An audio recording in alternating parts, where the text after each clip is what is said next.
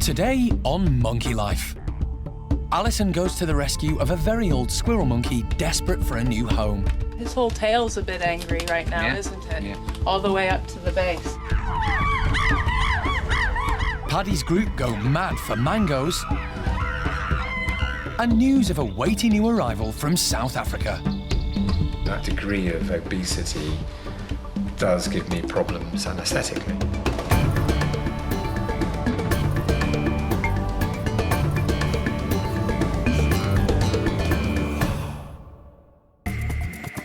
This is Monkey World in Dorset.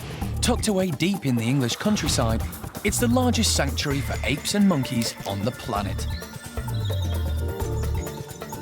Dr. Alison Cronin is the primate's best friend.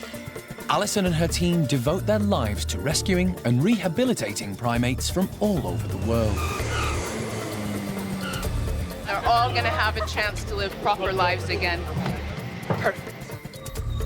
Each of the 240 monkeys and apes have their own story, but all are guaranteed a safe home and a better future once they arrive.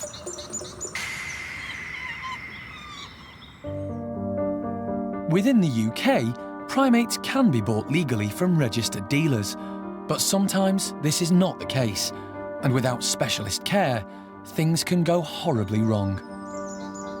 Golden-cheeked gibbon Peanut was found when authorities raided the house of an illegal bird smuggler. Gizmo, a capuchin monkey, was rescued by the Monkey World team when they discovered he was being kept in a garden shed in unsatisfactory conditions. And cotton-top tamarins, Uncas and Alice, were discovered during a raid by police and RSPCA inspectors on a puppy farm. But most of the pets that end up at the park are from well-meaning owners who buy a pet monkey and then realise how difficult they are to look after. Today, Alison is on her way to Essex. This gentleman phoned me only 2 days ago. Has a squirrel monkey that he's kept for more than 20 years, and little male called Fidget. And Fidget has lived all on his own for those 23 years in a cage at the back of his garden centre. Fidget was bought after his owner saw him in a cage in a pet shop being taunted by children. He thought he could give him a better life. I contacted Monkey World because he is getting old, and the time is going to come when he's going to need some care. I want him to go somewhere where he would be able to spend the last years of his life with people who were in a position to care for him and look after him. It's taken 20 years, but he realizes now that Fidget really must get professional attention because it's gotten that bad. The monkey's gotten really aggressive, he says, and has started self-mutilating. So Fidget's actually chewing on his tail now. Monkey World already has 4 elderly female squirrel monkeys who live together in a tree-filled enclosure at the park. Alien, the alpha female, came from a lab. But like Fidget, Topsy, Turvy, and latest addition Samantha were pets in need of a new home. Alison is hoping Fidget will be happy to join them. Got a whole selection of treats for Fidget this morning, hoping that we'll be able to entice him in. We've got some mango and mealworms and all sorts just to see if we can get him to go into the box willingly. He's never had mango before, so Neil was intrigued, because all of my South American boys love mango. Later, Alison meets Fidget. But will she be able to catch him?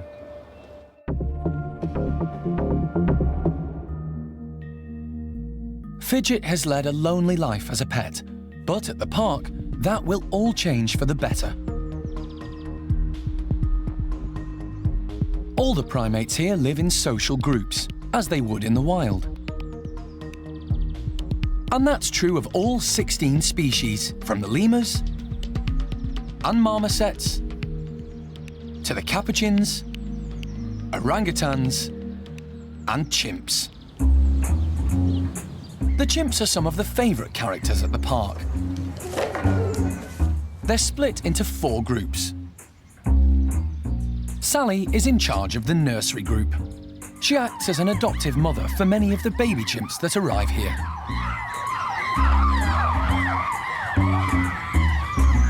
Then there's Hanania. Hanania has been the alpha male of his group for 7 years now and is a very popular leader. Butch is in charge of the mischievous bachelor boys. He has a strong personality, but gets on well with the others in his group. And finally, Paddy. Paddy was one of the first residents at the centre. Like quite a number of the chimps, he was rescued from Spain, where he was being used as a photographer's prop. He arrived here more than 20 years ago and now heads up one of the oldest and most established groups in the park. Paddy's respected by the whole troop and has fathered a number of chimps in the group, including son Bart. Today, Paddy's bunch are in for a treat. We've had a huge donation of lots of lovely fruits. We've got some oranges and mangoes here.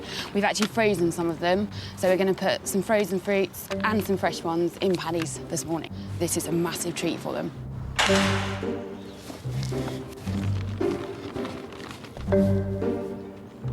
They're not going to be able to contain themselves.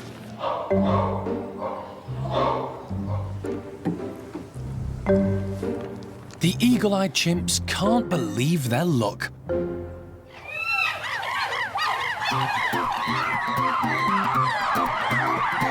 Paddy's group have never seen so much fruit and can't quite work out what to do with it all, or how to carry it.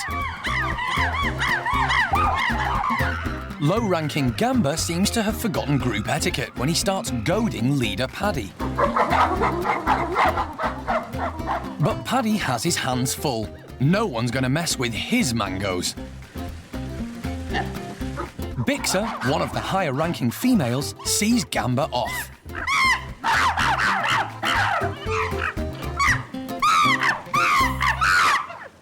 Meanwhile, Paddy's son Bart seems to have missed out and is trying to persuade Zoe, who's usually a soft touch, to part with some of her fruit. In their natural habitat, chimps will take advantage of a fruiting tree and eat as much as they can before anyone else gets to it. So, occasionally giving them an abundance of any one fruit like this replicates life in the wild. And Gamba's determined to make the most of it. Now, he's pursuing Zoe.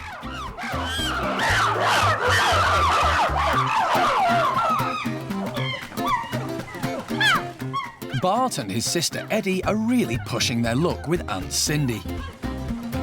They'd never normally get away with this. But she decides to give in just this once. And waste not, want not, Bart's found a new toy.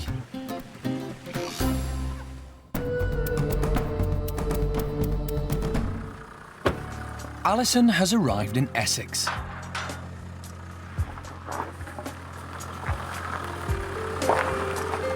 Neil says his elderly squirrel monkey Fidget has become aggressive and started chewing his tail. He's asked Alison to take Fidget back to Monkey World. Thank you. But first, Alison needs to gain Fidget's trust. Hello, Fidget. Look what I've got, little man. Look what I've got.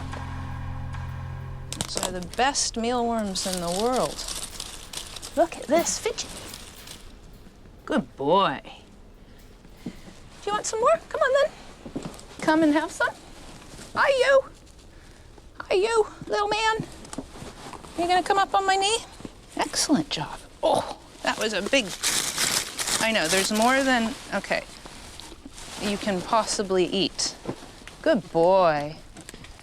Okay, he does have a spot on the... Yeah, his whole tail's a bit angry right now, isn't it? Yeah. All the way up to the base. Squirrel monkeys come from Central and South America. They're found in tropical lowland rainforests throughout the Amazon basin. They're very sociable animals living in large groups of between 30 and 60 monkeys. Their tails are important because they help them balance and leap through the trees.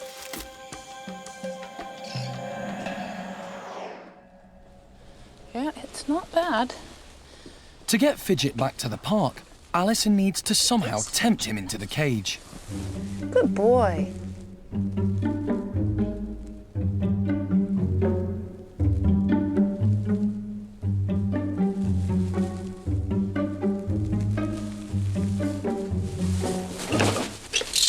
In. Well done. That was very good. I'm impressed. Thank you, Alison. We've done this before. Go to a nice new home, Fidge, and they'll look after you. Then we'll come and visit. Done the right thing. Hard as it is the right thing. I think the future would not have been too bright here. It's a wrench for Neil, who's done his best for Fidget over the years. But he knows Fidget needs to be with other squirrel monkeys, and Monkey World is the perfect place for him to live out his life and get the care he needs. It's just a shame he didn't contact the park earlier. In human terms, Fidget is an old man now.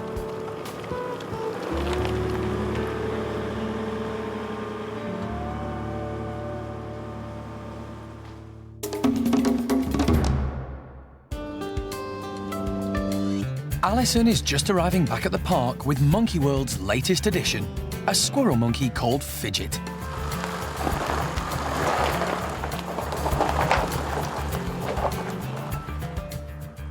Little concerned that he keeps this left hand usually clenched up tight. He doesn't use it a whole lot, but it's not bad. And that tail's a mess. Let's get him inside to the warm.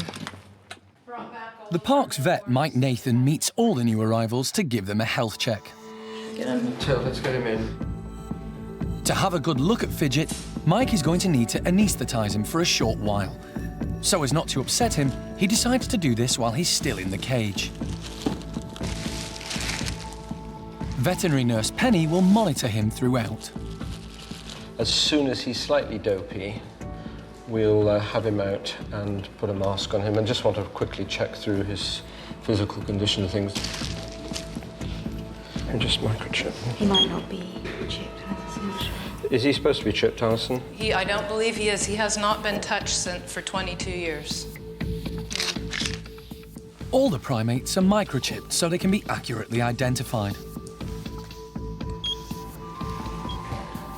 22 and 10. Mike is taking blood samples to make sure Fidget is not suffering from any disease his owner, Neil, was unaware of. Mike and Alison are both worried about Fidget's tail, which he seems to have chewed and also bitten the end off. Right.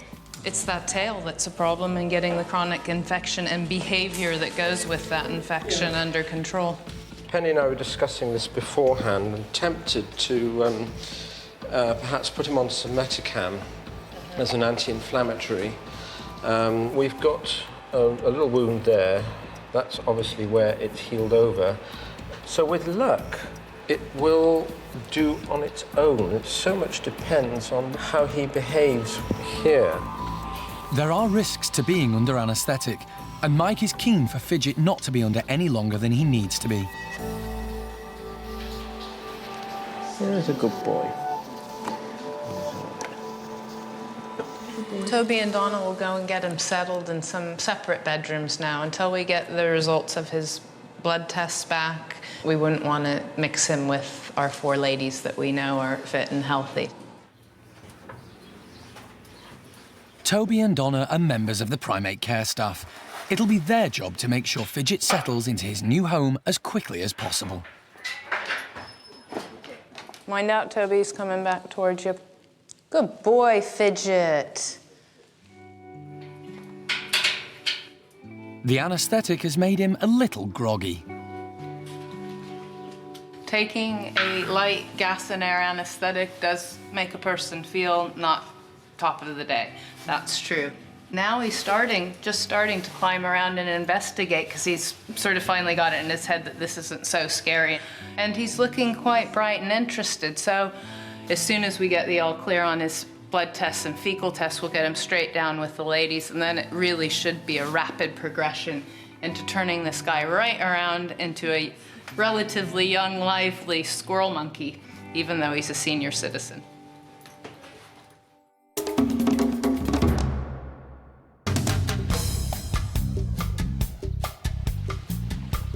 None of the primates at the park are native to the UK. They have no problems adapting to the climate, but every now and again, they need a helping hand.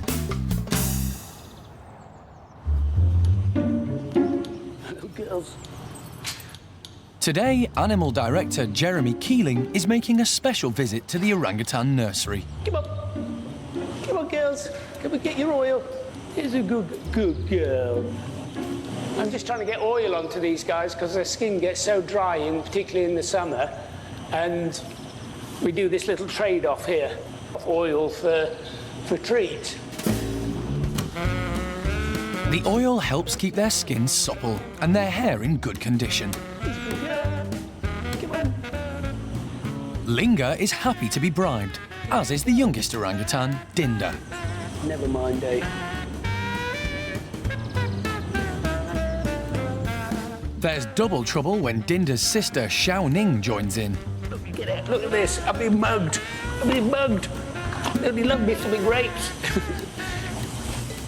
Ever-confident Jolie decides it's easier to help herself. Excuse me?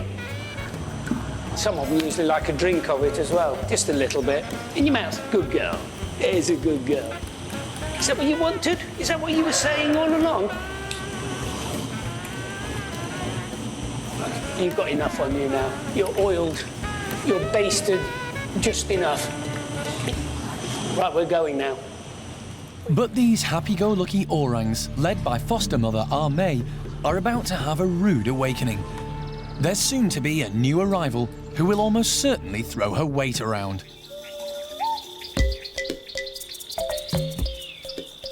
"6,000 miles away in South Africa, living in the lap of luxury, is a 13-year-old orangutan called Oshine. She's been kept as a pet by her owner Brenda since she was a baby.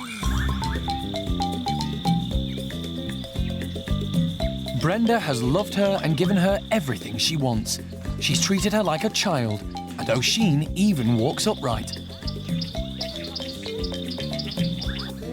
In Brenda's house, Oshine rules the roost. Whatever she wants, she takes. That's the dog's food. That's the mother's food, sis, man. Come. Of course it's Puffy. Let's go. What do you want? Yeah. Okay, here's your custard. Let's go. As a result, she's put on a lot of weight and is now obese.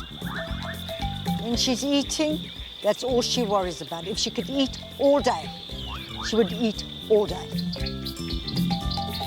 Recently, Brenda has realised Oshine needs the company of other orangutans. She also knows she won't be around forever to look after her and wants to make sure she'll be cared for. I just want her to be happy. I want her to be with her own kind, and I'd like her to have her own family, a baby of her own, and start living like an orangutan. Brenda has been looking for a new home for Oshine. She recently saw an episode of Monkey Life and decided that Monkey World would be the perfect place for her. Ah, clever girl. Ah, clever girl. So she's flown over from her home in Johannesburg to take a look around.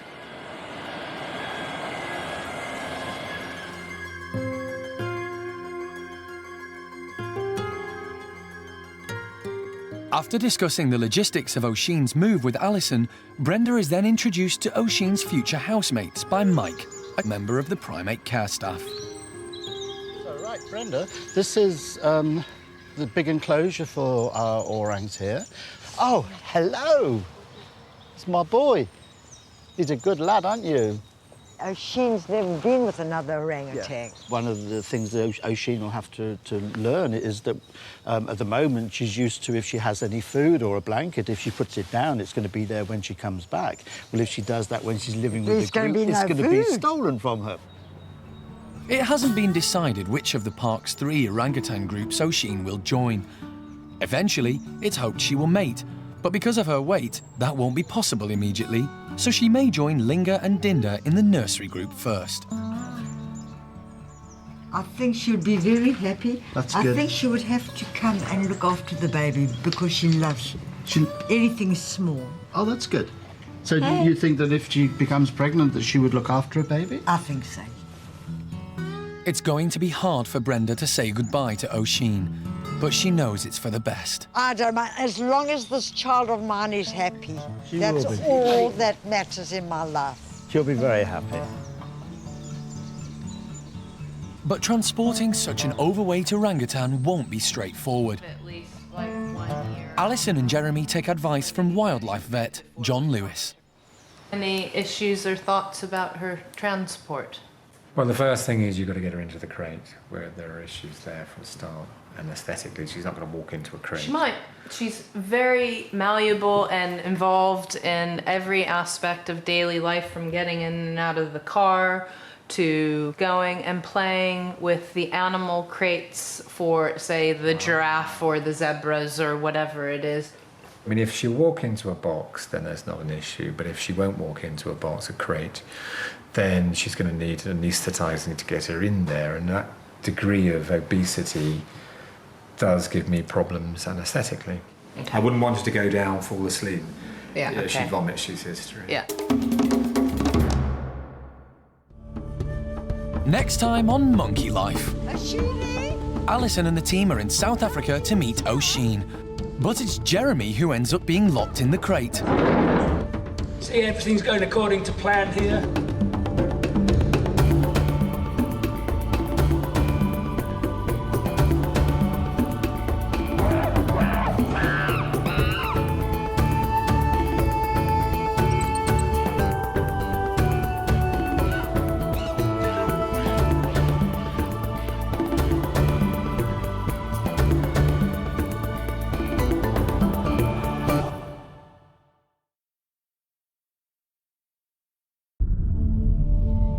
Today on Monkey Life. The team are in South Africa preparing to transport a very overweight orangutan back to the UK. First, she will be angry, and she will protest. But it's Jeremy who gets locked in the crate. See, everything's going according to plan here. And the Bachelor Boys are having a duvet day.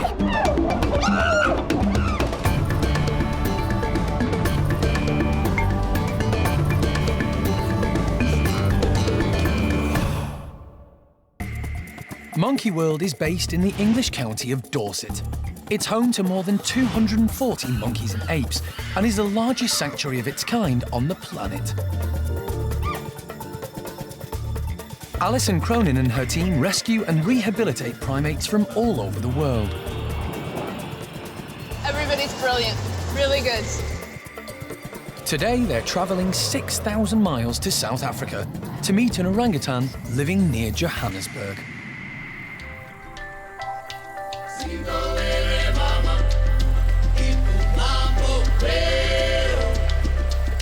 These luxurious surroundings are home to 13-year-old Oshine. Oshine is the apple of her owner Brenda's eye. She got her from a safari park in Indonesia and has looked after her since she was a baby. Just came in, I sat down and I spoke to her a little bit. And then she came and she sat in my lap. And that was it. Love at first sight. Brenda has treated Oshine like one of her own children. I had to bath her. I had to make sure she had her formula. It was exactly like looking after a little baby. And nappies, huggies. Had to make sure she had naps every afternoon. Put her to bed with her teddy bears. It was wonderful. But with only humans for company, Oshine has never learnt how to live as an orangutan. I tried very hard to keep her as an orangutan, but she became human imprinted.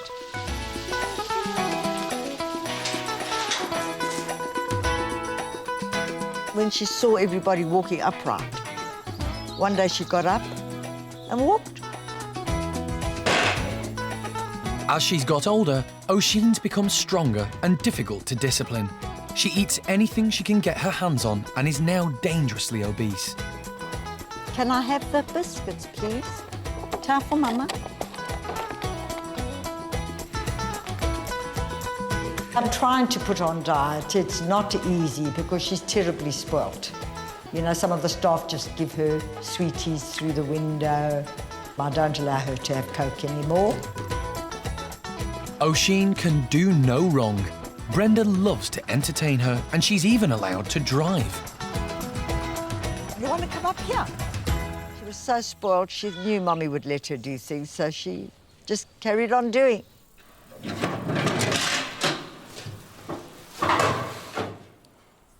Like all orangs, Oshine is highly intelligent and into everything. Come to Mum. Come, let's go. Now a teenager, Oshine has become harder to handle. And Brenda has realised she needs to find her a new home before it's too late. You know, I'm not young anymore. Anything can happen to me. What about her? So I think it's time to let go. Although it's killing me, but I have to think of her and to stop being selfish. Brenda recently saw an episode of Monkey Life and loved the park so much she got in touch with Alison and flew over for a visit. I went up to Monkey World, very, very impressed. And that's where she's going now, to live a good life with her own type.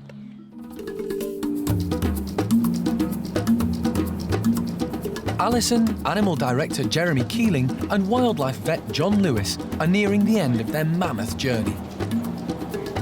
We've just landed in South Africa and we're on our way out to meet Oshine for the very first time at Brenda's home, so we're all really excited.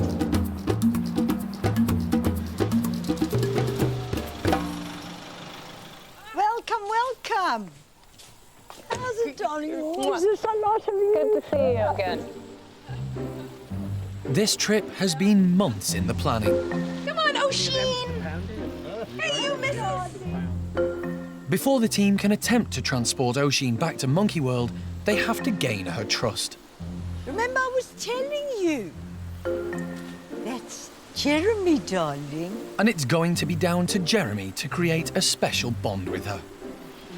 She's quite a lovely, reasonable person, actually. I mean, we always knew that she had a weight issue, but you know what? It's not that bad, and she's young, and I'm impressed how active she is, even with her size.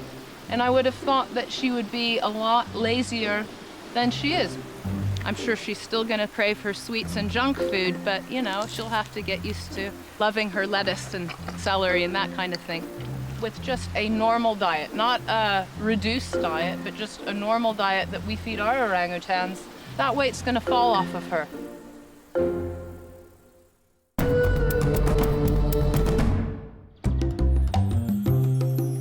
While Oshine is savouring her last marshmallows, back at Monkey World, a healthy and nutritious breakfast is being prepared for the orangs there.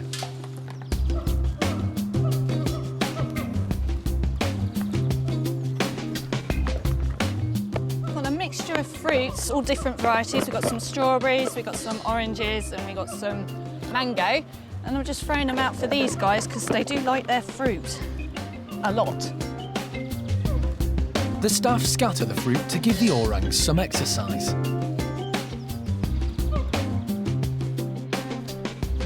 They're naturally quite sedate primates and don't move around unless they really have to. But it's amazing what a spurt A-mei can put on when there's food around. Like Oshine, A-mei is short and stout and prone to weight gain, just like some humans. So the staff are more careful with her diet. Lucky and Roro, on the other hand, have catwalk figures. Being tall and slender, they don't have to worry so much about what they eat. Once the food's gone, they're just going to go and sit down and be orangutans and stare at the world again. So it's short and sweet little burst of enthusiasm before finally, oh, it's all gone and we'll just watch the world go by. There are 3 orangutan groups at Monkey World. Tuan is the leader of this group, and may end up being a mate for Oshine, once she's lost some weight. Tuan arrived at the park nearly 10 years ago. He was captured in Taiwan after he was found wandering loose in Taichung City. Although no one knows for sure, it's likely that Tuan was smuggled from the wild as a baby and kept as an illegal pet until he escaped. It was a major operation bringing him back to Monkey World, but he's settled in well and has now fathered 3 babies at the park. Xiaoning, Kai, and Dinda.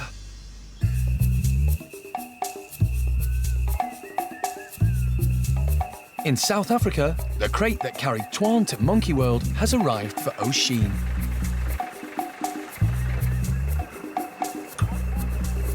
Alison reckons she's roughly the same weight, so it should be strong enough, although no one will know for sure until she's weighed at the airport. I'm pretty confident. This box carried Tuan all the way from Taiwan, which was a 24-hour journey. And we've even beefed it up a bit since Tuan was inside, so I'm pretty happy. Jeremy thinks it's no problem. I've seen. Brenda tries Oshine's crate out for size. Yeah, she can make a nest, she can turn around. There's a big window in this door. I think that there's enough room. What do you think, Brenda? I'm very comfortable. That should be fine. Yeah. Bless her. She'll be fine. The team are still not sure how they're going to get Oshine into the crate. If they can't tempt her in, they'll have to anaesthetise her. But John is reluctant to do that because of the health risks. When you knock them down, when you anaesthetise them, there's so much extra weight pressing on the diaphragm. It stops the lungs expanding. So their respiration is rather poor. And I haven't known actually to stop. So what we don't want is sedation. But what we do want is to remove anxiety during, a flight, which is going to cause a degree of anxiety. So, to try and calm her in the days leading up to her flight, Oshine's having a nutritional supplement. John has asked Brenda to mix it in with Oshine's jelly, one of her favourite treats. Time for Mummy that. Give it. Thank you. There's no doubt that Brenda has doted on Oshine over the years. But keeping an orangutan like this and bringing her up almost as a human is virtually unheard of. Alison believes having a primate as a pet always ends in disaster. Oshine had started out as a tiny infant with her and, very adorable, and Brenda loved her very much and cared for her like one of her own children. But, of course, she grew up, and as these apes grow up, they become strong, overbearing, opinionated, and in the case of most primates, if you're keeping them in a very unnatural human setting, they start becoming aggressive and out of sorts, and that was starting to show with Oshine. Careful. Oshine's now reached adolescence. She needs to find a mate. All of those instincts are natural and inborn in her, and as she comes into adulthood, it doesn't matter how much attention Brenda showers upon her. Oshine has other needs, and that's to find a mate and have companionship with other orangutans. Jeremy is still trying to gain Oshine's trust. He has a special relationship with orangutans, and if anyone can succeed, he can. Over the years, he's hand-reared several at Monkey World, including A-mei, who he still has an amazing bond with to this day. And her son Gordon, who he looked after immediately after he was born. All the orangs love him. But Oshine hasn't made up her mind about Jeremy and is still testing him. You're so ticklish, aren't you? It may look like he's playing with Oshine, but he's trying to let her know, in a very friendly way, that he's in charge.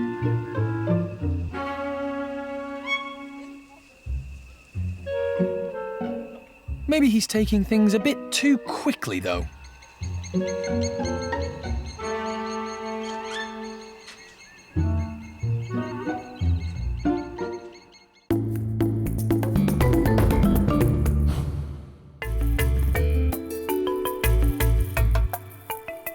Alison and her team are in South Africa, preparing to transport 13-year-old Oshine back to Monkey World. The time has come to introduce Oshine to the crate which will be used to carry her to her new home. What's this? Well, this is pretty. Let Mummy go inside. Ideally, they want her to climb in of her own accord to avoid having to anaesthetise her. Mummy's sitting here. Look, Oshine, come look here. They're trying to turn it into a play session, but Oshine can't work out what all the fuss is about. What are you doing, darling? Come sit here with Mum. Hello. Come sit with Mum. Sit nicely. Finally, she decides to give it a go, but she's careful to keep a grip on the outside.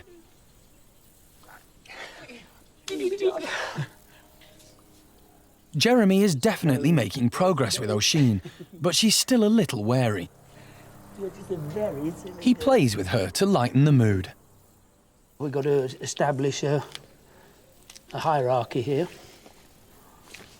Yes, we do. I don't care what you say. It's going to take several play sessions for Oshine to get used to the crate. For an orangutan who would normally live in a Bornean rainforest, Oshine has grown up in very unusual surroundings. At Brenda's ranch, she's lived with a variety of wild animals, but never with her own species. For Oshine, there's no doubt in my mind that Monkey World is the very best place for her to come to, because not only do we have 3 different groups of orangutans, we're used to dealing with very unique circumstances with individuals that come effectively with baggage.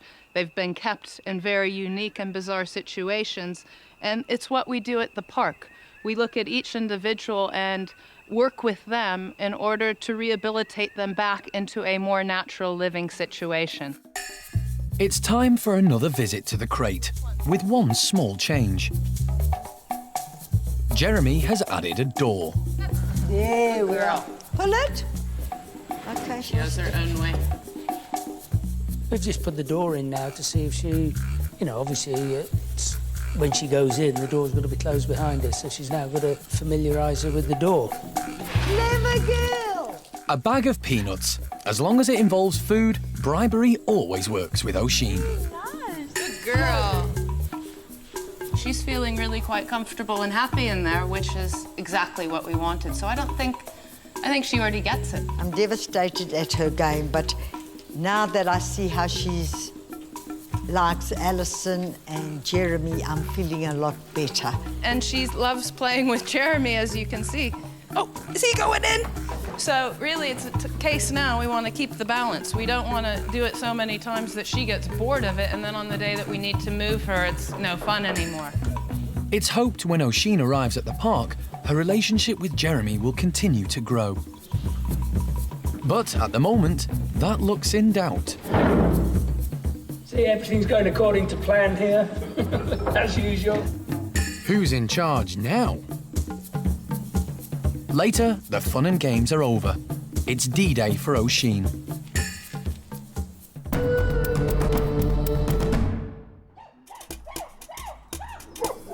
While Oshine is playing with Jeremy, thousands of miles away, there's lots of fun and games going on at Monkey World too. The staff are constantly trying to keep the primates busy, and today, Butch's group, better known as the Bachelor Boys, have been given a variety of bedding for some afternoon fun.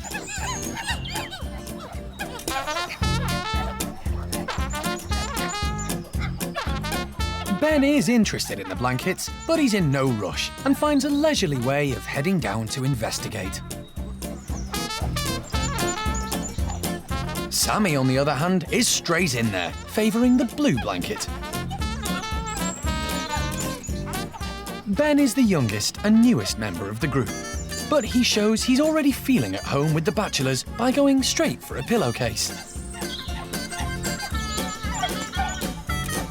Low-ranking Seamus isn't interested in blankets, but is definitely up for playing with his old pal Ben from nursery days. However, Ben decides he's much more interested in his bedding.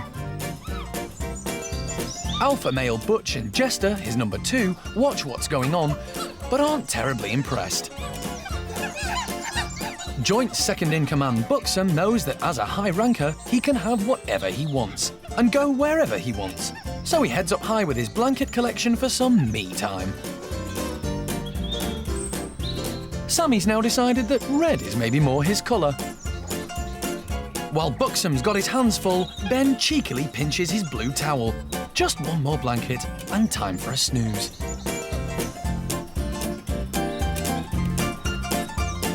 Watch out, Buxom's about. Just as Ben is nice and cosy with his nest of bedding, Buxom gets his own back by creeping up and nabbing Ben's biggest blanket. And while he's up, he'll have these two as well.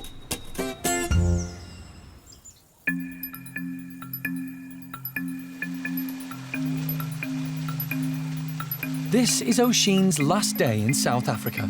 But I'll be okay. Yeah, you will. I'll be okay. Within hours, she'll be boarding a flight to the UK. Everyone at the airport is expecting her, but the big question is, can Jeremy persuade her to climb into the crate, or will she need to be anaesthetised? Well, we've got everything sorted, and it's about time to go, really. You know, she's a little bit agitated because she hasn't had her normal routine this morning. You know, she's waiting for her breakfast, and we've not given her anything in case walking her into the box willingly doesn't work out. John's all ready and prepared to give her an anaesthetic, so really she can't have a full belly of food. So she's a bit pissed off because she hasn't had her breakfast. We've had playtime. She's okay. Obviously something's not quite normal because the waitress hasn't delivered the food as normal, which is not good. But apart from that, everything's fine. She's starting to get a little bit edgy, you know, even with Jeremy here. It's all nice and she respects him and so on, but she's not happy. She's not had breakfast. Everybody's mucking about and she's, you know, a bit. That's why I'm keeping my distance here, because she has zero respect for me, and that's okay. You don't need to. But this is your man and you got to listen to him. You're a good girl. I know. I know. See, she's trying to look around behind me to see what I might have in my pockets or if I've got any snacks or treats. And I don't have anything. I'm really boring today. Today's the big day, but as far as Oshine's concerned, it's another play session. There we go. But everyone else is on tenterhooks. She seems impressed by the blankets and wood wool the team have put in the crate for her journey. We'll go here.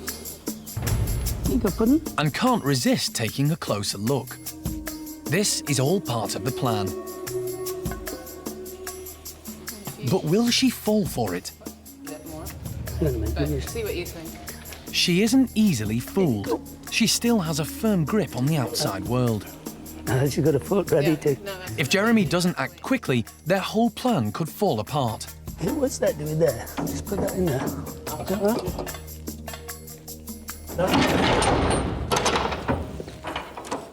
Game over. For John, it's a massive relief. Well, I mean, this couldn't be better. It means I don't have to use tranquilizers or anesthetics. I'm happy as a clam. Next time on Monkey Life, there's panic at the airport. But we go to customs release. I don't know if the customs release there. Customs office closes in 15 minutes. Will Oshine be allowed to board? And in Paddy's group, cheeky youngster Bart hitches a lift.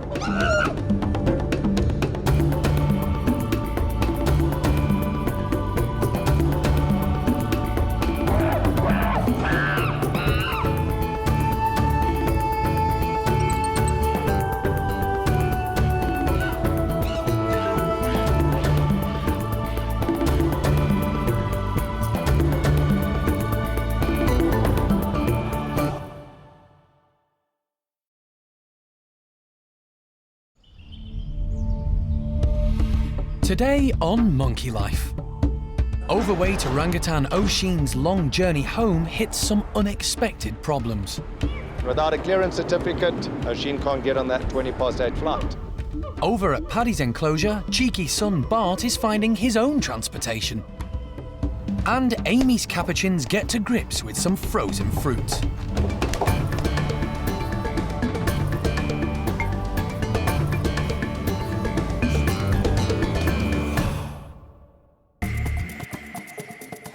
This is Monkey World in Dorset. Founded in 1987, it's become the largest sanctuary of its kind.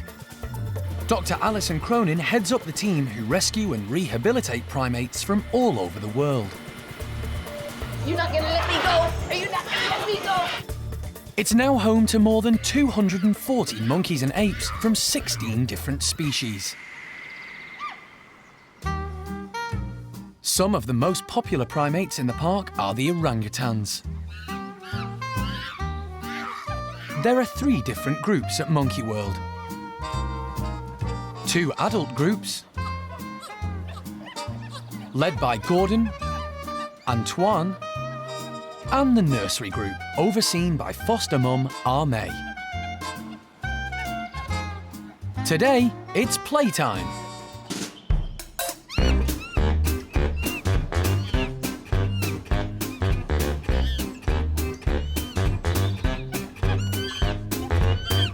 A-mei has been here since 2004 and discovered her natural place was with the young ones. In the wild, orangutans tend to be solitary, but babies can stay with their mothers for up to 7 years, and A-mei is a fantastic mum to all the young ones, teaching them all they need to know. She's the boss and the only adult in the group, but not for much longer. Oshine, a 13-year-old orangutan living near Johannesburg, is about to join A-mei and the others at Monkey World. She lives with Brenda, who adores Oshine, but has treated her like a child and given her everything she wants. With very little exercise and far too much food, Oshine has developed a serious weight problem. Now Oshine is reaching adulthood, Brenda has decided it's time to let go. Although it's killing me, but I have to think of her and to stop being selfish. Alison and her team are in South Africa to collect Oshine. Hey, you miss Oshine is very overweight. She's put on way too much weight, and that is a medical issue for an orangutan. She can have diabetes, high blood pressure, all of those things, because they suffer from all of the same medical conditions that human beings do. Oshine's weight is potentially hazardous on such a long trip, and the team are reluctant to tranquilise her for the flight. Animal director Jeremy spent days bonding with Oshine to encourage her into the crate on her own. Luckily, his hard work paid off. Now, the journey begins.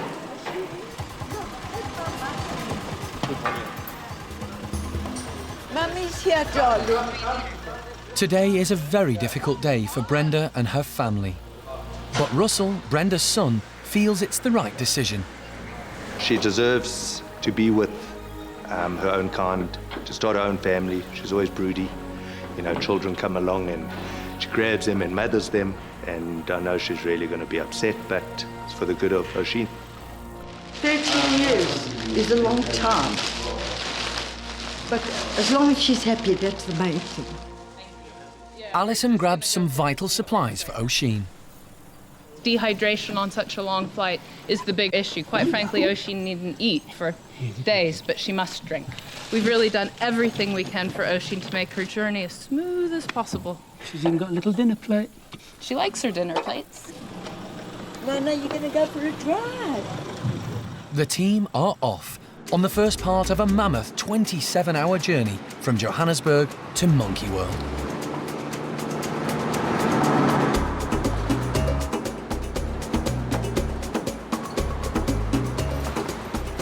Before the long flight, the team stop for a quick bite to eat.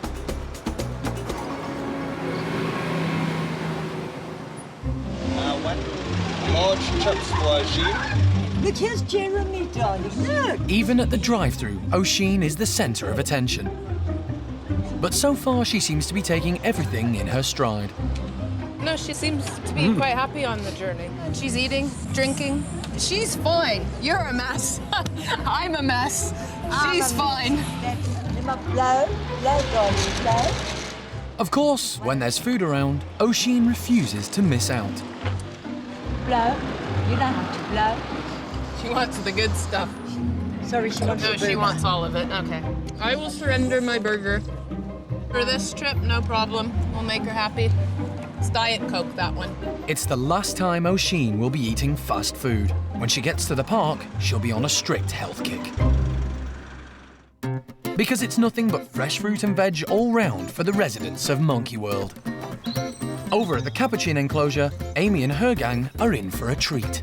This morning we're down at the female capuchins. We're about to give Amy's group capuchins some frozen fruit today. It's quite a nice hot day, so it'd be really nice for them. There's a lot of younger ones in here. They're quite curious with new things, so it'll be a good challenge for them as well. So, how on earth will they crack open the frozen fruit? Well, Capuchins usually find a way.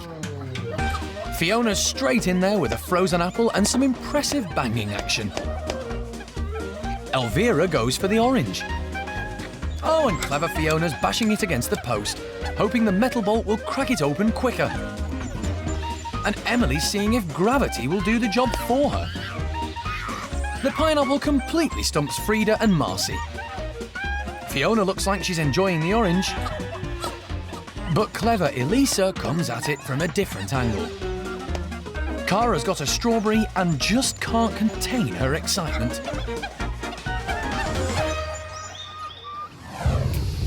In their natural habitat, Capuchins are incredibly inquisitive and use their intelligence to work out how to get into the most fiddly of food sources.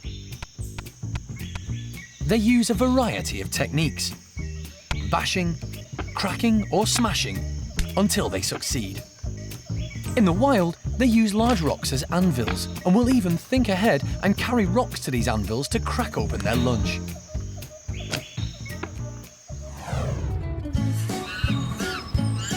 This frozen fruit both cools them down and encourages natural behaviour, just like they'd be doing in the wild. And top marks for perseverance, Emily. She tries the apple on the banana, the apple on the log, the apple on the rock, and the rock on the apple, and cleverly decides to let it thaw for a while. Over in South Africa, the team from Monkey World and overweight orangutan Oshine are arriving at the airport ready to board the flight to the UK. There are some procedures for an animal coming into UK. Rabies quarantine. This shows that she's got all of the official documents to be moved to UK. So just the final bits and pieces, really. She's getting a little bit agitated, but I think she'll have a good trip because I think she's going to sleep all the way because she's tired. It's just that she doesn't know what's going on now. Hi. This is the cargo handling agent, so she will babysit Oshine's papers through the customs to leave South Africa, dotting all of those I's and crossing all of those T's, and this is the final bit of paperwork to get her on the plane. But it seems there is a problem. I don't have the customs to leave. I have to put everything in the system. Well, let's go to customs now before there's no one there. They've just found out they need to go to customs. But that might not be easy. The customs office closes in 15 minutes. 4:30, they say. Got it to 5. All right. 15 minutes ago. Basically what's happened is we're supposed to get a customs clearance certificate to release the cargo, being Oshine. Customs closed 20 minutes ago. Our agent didn't inform us that we needed to be here prior to customs closing. We thought we had the documentation. And without a clearance certificate, Oshine can't get on that 8:20 flight. So Alison's gone through to try to resolve that. This is not good news. Oshine's health is a major concern on this trip. If she gets stressed or has to wait too long, this may have serious implications on her ability to travel. Let's just hope we can sort it. I'm sure someone's going to come to the realization it's live cargo, so someone's going to have to do something.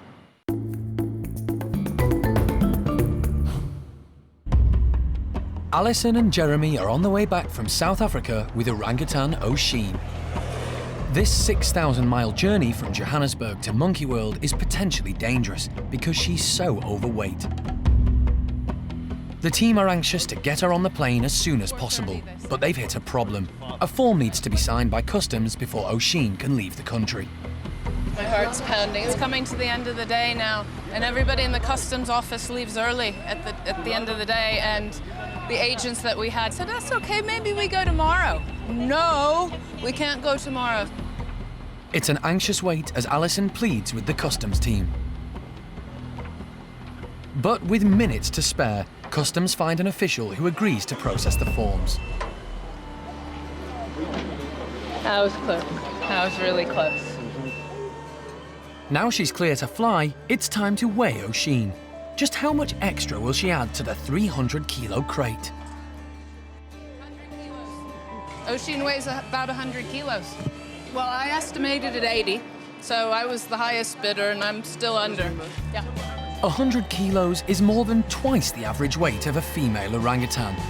Like very overweight humans, it's potentially dangerous for her to fly. But wildlife vet John is happy with how well Oshine is handling the journey so far. She hasn't been tranquilizing. She's relatively calm, as much as she can be, given all the changing circumstances around her. But no, this is very good. She's going to be ready for sleep just at the right moment. I just wish, I always say this, every time we do this, I wish I could explain it to her. No problem, have a nice sleep, we'll see you tomorrow morning. For Brenda, this is goodbye. I'll be fine. Oh, it's just for 30 years. And now she's going. I don't know what I'm going to do with my life.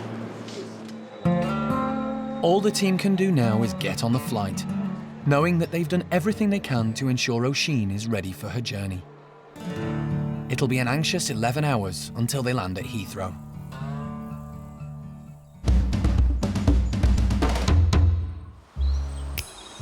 Oshine's not the only one with cabin fever. Hanania's group are inside at the moment, and that's because we're doing some very important work in the outside enclosure. We're actually replacing the overhang, and it's something that we've wanted to do for a while. They've been inside now 2 weeks, and it's likely that it might be another 2 weeks before they can go back out. Hanania's group can usually be found playing in a large 2-acre enclosure full of exciting slides and a climbing frame. Perfect for a group of rowdy teenagers to let off steam and keep them busy. So how do you keep 18 young, excitable, energetic chimps entertained for 3 weeks? Keep things moving, keep things interested. You obviously don't want big conflicts because there's not as much room for the lower ranking animals to get out of the way. So that's been the big challenge. Luckily, the care staff know exactly what makes Hanania's group tick. They really enjoy the outside enclosure, but they're also a group that are very responsive to staff, so we give them lots more one-to-one time, and Simon's having lots of one-to-one training sessions, having his teeth brushed, which he loves. You know, we're just upping all those kind of activities, and at the moment, you know, there's been no problems, and they've been really good. While one chimp group are stuck inside, over at Paddy's enclosure, baby Bart is making the most of the great outdoors. Bart is now 3 years old, so his white tuft that all baby chimps have from birth has nearly gone. He won't have much longer to twist everyone round his little finger, but today he's taking full advantage of being the youngest in the group by using their 2-acre enclosure to hitch lifts off anyone who'll oblige. First, a piggyback from Mum Susie. Next, even Bixer, one of the dominant females, is happy to give him a ride. Dad Paddy, who as the alpha male should be a tough, hard guy, shows that when it comes to son Bart, even he can be a bit of a softie.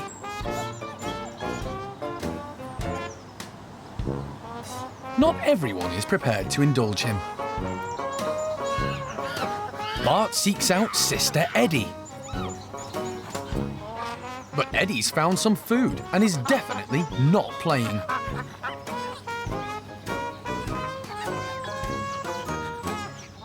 Bart gives up on Eddie, and when the rain starts to fall, he heads for Auntie Cindy.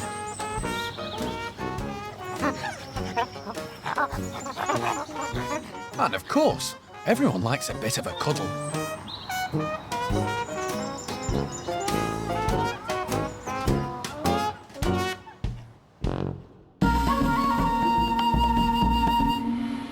Alison and her team have safely landed at Heathrow and are anxiously waiting to see how Oshine is after her 11-hour journey. Fantastic flight, really smooth and lovely the whole way. It's now early morning. Just can't wait to see her. I see the animal reception van over there waiting to take her off. She'll be one of the first people off. Probably make it back over to the airport before we do, so really exciting. It was a good flight. She seemed really calm, so I'm hoping that everything's just perfect. So, a bit emotional. As soon as they can, Alison and Jeremy check on their precious cargo.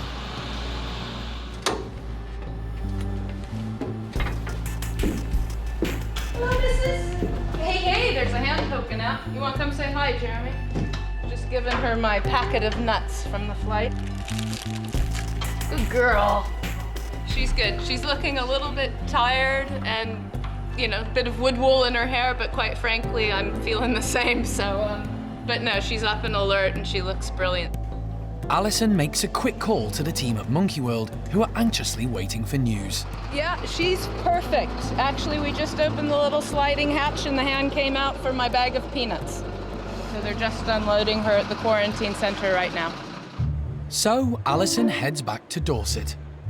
Meanwhile, at Heathrow, not everything is peaceful in the quiet room.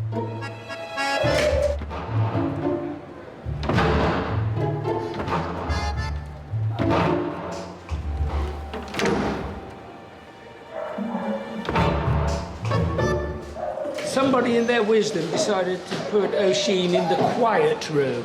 Well, obviously that wasn't the place for Oshine, so she's moved herself. We pulled her back a couple of times, but now we're just letting her go for a walk around the establishment, so she's ready to go home. In fact, she's going to take herself home. She's also testing my welding. Yet again, there's a hold-up with the paperwork, so Jeremy and Oshine might be stuck there for a while. There's always some bureaucracy that basically the only thing that holds things up. And the wait goes on, and on, and on. But luckily, Jeremy has a few tricks up his sleeve to keep Oshine entertained. All the dogs in this place have toys. We've raided all those. Yeah, just feed me with Tic Tacs. Well, I'll lay back here like Caligula. She's read the paper. Here you go, puppet. Here you go, you can read that.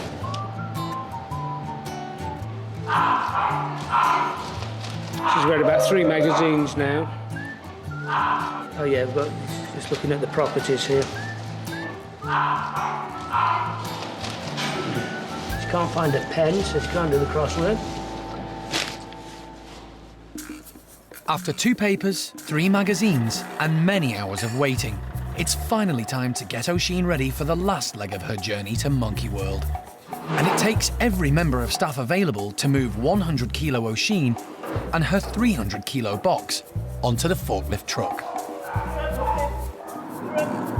As they start their journey, Alison is busy getting everything ready for Oshine's arrival at Monkey World. We're all lined up. We've got everything taped off for you. George just sat at the fork truck. It's looking good in the bedrooms. And the orangutans know there's something in the air. A-mei's shaking her head. She knows something's up. The little ones are all lined up on the fence looking over. They're just around the corner now, so we're just waiting for them to roll in, and it's the final leg.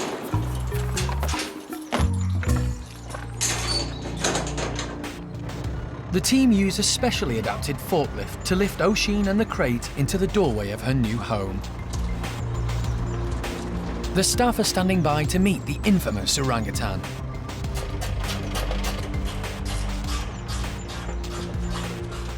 Jeremy and Oshine have well and truly bonded, so to reassure her, he goes into her new home first. All right, here she comes. Hello, darling. How you doing? Come on. Come on, darling. Come on.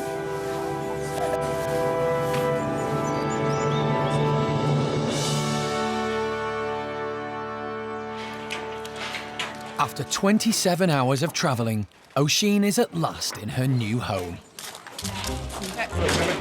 You've done it?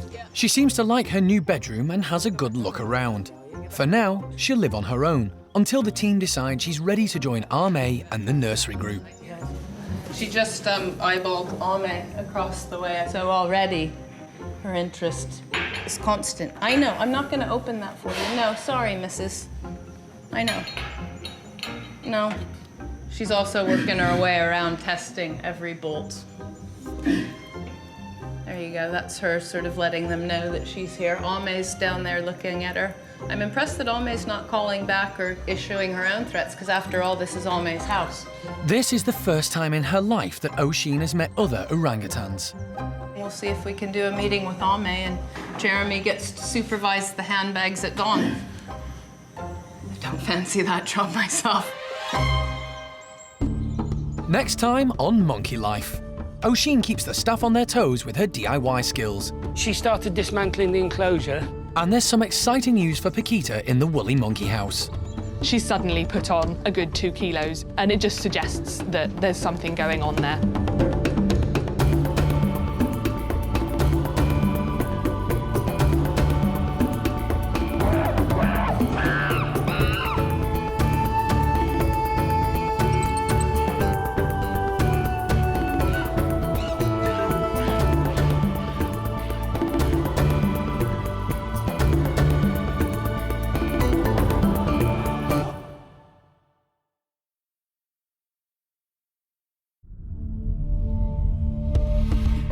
Today on Monkey Life, there's some exciting news at the woolly monkey house.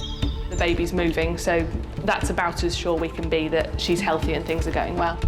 New arrival Oshine has an eventful first night in her new home. She took down the cat flap and then she used that material to break the camera. So dear. And Hananya's gang go nuts when they're released into their revamped outside enclosure.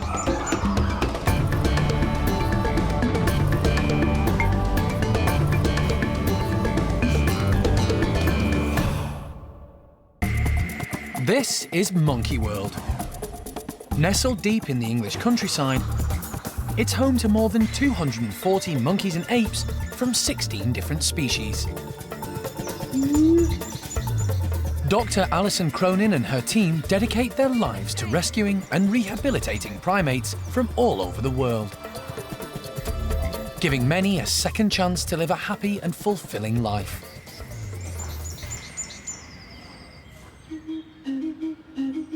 Monkey World is predominantly a rescue centre, but it does breed a handful of species which are endangered. Among them are woolly monkeys. Woolly monkeys are found in South America in the forests of Brazil, Peru, Ecuador and Colombia. In the next 45 years, world populations of woolly monkeys are expected to decline by up to 80%.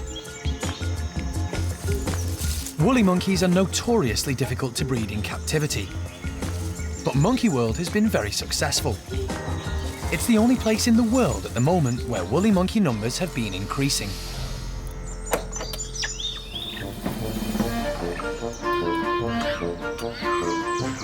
There are 13 woolly monkeys at the park, split into 2 groups.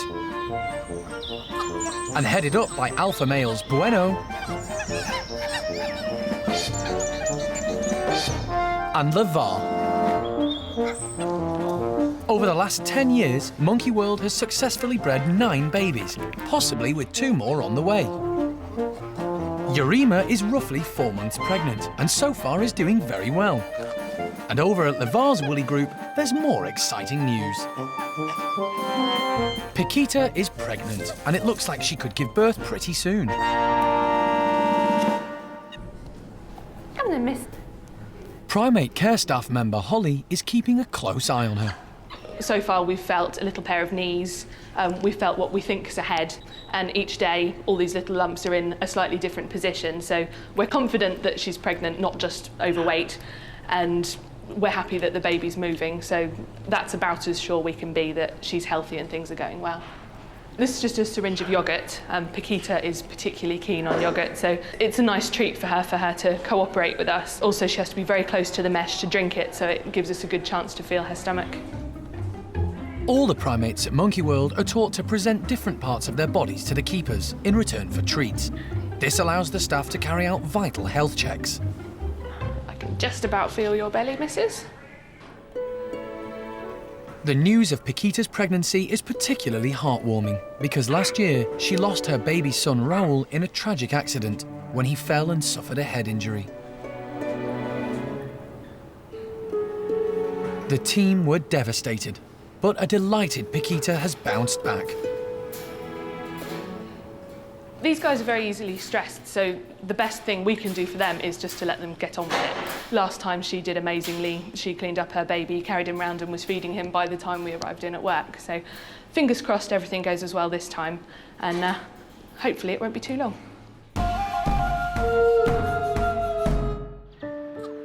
Recently, orangutan Xiao Kuai surprised everyone by giving birth one morning in the middle of her outside enclosure. More often, primates will give birth at night, so it was quite unexpected. The team were thrilled. We knew that Xiao Kuai was pregnant and was due to give birth sometime, and then, next month or even 2. But the babies arrived, and, we're really pleased about it. Gordon is the father, and Kai is now a big brother. Everything came naturally to second-time mum Xiao Kuai. Baby's 6 days old, thriving, pooing, everything, which is a good actually testament to what we wanted to do with this baby. Let them get on with it, leave them alone, let Xiao Kuai rear the baby. We know Xiao Kuai is a great mum, and we so want orangs to be sociable with babies that we have let Xiao Kuai give birth with Gordon, with Kai, with Xiaolan, and let it just happen, and just another day in the life of an orang. 2 months on, and the baby has been named Jin, which means handsome in Chinese. Jin spends his days gripping onto mum as she carries him around. Little Jin will be staying on his mum, certainly for the next 6 months or so. Most monkeys, apes, the babies are able to hold on to their mother's fur from day one, because obviously most of them live in the trees. This means that the mother needs as many limbs as possible to climb through the trees. Now, with orangutans, they are more arboreal than a lot of other monkeys or apes. They don't really spend any time on the ground at all in the wild. So they're born with quite a ferocious grip in their hands and feet. So even if the mother's moving about quite rapidly, climbing up and down trees, moving across branches, generally, if the baby's healthy, it's able to hold on very, very tightly. As Xiao Kuai and Jin remain tightly together, Dad Gordon stays well out of the way. He knows when he's not wanted. Gordon's shaping up as a typical orangutan dad, so he has nothing to do with the baby whatsoever. In the wild, they wouldn't really be in the same area as the babies. The pregnant mother would be off in their own territory, and it's the same deal here. Gordon's not particularly interested in the baby at all. Kai is adapting well to having a new little brother around. Maybe the first 2 or 3 weeks he was a little bit curious and also just a little bit put out because he was mum's #1 son, favourite boy and all that kind of thing. But he's now come round to the fact that she's got this new baby. He's settled in quite well. While mum is busy, Dad Gordon's doing his bit to keep first son Kai amused. He spent a lot of the time just rolling around, wrestling, chewing each other, biting each other, knocking each other over. Typical boys' games, very, very rough. But orangs make great mums, and Xiao Kuai still gives Kai plenty of attention.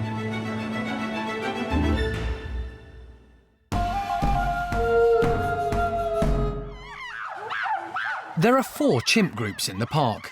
Hananyas are one of the youngest and liveliest.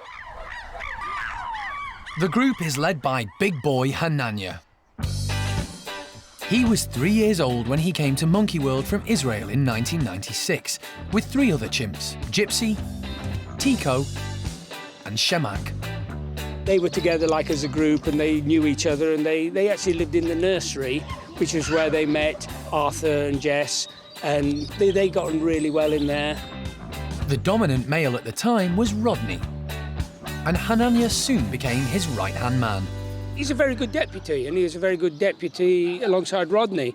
And when, sadly, we lost Rodney passed away, It's Hananya inherited it. Hananya's is a young group, so it took a while for them to settle and all find their place in the hierarchy. Hananya struggled to assert himself as a strong leader. He even missed out on food, unthinkable for an alpha male in his own group, because he wasn't used to asserting his dominance. He just got dropped in at the deep end, and I must admit we did wonder whether he was up to it for a long time. And that's unfair, because really we were asking an awful lot of him. But after his shaky start, and with the support of second-in-command Tico and the two dominant females, Cherry and Peggy, Hananya has firmly established himself as the leader. They've evolved, and now Hananya's a, big grown-up boy, and he's inherited this group, which was Rodney's group, that's now Hananya's group. Although it hasn't been easy for him, he's done a really remarkably good job. But in the past few weeks, Hananya's grip on the group has been tested, as maintenance work on their enclosure has forced them all to stay inside. They've got 2 acres here, 2.5 acres, whatever it is, and that's great for relieving tension. For the past 2 weeks, Hananya's group have been kept inside while their enclosure is updated. This is quite a challenge for such a boisterous group, and it's leader Hananya's job to keep them under control. When they're released into their renovated enclosure, there's always a risk they might test the security of the new overhang. But the team are well prepared and have installed some exciting new play equipment to surprise the chimps. The new addition that's bound to attract the most attention is their enormous 20-metre hose. The group are itching to get out. So Jeremy does some last-minute checks and the team brace themselves for the release of the chimps.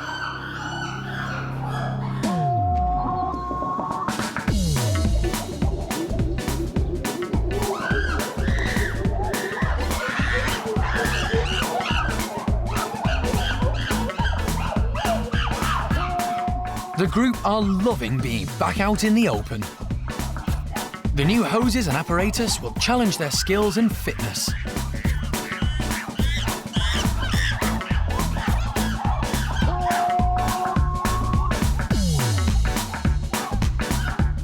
Some need a bit of practice. Simon did his thing of hurling himself through the air and coming crashing to the ground. He's always loved anything acrobatic. Evelyn's really been testing everything, but some of the others as well. Arthur, I was surprised to see. He was being very agile. But the group seem to be holding back from the new hose. If anyone's going to try it first, it's got to be Hananya. He shows that as the boss, he's also the bravest. A new toy in the playground. The big kid will always have a go on it until he's bored, and then the goes will filter down the hierarchy.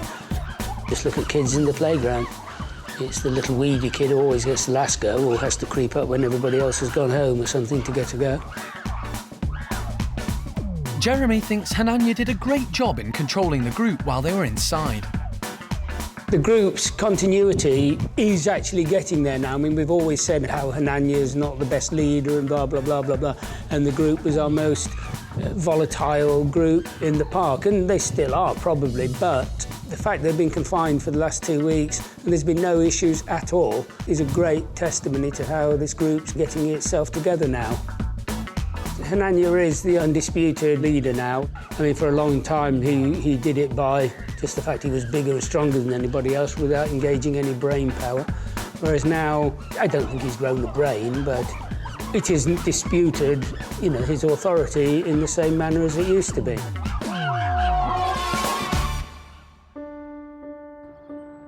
One member of Hananya's gang is not enjoying the enclosure as much as everyone else. Trudy is one of the park's most well-known chimps and has been here for more than 12 years. She was badly mistreated before Monkey World rescued her and started life at the park very nervous and withdrawn. With the right care and attention, Trudy has since thrived and is now one of the most popular members of the group. But sadly, over the last 18 months, she's had continuous bad health. We just weighed her and she's lost another 2 kilos, and 2 kilos on a little animal like this is significant. So there is, clearly we have some underlying thing happening. First, the care staff tried to build her weight back up with a series of protein drinks, which seemed to help. But then she developed a swollen, bloated stomach and seems to be in pain again.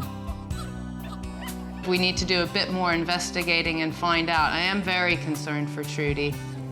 The team are desperate to get to the bottom of Trudy's problems. We're just monitoring her at the moment, particularly when she's eating, just so we can see if there's certain things in the diet that she's picking out and eating more of than others. And then checking her during the day so we can see whether or not the bloating coincides with her eating more of certain items. The chimps have a varied diet, so it's going to be a challenge to find out what might be disagreeing with Trudy. First, they cut out wheat. Every other day, the chimps are given a bread ball with essential vitamins. But for the last few weeks, Trudy's been given a rice ball instead. But she remains as bloated as ever. Nothing seems to be helping. Can you see your belly? Can you feel it? It is rock solid. Oh, does that hurt? She doesn't look incredibly comfortable when she's walking around with this huge belly, so we'd like to alleviate that. We're going to try Trudy on a peppermint oil capsule, which is supposed to alleviate bloating, can help with diarrhea, all of the symptoms that we've recently seen with her. What do you think of this, Trudes? Juice? You're not meant to crunch it, but it smells nice. Eventually, Trudy swallows the contents of the capsule. Now we're going to just monitor her closely for the next couple of weeks, see if it's made any difference on how much bloated she is. The team are pinning their hopes on the peppermint capsule. If Trudy shows no sign of improvement, they'll have to go back to the drawing board.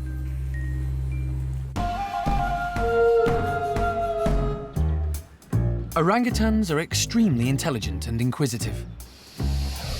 In the wild, they have to investigate everything to find food in a difficult habitat and to collect building materials for their nests each night. They often find ingenious ways of using a whole host of items. Leaves as an umbrella to shelter from the rain, and a stick as a tool. Some orangs that have been captive and then released into the wild have shown just how bright they are by copying human behaviour. It's one thing to get in a boat, quite another to know how to paddle it. So, at the park, they're given a variety of objects. Their clever minds mean you never know what they'll get up to. And today, it's pillowcases. When there's something new in the enclosure, Linga is always interested. As the female in charge, A-mei has bagged herself a pillowcase already and suspects that there might be something inside. Linga's decided it's a perfect play item. Teenager Xiao Ning is far too cool to be bothering with pillowcases. A-mei's not impressed to find hers is empty. But Linga's still having fun. Young Dinda's dropped hers, and big sister Xiaoning grabs it. Funny, she didn't want one earlier. Clever Linga uses it as a sunshade. Meanwhile, in the hammock, Dinda's stolen A-mei's pillowcase to make a nest. But as ever, A-mei's one step ahead and has bagged herself another one.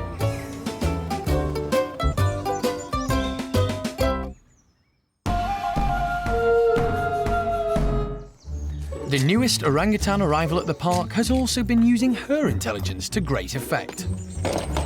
And it's got Jeremy in a bit of a sweat, drilling, screwing, welding, bolting, double bolting. And here's why. Oshine. This DIY queen has been busy taking apart her bedroom during the night. Overnight, she started dismantling the enclosure. You know, she's a very technical lady. She can undo nuts and bolts. She's been in the park less than 24 hours. After a mammoth 27-hour journey from South Africa, you'd think she'd be a little tired, but apparently not. She took down the cat flap and then she used that material to break the camera. So, oh dear. If you're going to wreck anything, the camera's the best thing to wreck, in my opinion. The thing is, she can get away with it, I can't. So Jeremy's got his work cut out to make sure Oshine can't dismantle the tunnel when he lets her out. We're just making sure that there's no nuts and bolts that Oshine can undo. And obviously she's a strong lady, so she doesn't need a spanner. So we're just putting a little bit of weld on each nut, then we can let her into the bigger area, and we're not in danger that she's going to take nuts out, nuts off the bolts and dismantle the place. When Oshine was in South Africa, she spent a lot of time in a workshop and loved playing with screws, bolts and keys. It always amazes people, but it's just a fact. Orangs can do all these things. If you give an orang a spanner, he will undo the nut. And they're not remarkable, it's just what they do. At the moment, Oshine is living on her own, but is due to move in with A-mei and the nursery group. Everything needs to be super secure, so it's time to test Jeremy's handiwork by releasing Oshine into the outside tunnel. At least she can get a little bit of sunshine on her. So she's telling me she wants this door opened. Well, this one. You sure? No. Well, that one. No, you're going to break your teeth. Jeremy's reinforced bolts are proving tricky, but clever Oshine has got a plan B. She knows, you see, if she puts the blanket around the nut and then tries to do it with her teeth, that she can get a better purchase on it. Jeremy's bolts are holding firm, so Oshine makes one last desperate attempt. But admits defeat and heads back inside. Now Jeremy's made the tunnel secure, the Monkey World team are reinforcing the nursery playroom, so Oshine can't take that apart when she moves in. Oshine has learnt to do this by watching people in the workshop back in South Africa. Well, of course, if she starts doing it now, she will just train our chaps to do it. They will learn off her, the same she's learned off of the guys working in South Africa. We're well on schedule now. There's no reason why we can't get this Oshine proof by tomorrow morning. Next time on Monkey Life, it's night feeds and nappies for Mike as he collects his latest foster baby. Mine's a gibbon life for the next few months. And new arrival Fidget settles into his new home.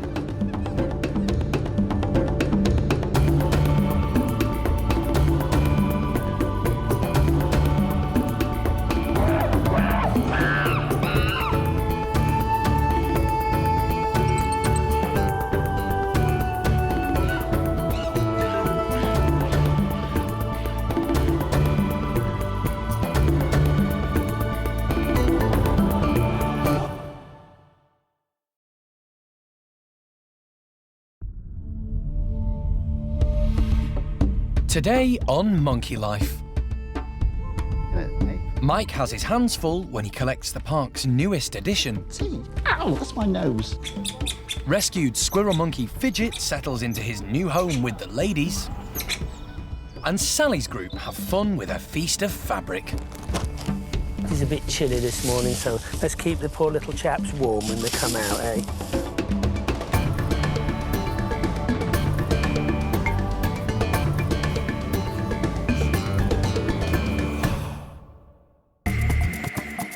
Monkey World is tucked away deep in the English countryside. Based in Dorset, it's the world's largest sanctuary for apes and monkeys. Most of the primates here have been rescued or rehomed. But the park does breed a few species which are endangered, including golden-cheeked gibbons. One family in particular is a real success story. I'm just putting the breakfast out for Peanut and Pung Yo and the 2 kids. This is Pung Yo's spot, he likes this bit.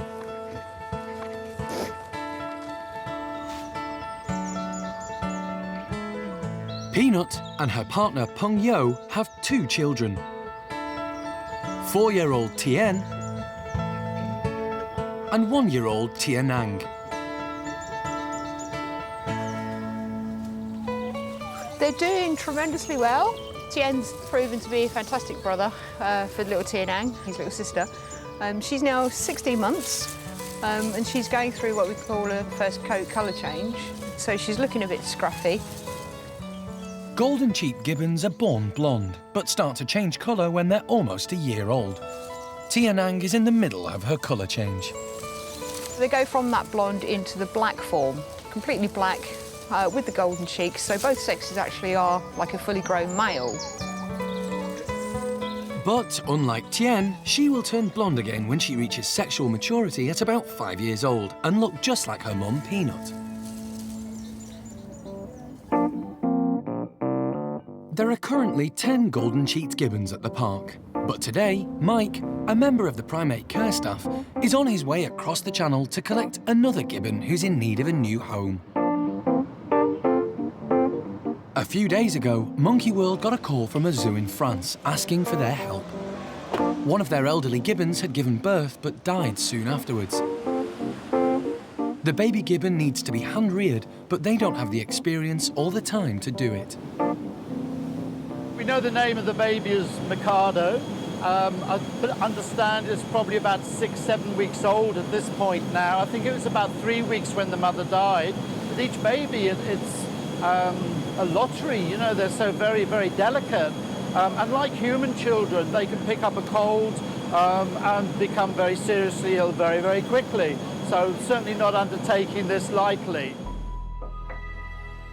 Mike is no stranger to hand-rearing primates. During his time at Monkey World, he's looked after some of the park's most famous faces. Among them, several orangutans, including Gordon. Gordon was born at the park, but his mum, A-mei, rejected him. Xiao Ning was another orangutan who was cared for by Mike. Her mother, Roro, didn't feed her when she was born. And the same happened to her sister, Dinda, who also had to rely on Mike. There you go, little boy. Mike has helped to hand-rear several woolly monkeys too, including Diego, whose mum, Kuna, wouldn't let him suckle. But looking after a golden-cheeked gibbon will be a first for Mike. It'd be nice to know a few little noises in your golden cheeks so we can have little chats together and to make it feel at home. At Monkey World, another new arrival is getting a taste of life at the park.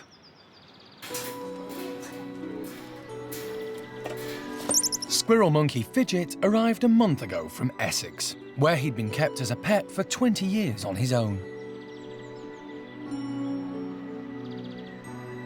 Fidget had become aggressive towards his owner and had started to self-harm.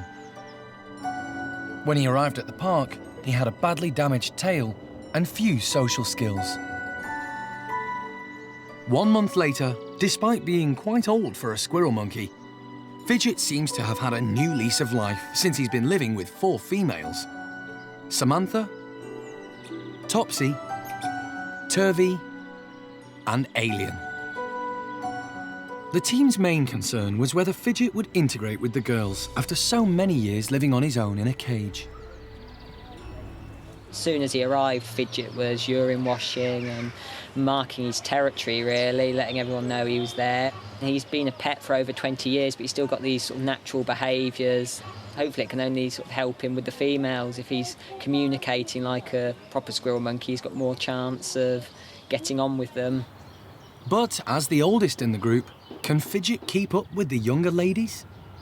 The girls, we think, age range between about 15 and 20, and say Fidget's about 22, 23. So they're all elderly squirrel monkeys, but by being outside, it's very good for them. They rely on the sunlight for the vitamin D. Hopefully that can only help him and sort of help his sort of stiffness and his bones and his joints. Fidget has only recently been released into the outside enclosure. He's having to learn how to climb and use the trees and hoses like the others.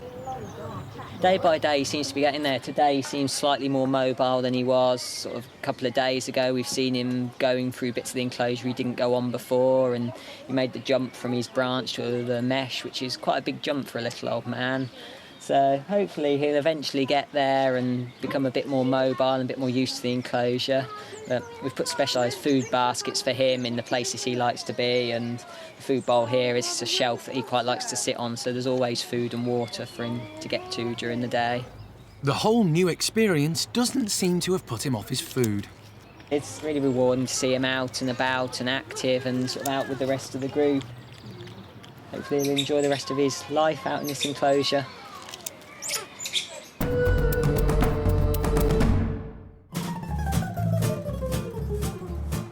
Mike has arrived in France and is on his way to collect a golden-cheeked gibbon called Mikado. Zoo de Douai is based in the Loire Valley, 17 kilometres west of Saumur. The zoo has asked for Monkey World's help in looking after baby Mikado because his mum has died. The zoo is home to a whole host of animals, from lions and lemurs to zebras and giant otters. It belongs to many breeding programmes, including the European Endangered Species Programme for golden-cheeked gibbons. Brice Lafou is the curator of the zoo. How many animals do you have at the park here? Actually, we have 700 animals belonging to 83 species. Yeah? Mainly primates and birds. Excellent. And also big mammals. So this is the family? Yeah. Although his mum has died, baby gibbon Mikado still has his dad and 2 siblings who all live at the zoo. Mikado's mum was 38 years old when she passed away. Gibbons can reproduce until they die. Sadly, that's what happened in this case. 3 weeks after birth, she begins to drink a lot. Right. And it was the first sign that there is a problem or with the liver or with the kidneys. Unfortunately, the rest of Mikado's family aren't able to look after him. As he's a baby, he's going to need a foster mum.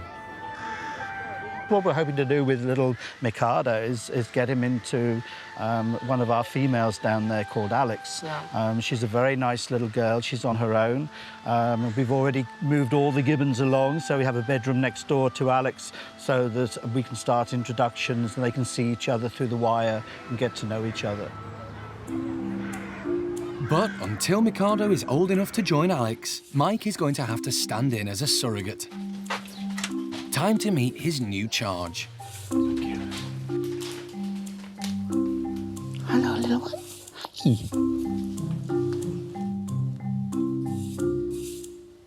Are you ready for your big adventure?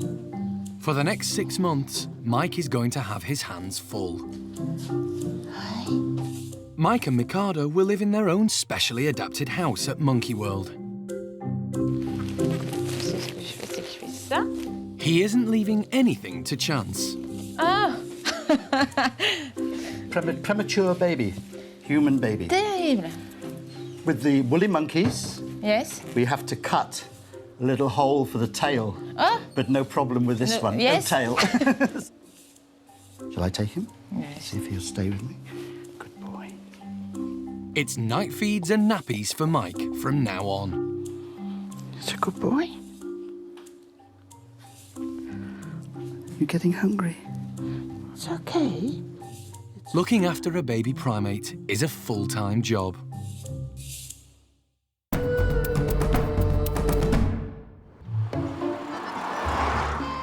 In France, Mike is bonding well with Monkey World's latest addition, golden-cheeked gibbon Mikado.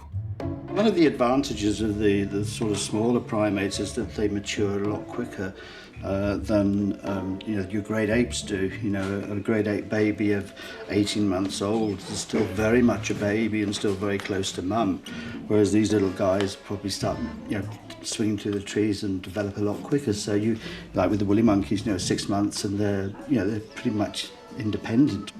The most important thing with him is that he's entertained all the time, giving new experiences. Mine's a gibbon life for the next few months. Eh? Yeah, I know. Tea. Ow, that's my nose.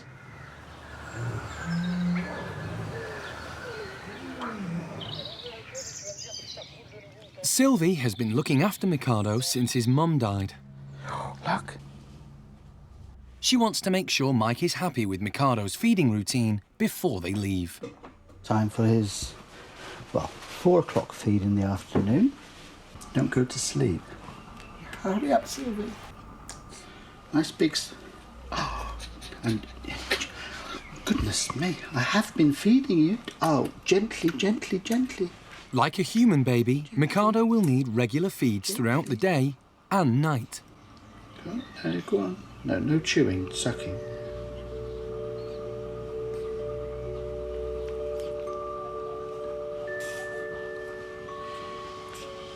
For the first few weeks, it's awake, I need food, I sleep.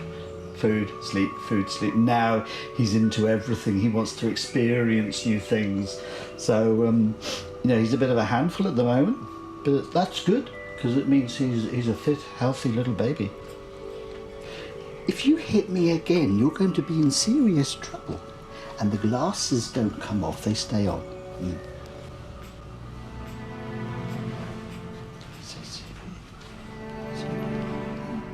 It's going to be a wrench for Sylvie, as she's built up a strong bond with Mikado. Bye. Bye-bye. You've done a brilliant job. I know that he is in the good head.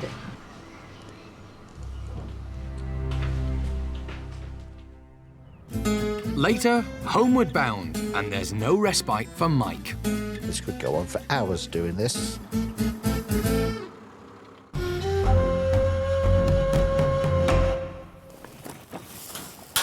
At the park's chimp nursery, Jeremy seems to have his hands full with the laundry.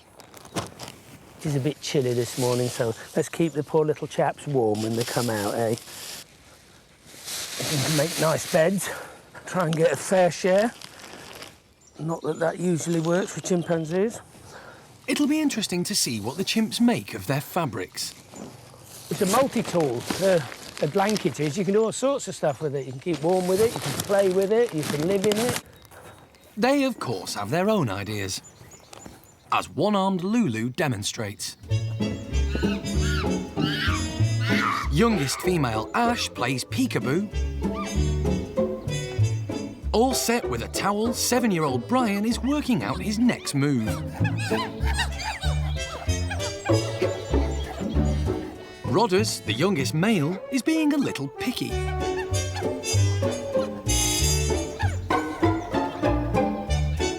And dominant female Sally takes position in the biggest pile of bedding.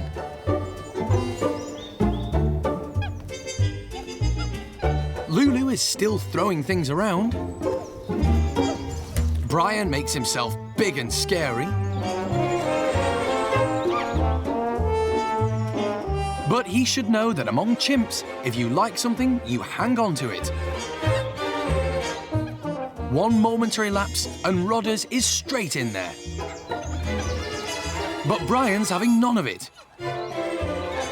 He's wrestled it back off Rodders. Now Ash wants it.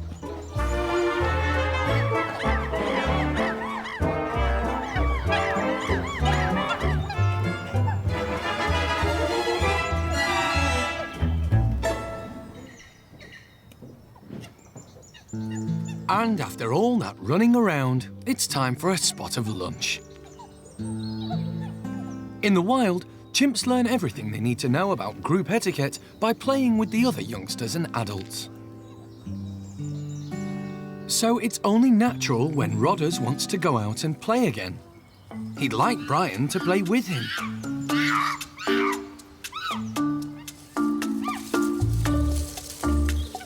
But he's just not interested. What about Lulu? Maybe not. But Rodders knows that Sally's always up for a game. He's her favourite. Young female Ash wants to join in the fun too. But Sally's not having it.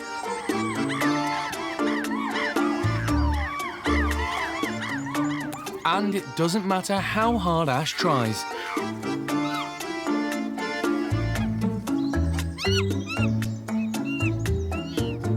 Sally only has eyes for young Rodders. Ash has learnt the hard way. Three's a crowd.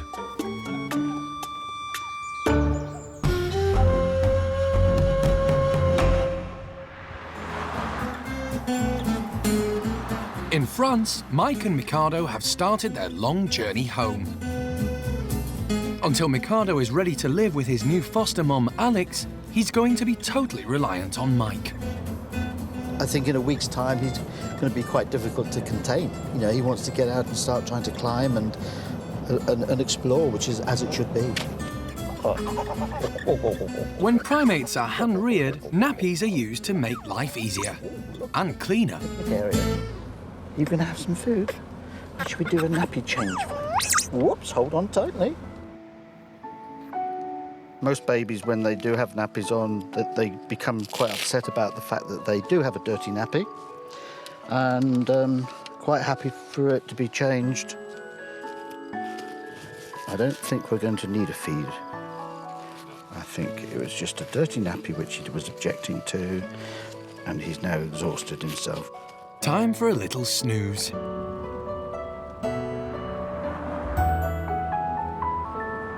But not for long. Mikado isn't properly on solids yet, so milk is very important. He fell asleep, got overexcited, everything was too much, went to sleep, woke up, and then suddenly decided that he was hungry. Good boy. Sorry, just hang on. I think you've finished, haven't you? We'll just play. This could go on for hours doing this.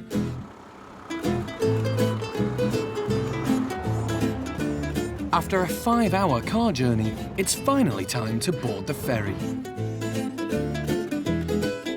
Here we are, little one. But there's no rest from the baby's routine. And he's been pretty clockwork, actually. Every 3 hours. And each feed today has been a big one. So, you know, that's the first thing they go off if they're upset and worried by anything is, you know, I don't want to feed. And he just was taking it all in his stride. Hopefully he might go to sleep and I can have a bit of me time. However, Mikado's got other ideas. Go steady. Just take it steady. Oh, with a bit of luck. You. That's a good boy.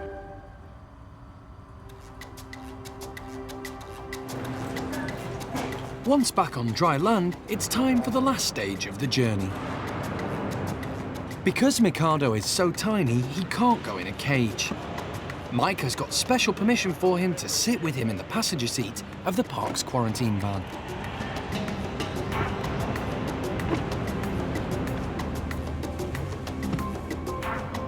It's been a long day for the tiny gibbon. But the end is in sight.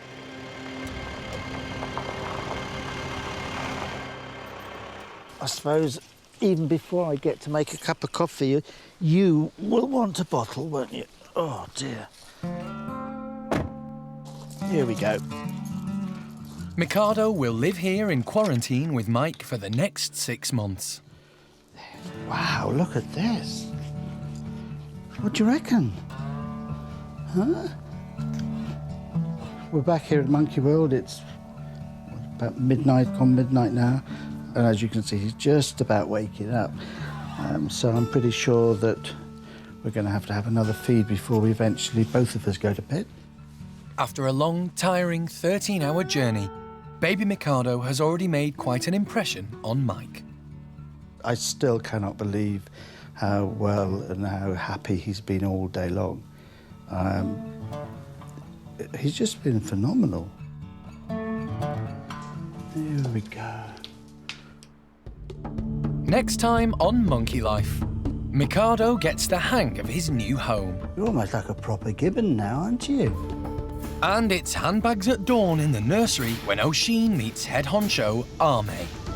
A-mei, no. This is A-mei's patch, and she's going to defend it, and that's, you know, that's quite right and proper.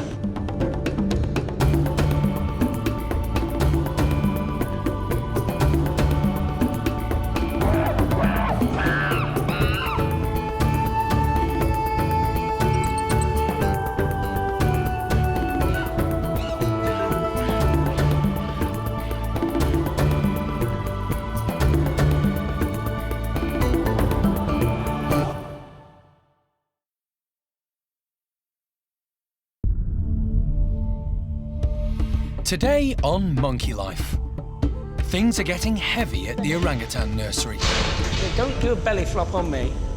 As Oshine and A-mei go head to head. A-mei!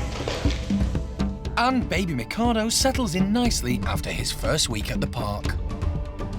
Don't put your nappy in my face, please.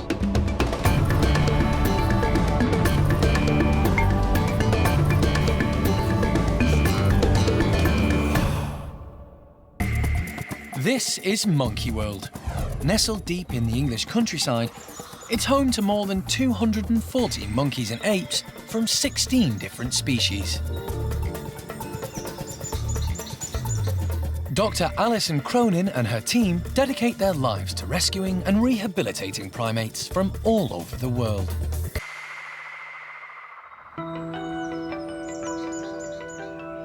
The orangutan nursery at the park is home to a number of youngsters. There's Jolie, Dinda, and Linga. It's a harmonious place, and that's all down to the care and attention they receive from head honcho A-mei, who acts as a foster mother to all the young ones. A-mei's been with us now for quite a number of years. I first met her in Taiwan. I think it was an amusement park that she was kept outside of in southern Taiwan before the Taiwanese authorities confiscated her. And she must have just been fed way, way too much fizzy drinks because her teeth were just rotten away. In fact, the dentist said that he had never seen anything so bad in a wild animal before. So over the years, we've done several rounds of dental work on A-mei. We've gotten her mouth fit, but she's always been quite a shy and retiring character. Today, A-mei's calm demeanour will be put to the test, as Jeremy is preparing the nursery for her first meeting with new arrival, Oshine. For most of her life in South Africa, Oshine had no contact with other orangutans, so Jeremy and Alison don't know how she's going to react. Oshine and A-mei have been eyeing each other intently over the last 2 days. All of our guys in the orang nursery are watching her from all angles. They were watching her outside as the box came in. They're now watching her through the back bedroom doors, and she's definitely intrigued. You can see she just keeps coming back over, standing up, surveying, and then dives back in. So she's sort of unsure of all of the orange people at the end of the corridor, but she's drawn back to them like a magnet. She knows there's something there. So it'll be interesting to see what she makes of them when there are no walls or no mesh between them.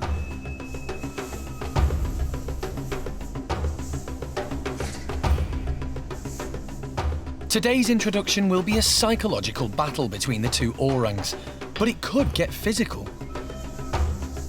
A-mei has virtually no teeth, which makes her less dangerous, but Oshine is twice her weight. Jeremy decides to let A-mei out first and Oshine second. I want this to be on A-mei's terms, if possible. And obviously this is A-mei's room, so Oshine coming into A-mei, I think, is better than, you know, her getting too cocky and taking claim to something that isn't really hers.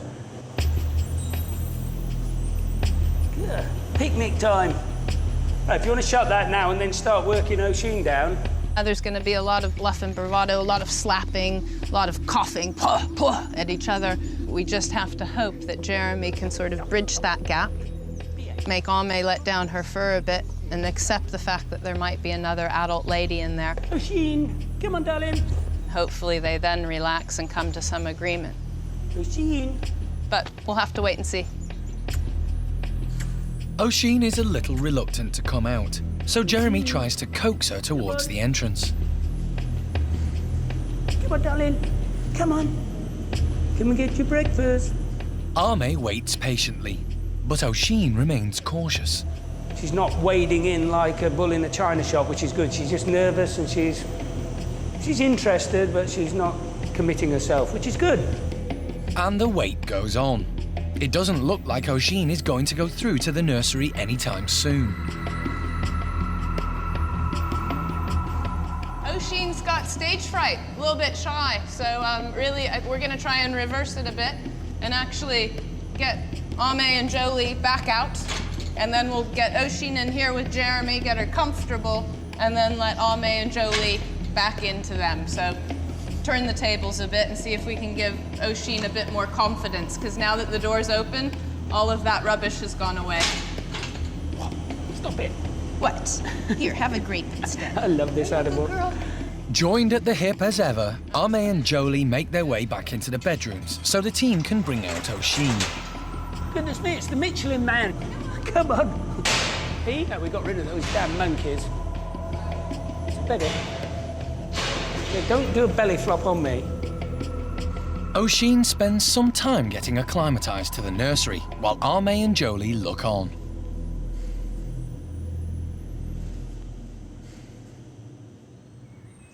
While the team prepare for the big introduction, baby Mikado has had a happy first week at Monkey World. Mikado is an endangered golden-cheeked gibbon.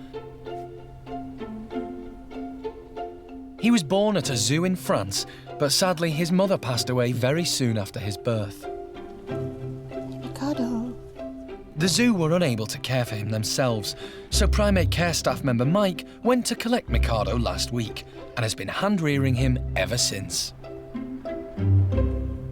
He's just settled in just remarkably well. It's just amazing. He lets me know in no uncertain terms if he's hungry, and he lets me know if he needs a nappy change in no uncertain terms. When he's ready, Mikado will join female golden-cheeked gibbon Alex, who the team hope will be a good foster mother. So, as well as hand-rearing, Mike needs to make sure that Mikado is also learning natural gibbon behaviour. Oh, look at that. You've got such long arms, they get in the way, don't they? We've got a really nice pet cage over there for him. The little teddy, which he's had all along. Oh, well done. That's the way to do it. We've got dog toys in there for him to climb up on, a few branches for him to swing on. And that is helping him develop because he's actually using them to pull himself up. Nearly. That's it, hold on to that. And of course, he'd be developing his muscles, and that's the sort of thing he'd be doing with his mother. The cage is the equivalent of a cot for Mikado, somewhere he can feel comfortable. But it's also a training crate. The bars and ropes enable him to build up his muscles and make his first attempt at climbing. The climbing apparatus that I've put up in his cage, I like them to be movable because branches and twigs in the jungle and in his future enclosure are moving. So he can't grow up expecting everything to be solid. Whoops. Sort yourself out. Don't put your nappy in my face, please. His face has changed, and I think the colour of him is changing as well. His arms are so much more blonder, and also he's losing that really... Yeah, I'm not laughing at you, no. No, really, I'm not laughing at you. The colour is gradually going blonde, so he's going through a colour change. Oh, you're swinging on the camera. Clever boy.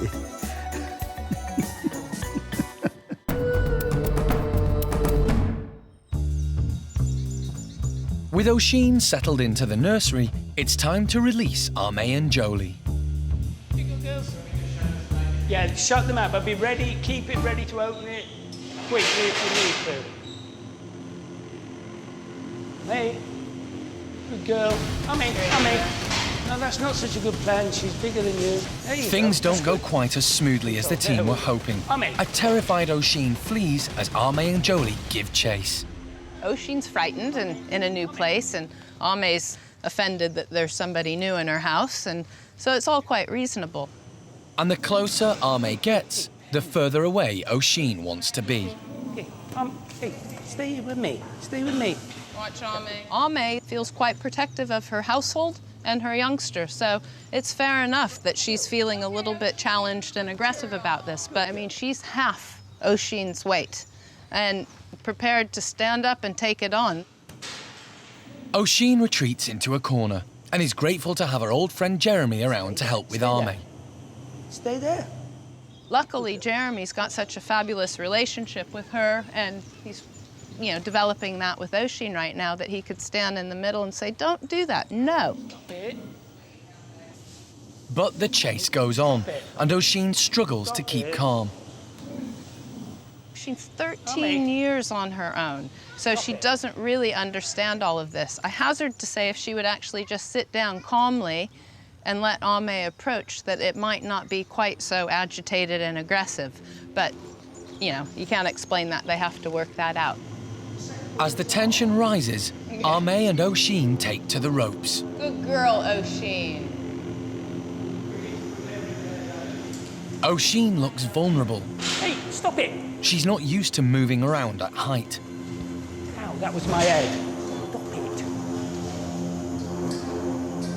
Oshine takes another tumble, so the team decide to call it a day. It's okay. It's what we do here. We'll take our time. Didn't work day one, but, you know, nobody got hurt and everybody got to meet each other a little bit and size each other up.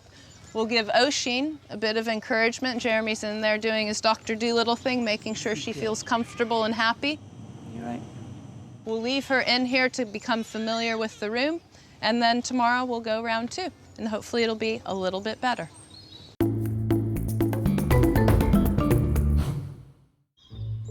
It's introduction day 2 at the orangutan nursery, and the team are hoping that things will run a little smoother between A-mei and newcomer Oshine. A-mei.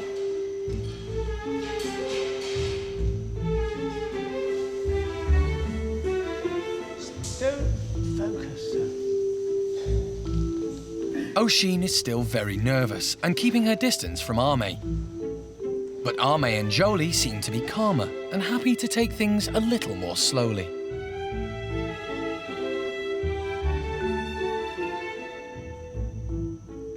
This is going a whole lot better today, actually. A-mei isn't quite so frantic and vicious today, so just in one day, giving them a break and consideration, there's no vocalizing, and they're stopping and looking at each other. So I think we have a great improvement today. And look, yeah, she's not so focused. In an attempt to make the most of the calmer atmosphere, the team send in some sweet corn to help distract and relax them all further. A-mei likes hers,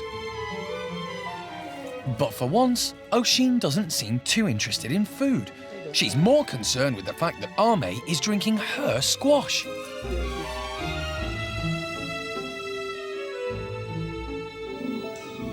Oshine isn't happy and lets out an aggressive bark.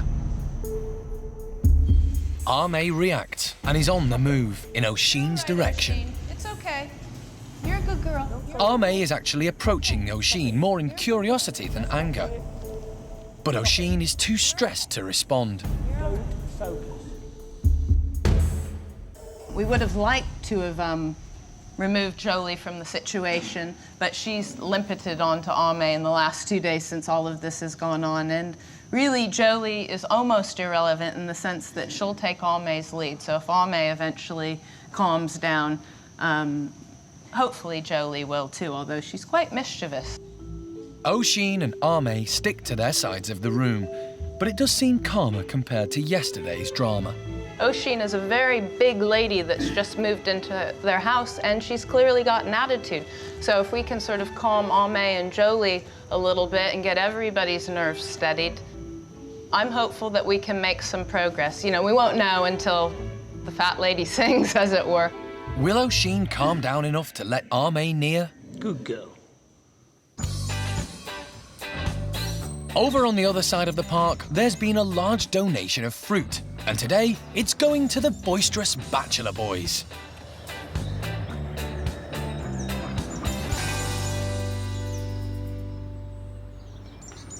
Rocky and Mojo are first out. They're very nervous. As mid-ranking members, they're not sure what to do.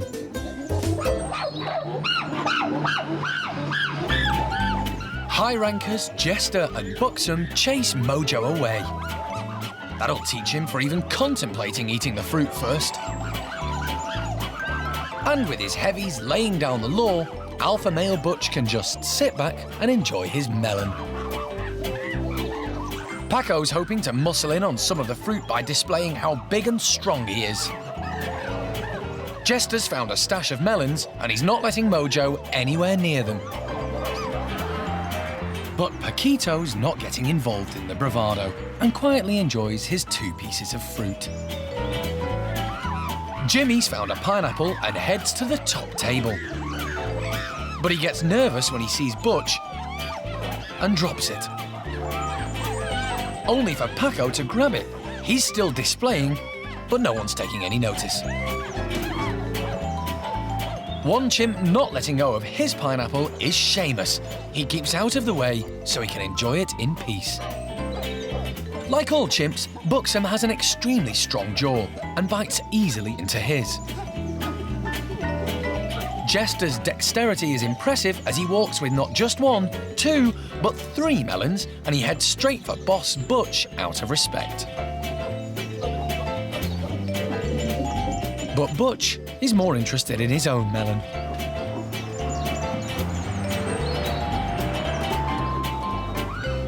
Paco has finally realised no one's impressed with his display of strength,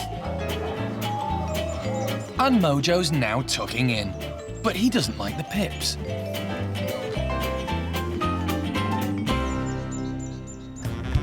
The fruit is going down a storm with the bachelor boys. A day of eating fruit like this replicates a behaviour in the wild, where a group will find a fruit source and gorge on it until it's all gone. In the end, everyone gets to enjoy the fruit, and some even resort to stashing it away. Low-ranking Charlie has only managed to find lemons and has to hide in a tunnel to eat them. But boys being boys, they can't resist having one last scrap to finish off an exciting day. However, Big Boss Butch soon puts a stop to it.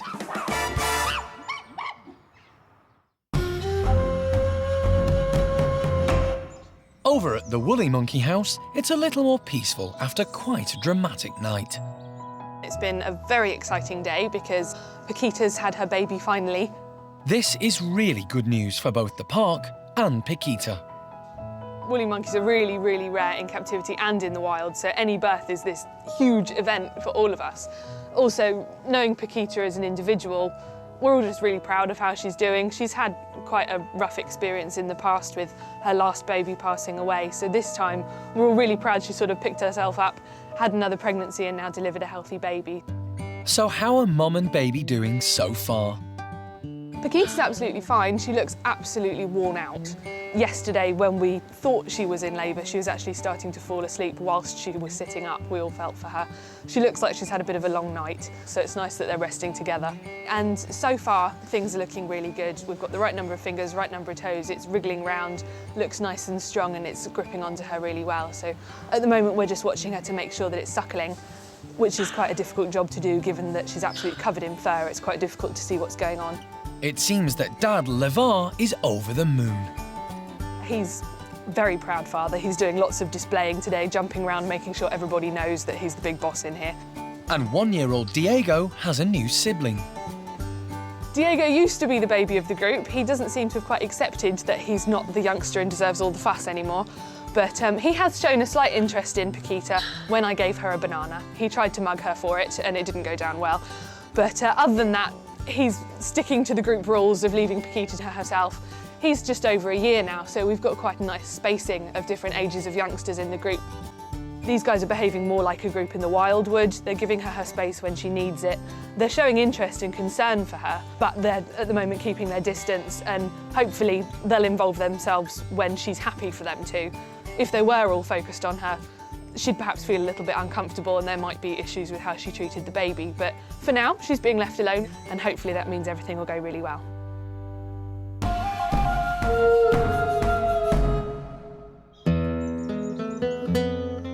A stalemate has developed between A-mei and Oshine, who stay on opposite sides of the room. This is A-mei's house, and to a certain degree, I mean, I'm quite pleased for her. She's put her foot down, and right now, she's in charge. So she's maintaining her dominance, which is quite a good and nice thing for A-mei, because it really does make her feel ownership of her role as nursery mum. So it's all good. We just have to wait and see if it gets boring after a while, because you can only maintain this Mexican standoff for so long. Oshine heads to the hoses to bark at A-mei. From a distance, of course. A-mei's not impressed, and she gives chase again.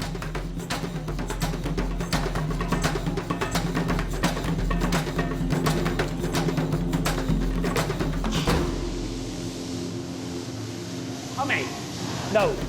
A-mei's not stopping and keeps up her pursuit of Oshine. A-mei, no. A-mei.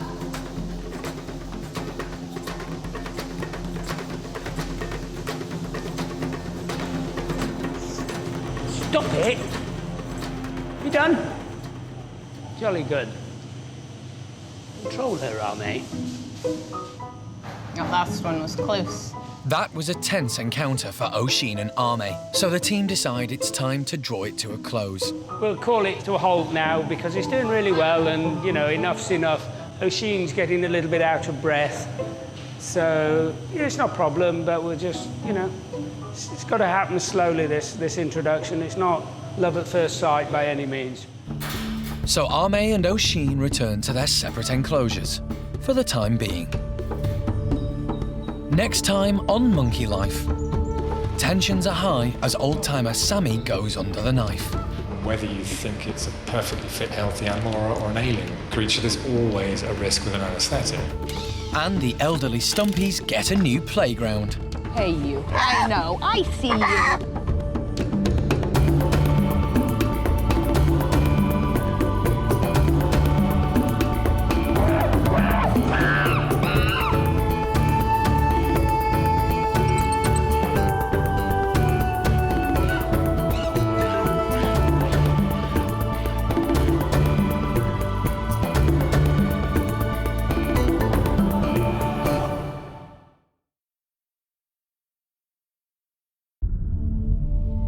Today on Monkey Life.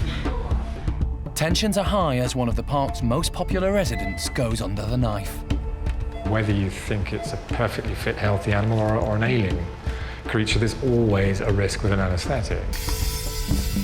The ugly monkey house gets a makeover. I'm sure they'll be itching to explore it and destroy it as Stumpies do best. And Capuchin Babe goes cherry picking.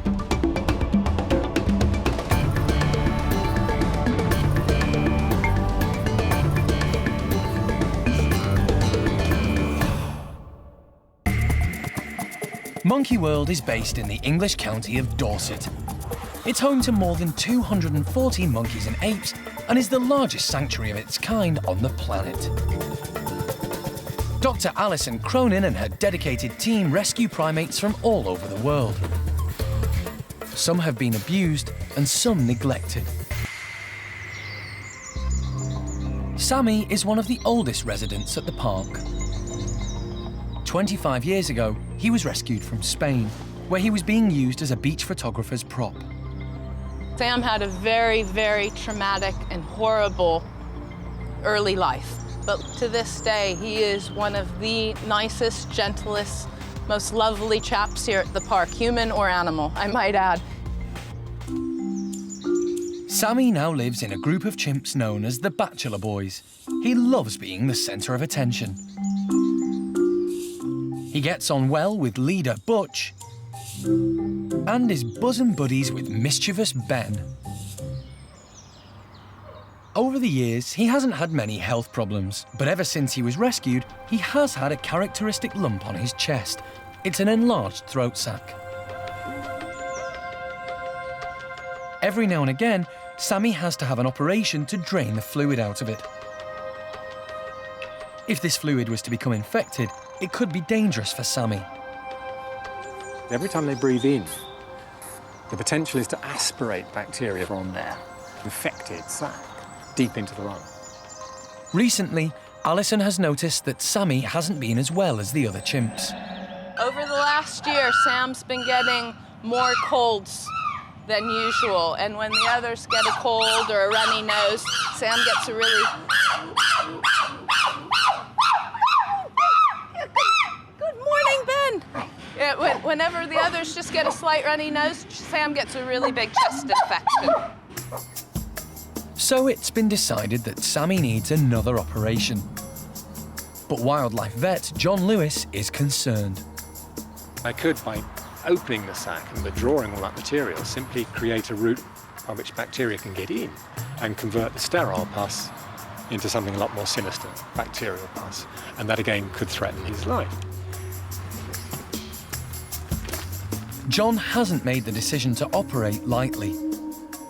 You have to anaesthetise him to do it, and there's always a risk with an anaesthetic, whether you think it's a perfectly fit, healthy animal or an alien creature, there's always a risk with an anaesthetic. So if you don't have a good reason for doing it, you shouldn't do it. Sammy has already been sedated to calm him in preparation for his anaesthetic. The next step is to dart him, but this can be distressing, and it's not something any of the team look forward to. However, animal director Jeremy, who knows Sammy very well, decides there could be another option. I've given the drug to Jeremy. He's going to hand inject Sammy because A, he's quite an amenable chimp, and B, he's been tranquilised a little bit. And if he can do that, that's far better than darting. It's less traumatic, it's less stressful, and the last thing they want to see when that's happening is a vet. So we're well out of the way. Jeremy has managed to successfully inject Sammy, and the anaesthetic is taking effect, so the chimp is loaded onto a stretcher. Leader Butch realises something's going on, and as the team carry out the now unconscious Sammy, the rest of the group get very agitated.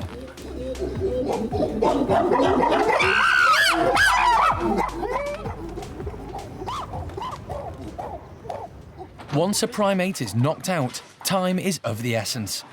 John doesn't want Sammy under any longer than he needs to be. First, they X-ray Sammy's chest. OK, thank you. Then John shaves Sammy's enlarged throat. This helps to reduce the risk of infection and will allow John to work more easily. You can see this large swollen area here. That's the air sac that's full of, feels like sort of slightly doughy liquid. So we're just taking X-rays of the chest to see if there's any evidence of chest infection, or in fact, how far this spreads. The sac we were talking about isn't just here. It extends under these muscles and comes out in the armpit. So we just want to be sure we haven't got sort of this material pus in other places. This is semi-liquid.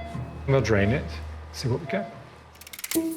Like Sammy, all primates have throat sacs. Some are larger than others, and some are used more than others. There are several species here at the park that have very obvious throat sacs, and probably the one that's most obvious is the Siamang gibbons. You can see very clearly that whenever they're calling, that throat sac inflates up underneath their chin to almost twice the size of their head. And basically, it's a glorified boombox. It's taking that call of theirs that goes over the larynx and just pushing out the sound so that the Siamang call really projects out there. The orangutans, that's another species that has a very large laryngeal throat sac. You can actually even see it when it isn't inflated. It sort of hangs almost as a fold of skin down around underneath their chins. And it's important for calling because the male orangutans, when they're out in the deep forest, often do these great calls, which are really sort of low resonance, very loud, and they travel great distances. We humans have throat sacs too. You can feel it on yourself. When you suck in and you see that indent around there, that's where the throat sac would have been, is around that anatomy of the voice box.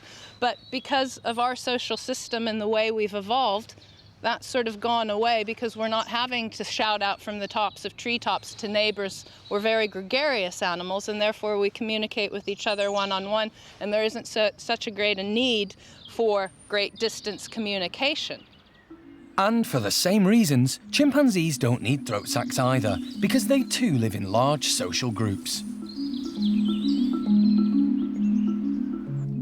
While Sammy's having his operation, there's a hive of activity elsewhere in the park. The Stumpy House is having a makeover. Stump-tailed macaques, affectionately known as ugly monkeys, come from Southeast Asia. They have strong characters and can be a little grumpy. Unlike most other primates, they spend a lot of their time on the ground. These Stumpies came to Monkey World in 2000, after being rescued from a laboratory in the UK. Many had lived on their own in small cages and had been used to test asthma drugs.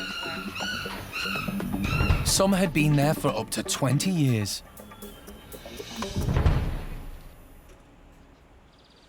Monkey World has allowed the Stumpies to retire in peace together, and since arriving, they've thrived.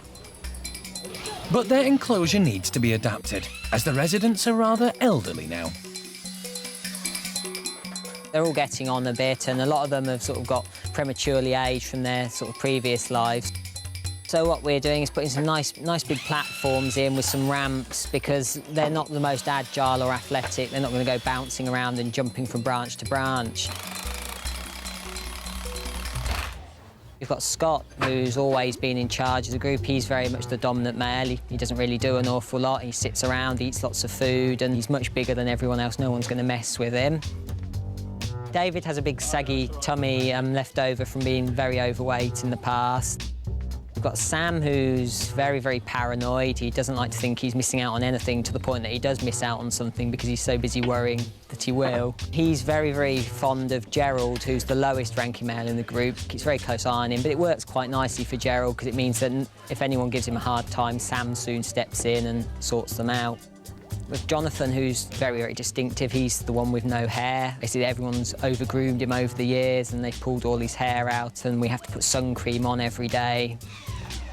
Just at the moment, the Stumpies are having to spend the time inside while we do their enclosure, but I'm sure they'll be itching to sort of get back out and explore it and destroy it, as Stumpies do best. There's no order. Over at the hospital, Sammy's X-ray is normal. John listens to his chest. No abnormal sounds there. It's safe to proceed. I'm just cleaning the skin.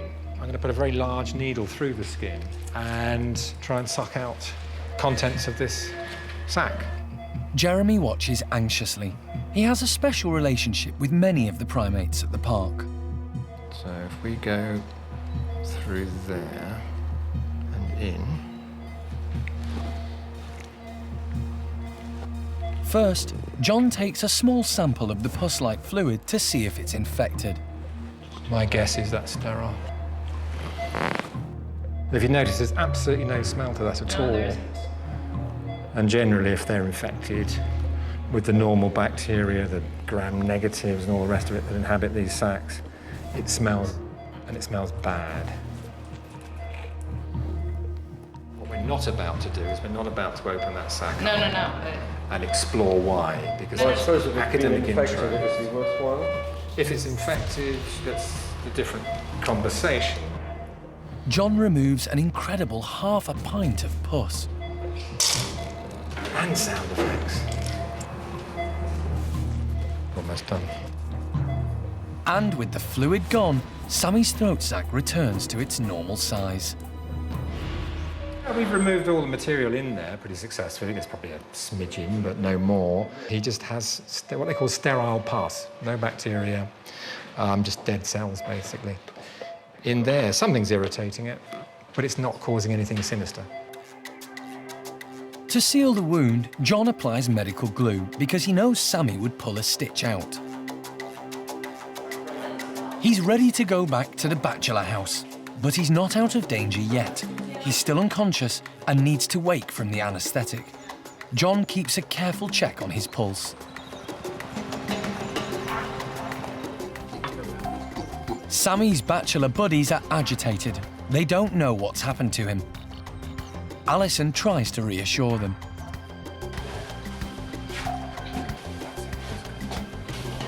Once in the bedroom, John gives Sammy an injection to reverse the effects of the anaesthetic. It needs to happen quickly. It's an anxious wait for everyone. So far, he's shown no signs of coming round. So Jeremy tries a technique he's used many times before. He tickles his nose. And Sammy begins to stir, so it's time to beat a hasty retreat. A woozy 77-kilo chimp is likely to be a little unpredictable.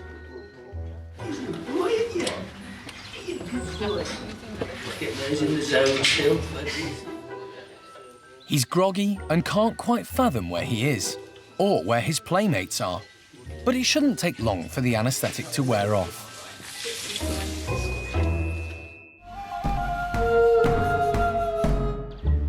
The Stumpy House makeover is complete, and the elderly residents seem very happy with the alterations. Jonathan decides to have lunch on the new walkway, while Paddy, the oldest and the most agile in the group, tests out the new structures. Low-ranking Phil keeps away from the others using the new climbing hoses. But Gerald prefers to stay at ground level. These contented old fellows will soon be joined by another group of Stumpies. Alison has just been asked to rehome 10 more from a laboratory in Scotland. The guys that I've just made arrangements for were actually kept with these guys several years ago. So it might be that some of our boys here, David and Jonathan and the others, might actually know and recognize some of the 10 new stump-tailed macaques. But Alison and her team will have to build another home for the new residents. Because they're coming from a lab, they can't all be put together at once. It's not possible to take all of these guys, if they've been individually housed all of their lives, and just put them back into a social group.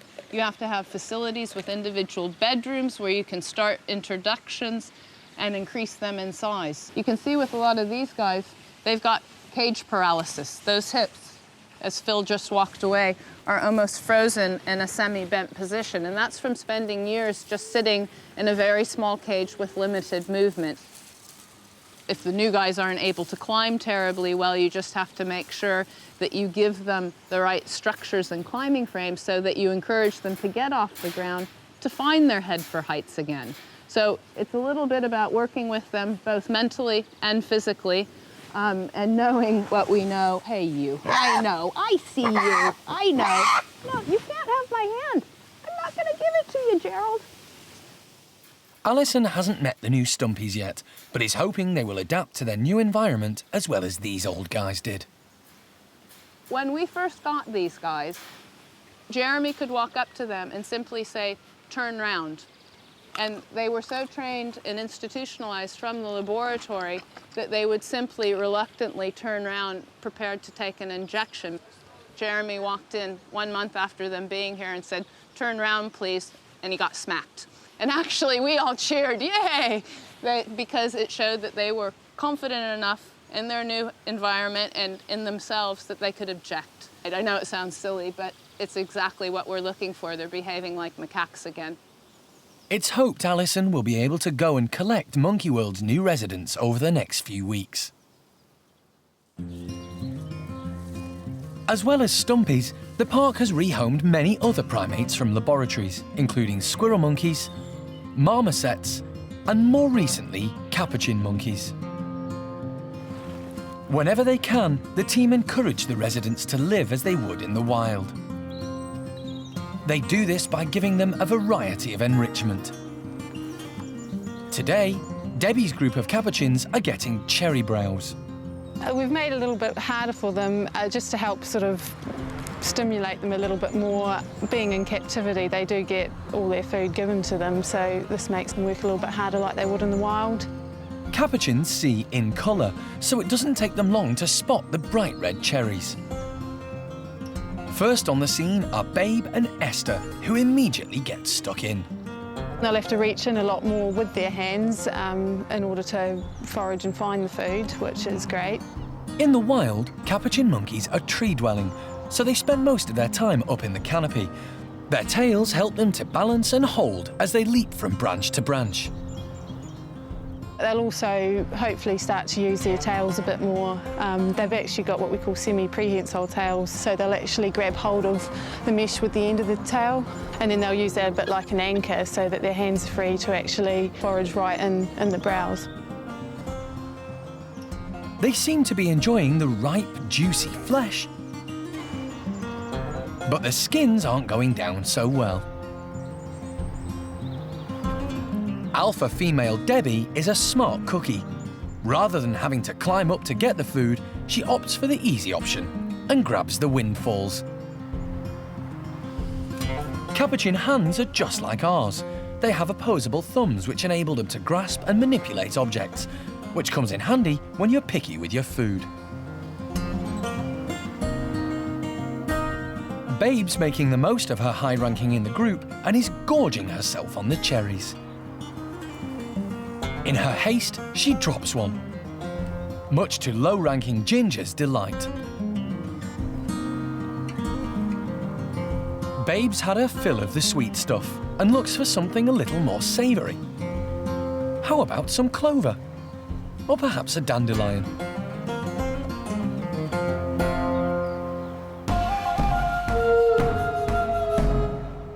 Sammy has finally come round from his anaesthetic and is well enough to join his bachelor pals outside.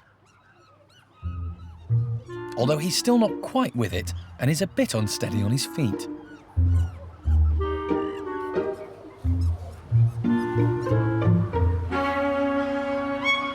Paquito is the first to come and welcome him back, but is a bit unnerved by the strange medical smells coming from Sammy.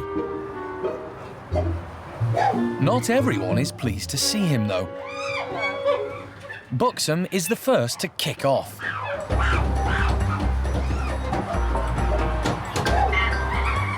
Sammy tries to escape by climbing high, but Paco is making a song and dance up there until leader Butch intervenes.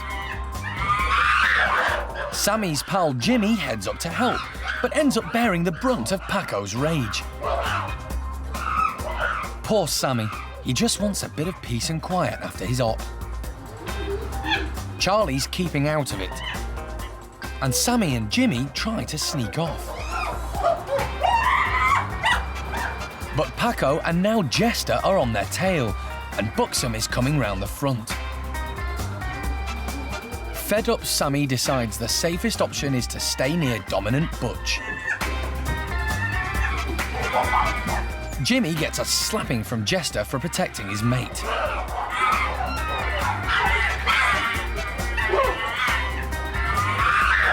And Buxom and Paco once again round on Sammy, who's now exhausted. Jimmy comes to the rescue again by trying to make peace with Buxom. That gives Sammy the chance to get away. He's still feeling groggy and can't be doing with this monkeying around. Fortunately, Jimmy's intervention seems to have calmed things down. Today's been a bit too eventful for Sammy, who, like his throat sac, is feeling a bit drained. Next time on Monkey Life, Alison meets the park's new ugly monkeys. Good girl. And it's weigh-in time for Oshine. What, you want me on there as well? That can make you look even fatter.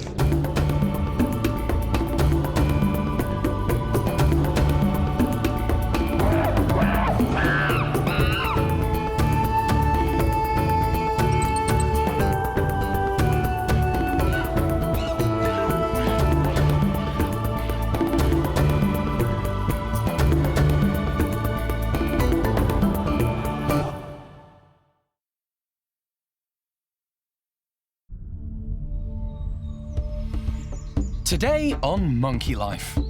Hello, ladies. Alison heads to Scotland to meet the park's latest collection of ugly monkeys. No, no, no, no. It's a big day for baby Mikado. Don't tell me you suffer from vertigo. And Xiaolan's feeling a little deflated.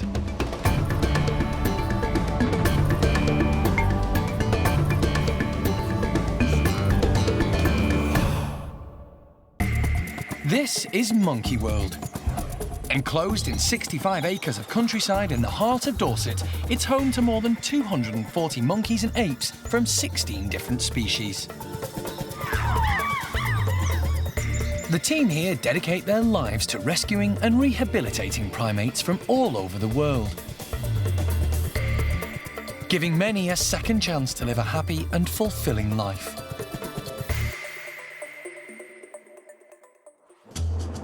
It's an early start for the director of Monkey World, Dr. Alison Cronin, who's on her way to the airport. I'm off up north to see 10 new stump-tailed macaques, so some more ugly monkeys. We got the first batch years ago now, and there are 10 more that have been used for reproductive studies by the Medical Research Council, and they're ready to be retired. They got in touch with Monkey World, and yeah, we're really excited. This trip is a chance for Alison to find out crucial information about the Stumpies. She needs to know all about their characters, likes, dislikes, and medical histories if they're going to be successfully rehomed at the park. These guys have lived for quite a number of years, I believe, in this laboratory, so making the transition and the move for them as easy as possible requires a fair bit of planning, and part of that is the first meeting. At the park, the pressure's on to build an enclosure for these new arrivals.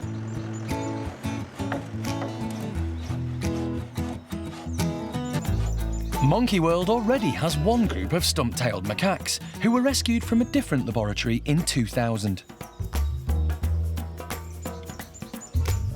Just like the current residents, the new ugly monkeys, as they're affectionately known, will have a large open-air enclosure. It'll be the first time any of them have ever been outside. Hello, ladies. Hello, ladies. Alison has arrived at the lab in Scotland and is pleased to discover the Stumpies are in social groups, but their facilities are basic. Good girl. Come on, then. Come on, everybody. You guys have very good manners, I know. Good girl. Okay, so this is the boss lady. No, I don't. No, no, no, no. So this is Noreen, Sylvie. She's very audible breathing. We've had other individuals that you could sometimes hear their breathing as well, and it's just good to know that we don't need to investigate. That's just sort of what she does.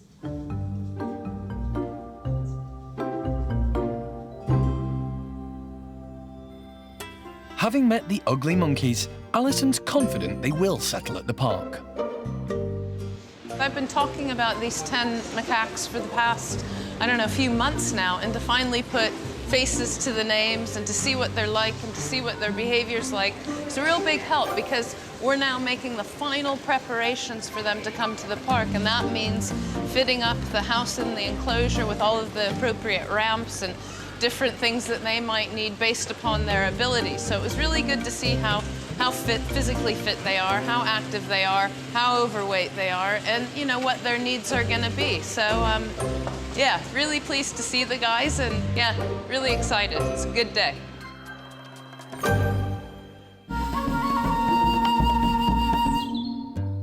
Another recent arrival at the park is keeping Mike, a member of the Primate Care Staff, on his toes.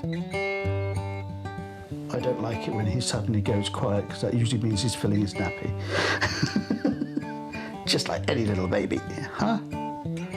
Baby Mikado, a golden-cheeked gibbon, was handed over to the park by a zoo in France when his mother died. He's a good boy. I'm going to weigh you now. Let's go through here. Mike will hand-rear Mikado until he's old enough to join his new foster mum, Alex. Right. Put that in there. And then we'll take you out of there. You've got yourself buried, haven't you?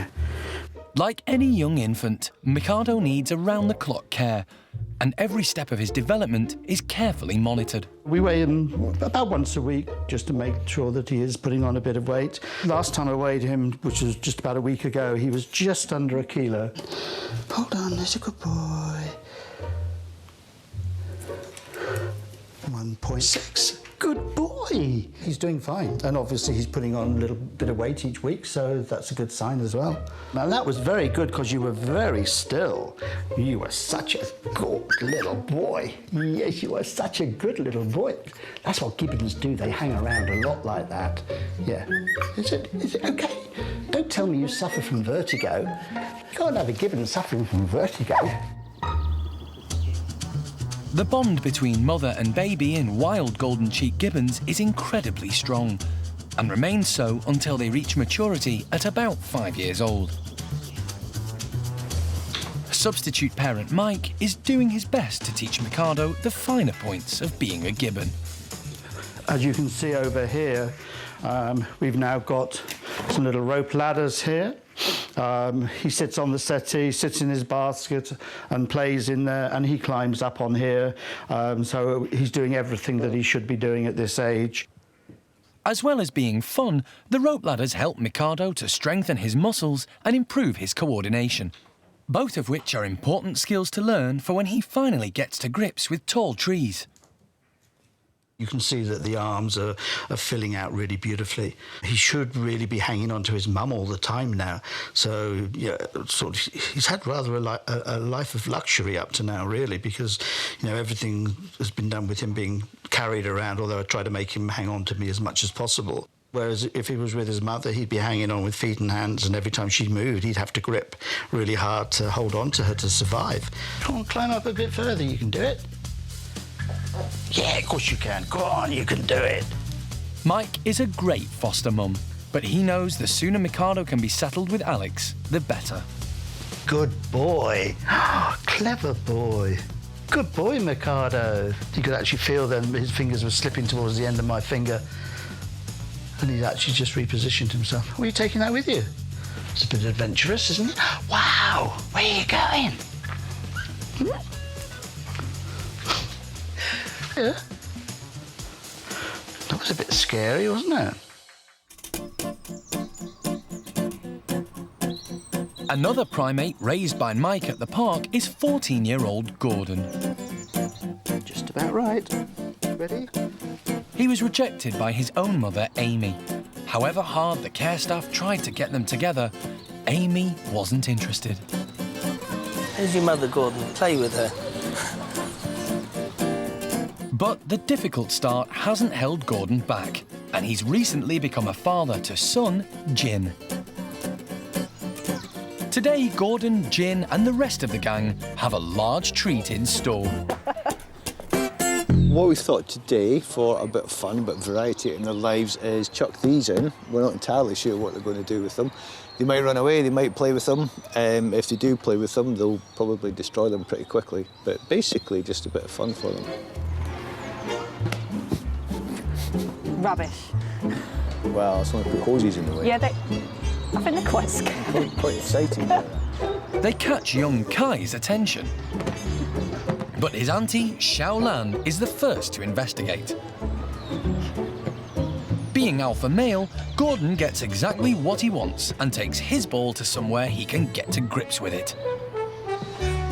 Finding food is a priority for orangs in the wild.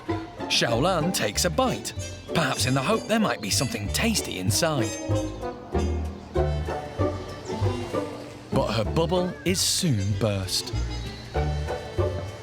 Being naturally inquisitive, however, Xiaolan takes a peek to see if she can use it for something else. Gordon is carrying out checks of his own, and this ball just isn't passing his stringent quality control. But he still has another half to scrutinise. Kai has managed to find a small one which is much more his size. Having destroyed his own ball, Gordon makes his way towards Kai's. That is, until he's distracted. It looks like the red ball has grown a pair of orange legs.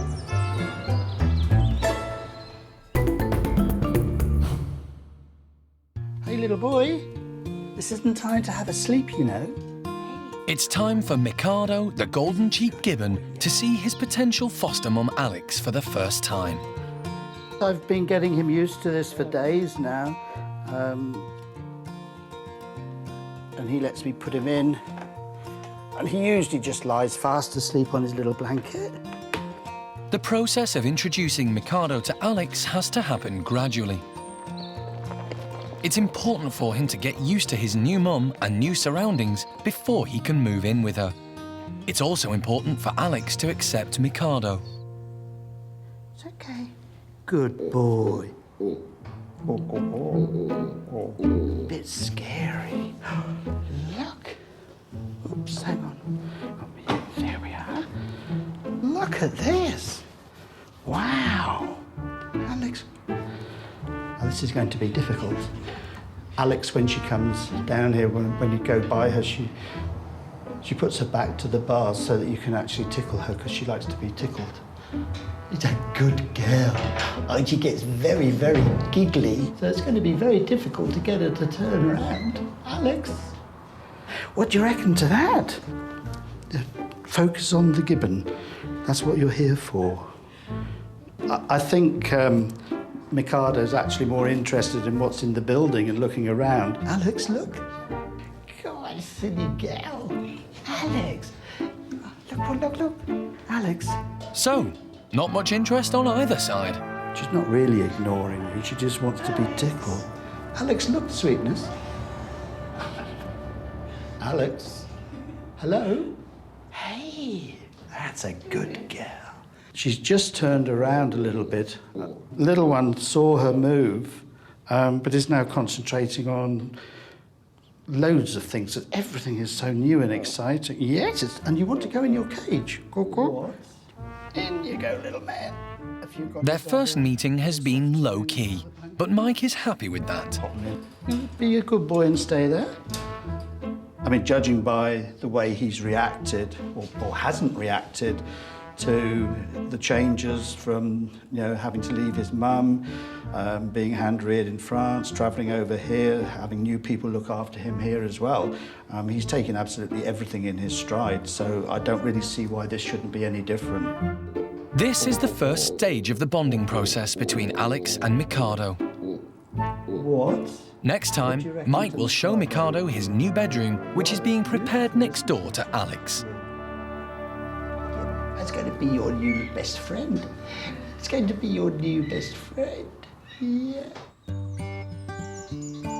Over at the orangutan nursery, Oshine is with her new best friend, Jeremy. God, look at all those cakes on there. Goodness me. Oshine arrived a couple of months ago from South Africa. For years, she's eaten far too much and as a result is clinically obese.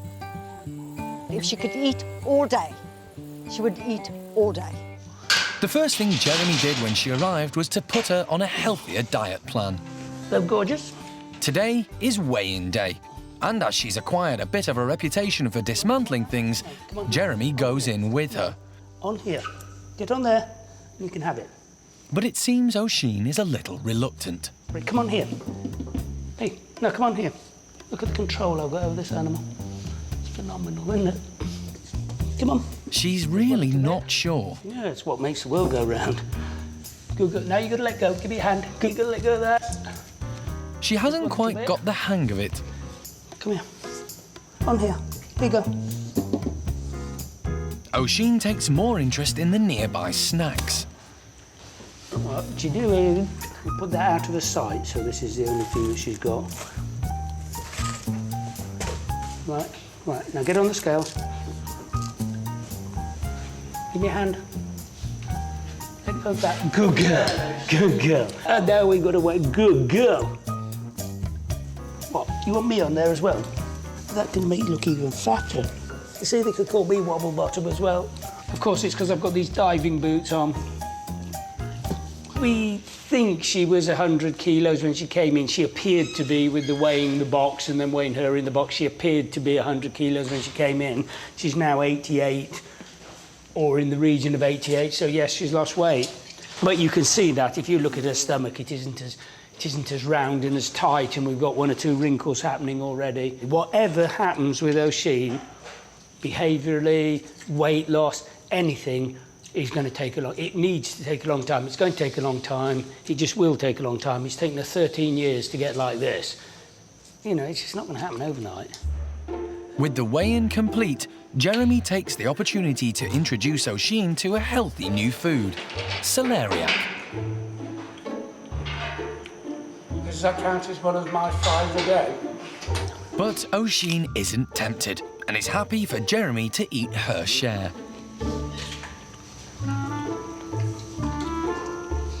I don't want that. If I can have celeriac, why would I eat apple? No, I'm on a diet, so this is good. You actually lose weight eating celeriac because it's so low in calories. Did you know that? Oh, scrummy. Keep you regular. Excuse me. Very furry. Cross between Turkish Delight and Soil. Well, it's very good of you to invite me for lunch. Finally, she gives it a go. Good girl, Oshine. Introducing Oshine to new food is very important. Not only to keep her occupied and her diet varied, but also because the staff use food as a reward. They teach many of the primates to present different parts of their bodies to them in return for food, so they can carry out important health checks. This type of work is known as operant conditioning, and 3-year-old chimp Bart is a star pupil. He could definitely teach Oshine a thing or two. Open, nice and wide. I can ask him to open, and that way I can check his teeth. Hand. He's very, very good at the training. As you can see, he really enjoys it. And he has actually learnt some behaviours by watching the others train. When I've come to train a new behaviour with him, I've asked for it and he's done it straight away. And I think that is just because he's so keen on the training and he watches what's going on around him. Watching and learning is a very natural chimp behaviour. In the wild, youngsters learn how to do things from their mothers and other members of the group. Obviously, when there's a lot of chimps around him, like there is now, he finds it difficult to get into some of the positions we ask for, so he won't necessarily give you the right behaviour then. Can you try bum again? You're a bit squashed there, aren't you? Bum. Can you do it? That's it. Good boy. But as you can see, he's trying to give me all sorts at the moment because he wants the treats.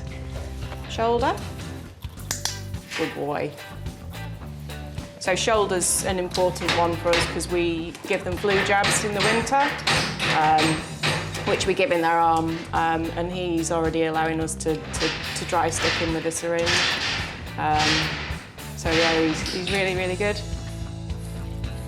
Let's hope that one day 13-year-old Oshine will be as helpful as 3-year-old Bart. Good boy.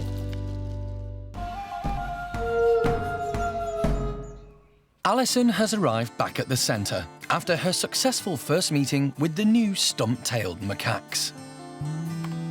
Until you actually see them and meet them, you know, and put names to faces and all of that, it doesn't necessarily really seem real. And now I've met the guys, and they are most definitely real. And there's one chap called Wilmot, who's quite a big lad, and 9 ladies. Because of the confinement, we do have a lot of weight issues. I mean, and looking at a couple of the photos here, you can see that there are some very large, you know, Buddha bellies to contend with. I don't know that there's a single one of them that doesn't need a little bit of a diet and fitness regime, but that's no problem. We can take care of that. So, yeah, it's all really happening now, and I'm hoping that in the next week or two, we'll be able to move them down to the park. So it's an exciting time now. With our new facilities, I'm hoping that all of the individual bedrooms all connected up, plus the playroom and the outside cage that we'll start them out in, with all of that area, that they'll be able to move around and get out of each other's way. The new space will be very different for the Stumpies, but having met them, Alison thinks they will adapt well. In terms of laboratory primates, these are probably some of the best cared for and best adapted that Monkey World has picked up so far today. I'm not interested in the politics of the laboratory, the rights and wrongs, the do's and don'ts, the yeses or the no's of the whole issue. We're only interested in providing a home and rehabilitating these 10 stump-tailed macaques. So for us, you know, we get welcomed into laboratories because our intentions are for the welfare of the animals. And in this scenario, I was allowed to go in so that I can come back and make sure that we are very best 100% prepared for the monkeys that we're about to take care of at the park for the rest of their days. Alison and the Stumpies may be ready, but it's a race against time to get their new house finished. Next time on Monkey Life, the mammoth operation begins to move the 10 Stumpies to their new home. Smells a bit macaque in there, but yeah, we're good. And it's a sticky time for Hananya and his gang.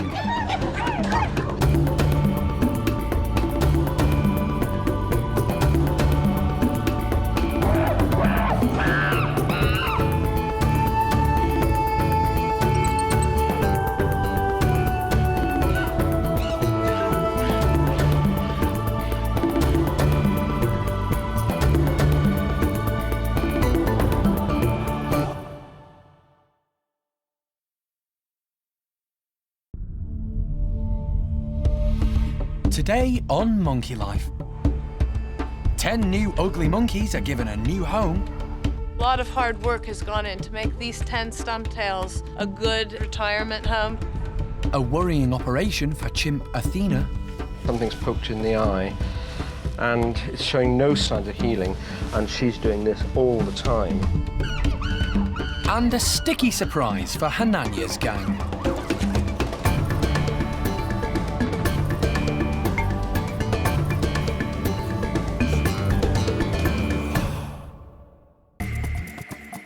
This is Monkey World in Dorset.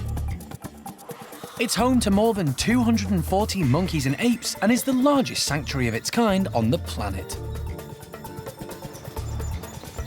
Dr. Alison Cronin and her team dedicate their lives to rescuing and rehabilitating primates from all over the world. They're all going to have a chance to live proper lives again. Perfect.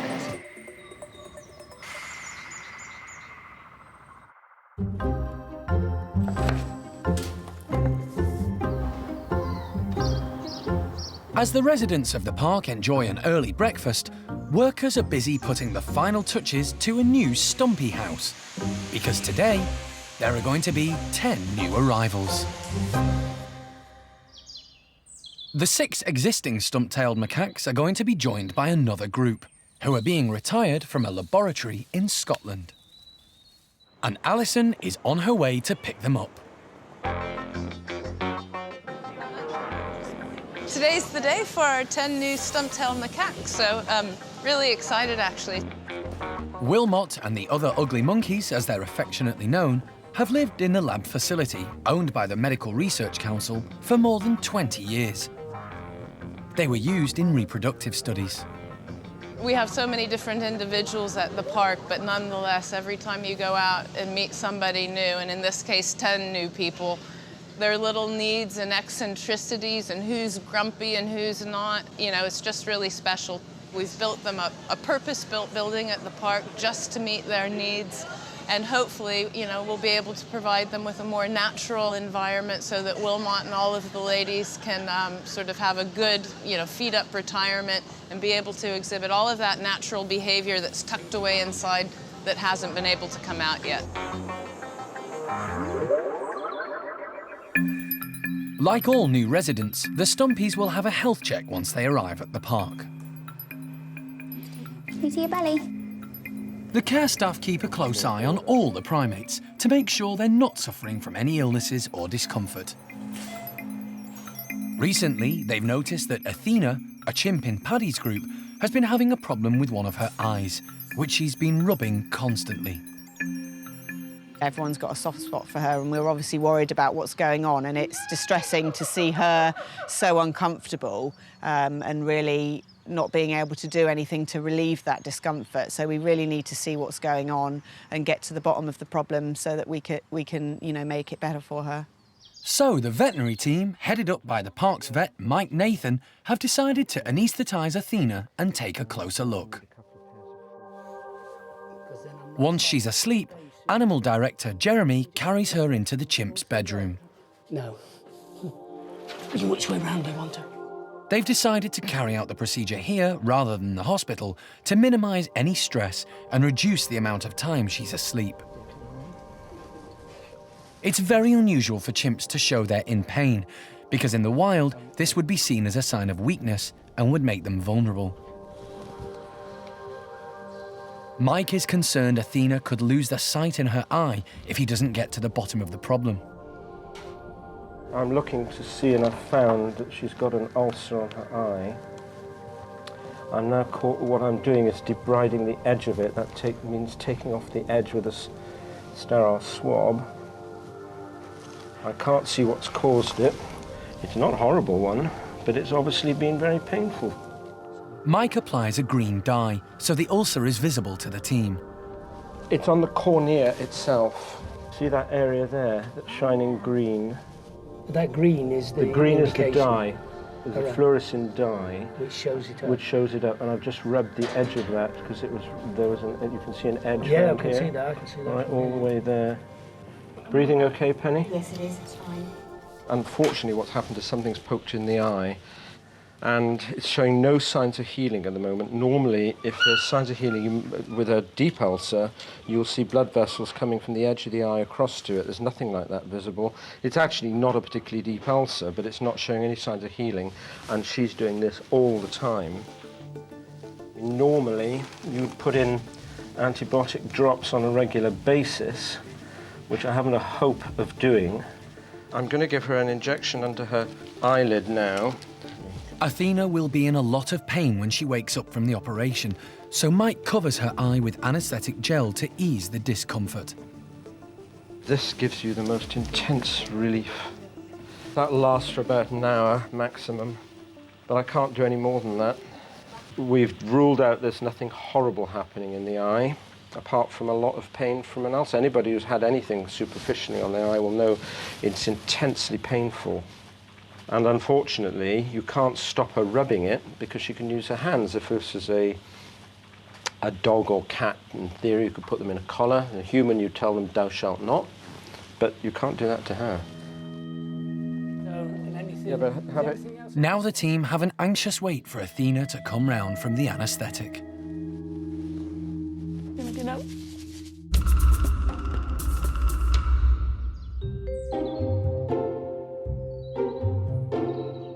As well as regular health checks, staff are keen to make sure all the primates eat well and have a balanced diet.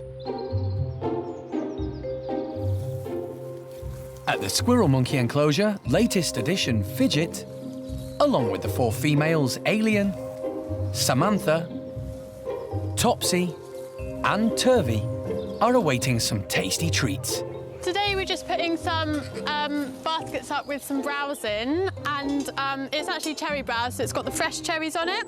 But we're also putting a few bits of extra yummy food in as well for the ones that don't really like the cherries, so they've got something.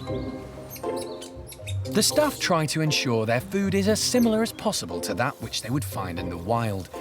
For these guys, that includes insects, grubs and fruit. It doesn't take long for the group leader to get stuck in. We first have Alien here at the moment. She's always first on scene, mostly because she's dominant, but also because she's very greedy as well, so she always wants to be first to investigate anything. Well done, Alien. The staff bury the food in the browse to help encourage their foraging instincts. It just means that they have to work it so they can get the food out, and the holes are quite small as well, so it just means that it will take them a little bit longer to figure it out. Fidget has been at the park for 3 months now and is getting on well with the ladies, but is still a bit unsure of his position in the group. The others are all mingling around. Fidget's quite low in the hierarchy, so he'll probably wait towards the end. But while the others get in a bit of a spin or make a song and dance about it, Fidget quietly nips in. Hi, Fidge. There's a cherry there, just for you.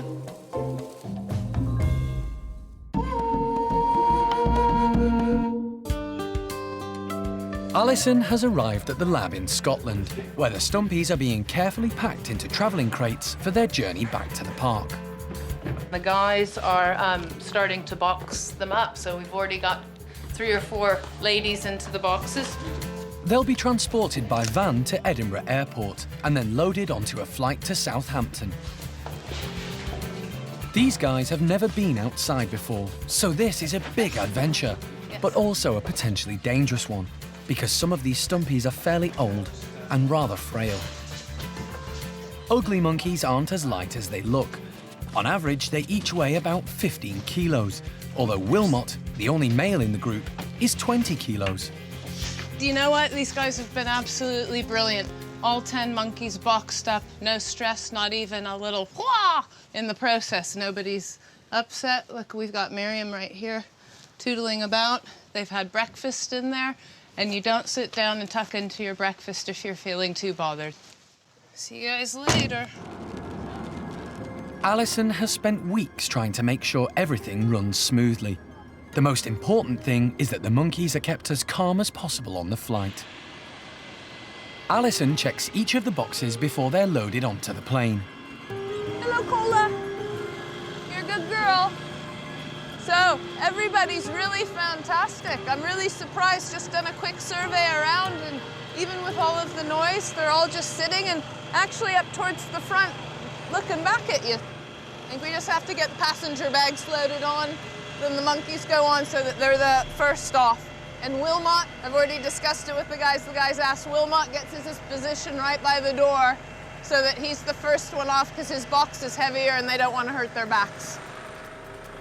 It's a worrying time for Alison, who knows some of the elderly stumpies may struggle with the flight. 1 left to go, and that's Wilmot. So yeah, 9 down, 1 to go, and here he comes. Wakey, wakey. Come on. Athena still hasn't woken after the operation to remove an ulcer on her eye. We do like you to wake up. It's best if you wake up. Just right now, it's good if you wake up. When she finally stirs, Jeremy leaves her to come round on her own. She's a strong chimp and could easily overpower him. Really, now we just got to keep her antibiotic going and her pain relief going, and time will be the healer. What happens with these ulcers is you take the edge off, the cornea, just imagine it like a little crater in there, but it's not, and you get rid of that and it'll heal fine. Other times, you have to keep doing it.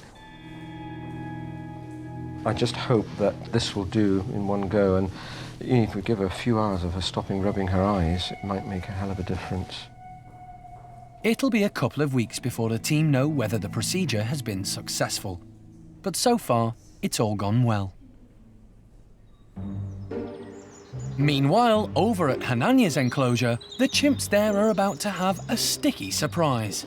We've got some very large plastic tubs full with jelly, and we've put them all around the enclosure, some on the high platform, some on the low. We've also got some big plastic tubs of ice lollies full to the brim. But it's not just jelly and ice on offer. We've put a hammock in the outside of Hananya's with some of these play balls in, but inside some of them we've injected some juice and some yoghurt, which we've put in the fridge. We've also got some with a little bit of jelly inside, so obviously they'll have to find the ones that have the goodies in. First out is Simon, who heads straight for a large bucket of jelly. Leader Hananya can't decide whether to eat it or sit in it. But it's his stomach that wins the day.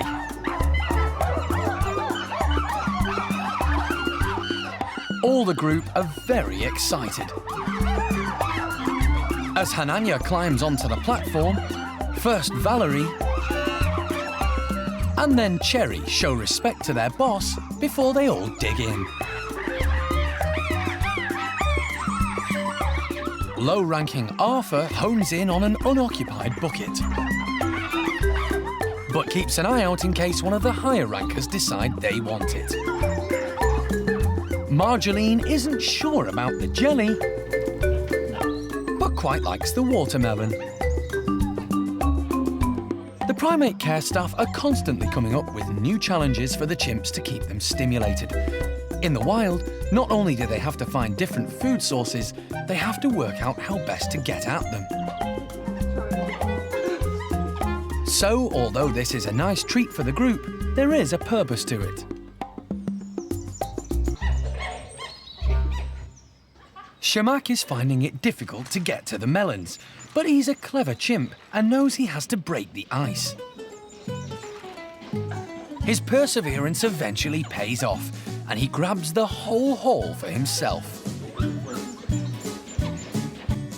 Cookie is really using her brains. Instead of getting all sticky, she makes herself a spoon out of the pineapple leaves. Peggy has been particularly clever. She's found another way of enjoying the treats without getting messy. Hananya's intrigued.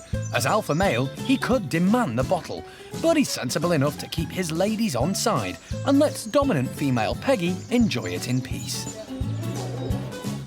Simon, on the other hand, isn't having quite as much success.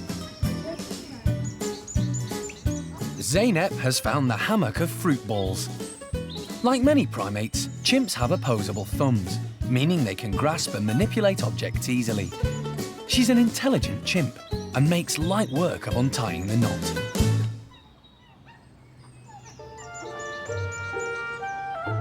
It's been quite a day. And with all the jelly and fruit gone, Simon and the others decide it's time for a bit of shut-eye.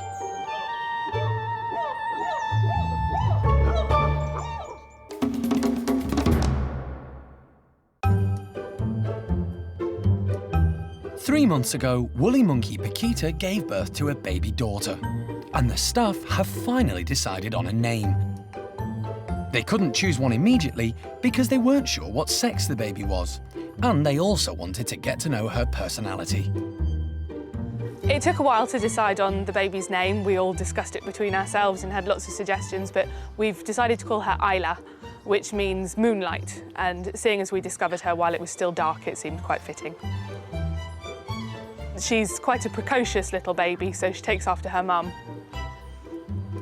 She's bang on target for all of her little development milestones, so even though she's still really, really tiny, she's actually started to climb quite confidently. She's moving around a little bit on her own, but Paquita always stays close to make sure that she's okay. The groups accepted her really, really well. On day one, Julio and Diego actually went up to her and greeted her, which was really amazing to see. The males, like they should do, are staying out the way, trying not to be too annoying to Paquita, because it's their role to stay back, make sure everything's safe and not interfere.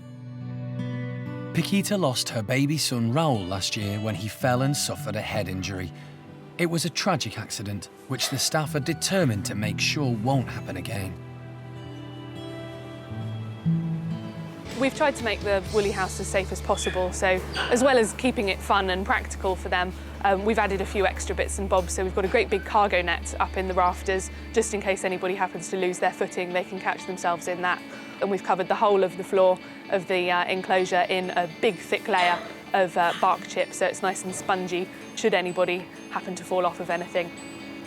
We're hoping things are going to continue to go well because Paquita had a rough time losing Raul, and this time things are looking really positive, so we've all got our fingers crossed.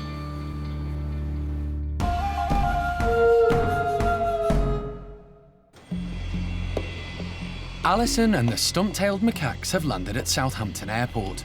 She's desperate to make sure the monkeys are all okay. Can I just have a look over your shoulder, mate? Yeah, fantastic. All of the boxes are in perfect nick. Smells a bit macaque in there, but yeah, we're good. The crates are carefully loaded into a van for the last leg of the journey to the park. This part of the operation can't be rushed, as the stumpies need to be kept as calm as possible. It's off down to the new life. So it'll be good to get them settled into the park and everybody to bed, but they're looking fantastic.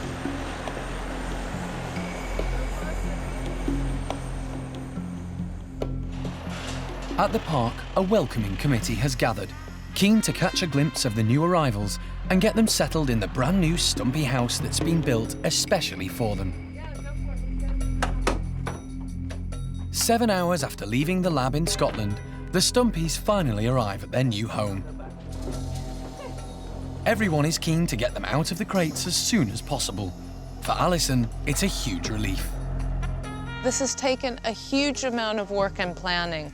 You know, the lab supported us in building this building so that the Stumptails had a good retirement home. George and the maintenance team have killed themselves getting this house up and right. The Primate Care Staff have kitted it out just lovely. Wilmot, the only male, is released first. Good boy.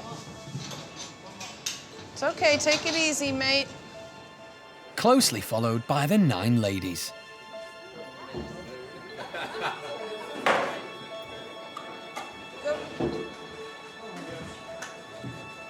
It'll take a while for them to adjust to their new surroundings, but the first signs are positive. In Scotland, these monkeys were confined indoors, but in the coming weeks they'll be allowed outside for the first time in their lives. And it's not just the monkeys trying to familiarise themselves. The Primate Care Staff too have a lot of new faces to get to know. The long journey certainly hasn't put 25-year-old Miriam off her food. Until now, these stumpies have only ever lived in very small groups. The team hope eventually they'll all be happy to live together, along with the park's other set of ugly monkeys. But that process will have to happen gradually. We've got everybody bedded down separate, bar the 3 older ladies. We've left them together in the big playroom, and then everybody else is individually side by side. But already tonight, I mean, you can't judge anything in the first 5 minutes, but already tonight, ladies who haven't been housed together are alongside the mesh, saying hello, reaching out, touching each other. It's all good signs so far. The macaques were looked after by a veterinary team in Scotland. But only time will tell what effect years of living in the confines of a medical research facility will have had on these monkeys. It's been a huge success, and I'm just over the moon and really proud of everybody here. And the stumpies, of course, they're just fantastic. We all love them to bits, you know. Ugly and proud. Next time on Monkey Life, the stumpy ladies vie for position of top dog. It looks sort of bad when one individual gets chased down and grabbed, but then just as quickly somebody else will jump in and have a go at the aggressor. And there's excitement at the park as 2 new arrivals head in from Switzerland. As of this year, there's only 47 woolly monkeys left in the breeding programme. Another 2 joining the fold is a brilliant event for us.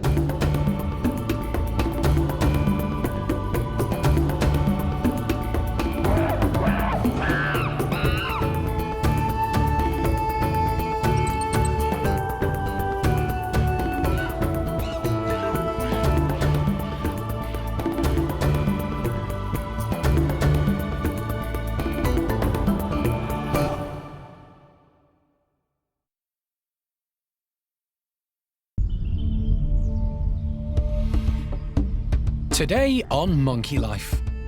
It's an anxious time for the staff as they welcome 2 new arrivals from Switzerland. We feel confident that we're good at looking after woolly monkeys, but it's still a bit nerve-wracking. Vying for position, the new Stumpies are packing their punches. I wouldn't want to mess with them. And it's kick-off at the Orang Nursery.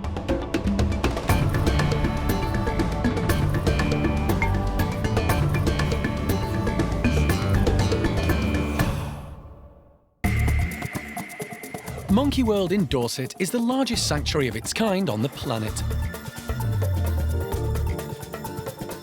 Dr. Alison Cronin and her team devote their lives to rescuing and rehabilitating primates from all over the world.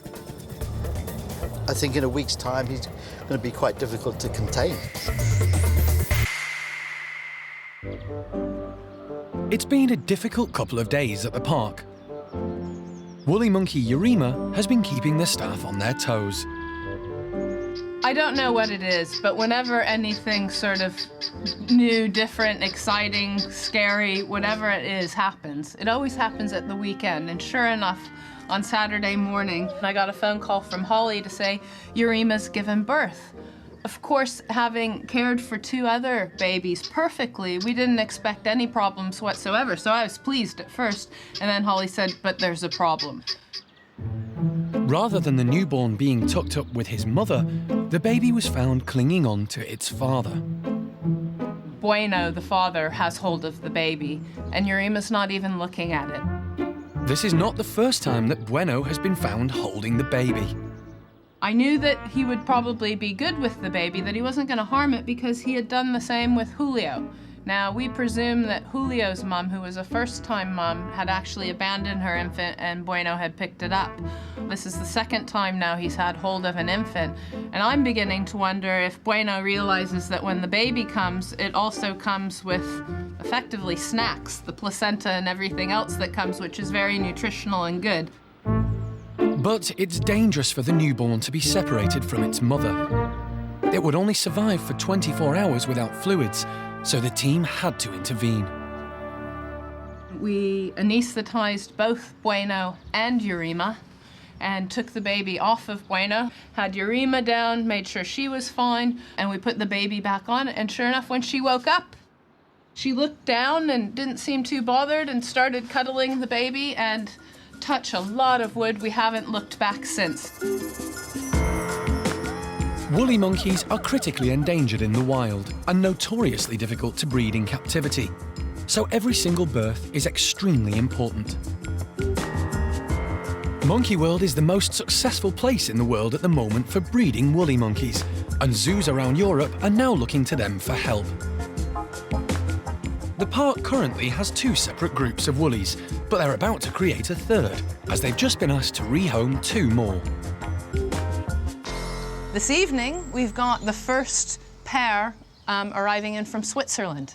So very exciting time, and we now have the opportunity to start setting up with these 3 separate groups stable, unrelated bloodlines and keep as much genetic diversity as possible.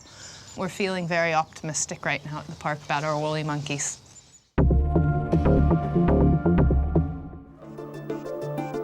Monkey World is a rescue centre, and as such, many of the primates that arrive here are in need of medical care. Okay. Right. One chimp who has recently given the staff cause for concern is Athena. She had an ulcer on her eye and had to have it removed. The staff have been monitoring her carefully to make sure the problem has gone away. Athena is in Paddy's group. The chimps sleep indoors at night, making themselves comfortable with blankets or wood wool. Every morning, the staff do a quick check on them to make sure they're all healthy before they go outside for breakfast. Today, Kathy is the first out. Good girl. She's always pretty cooperative. Mouth, good girl. Open, wide. Good girl. Unlike the next three. All right. Beth, Buster and mischievous Gamba, who are far more excitable.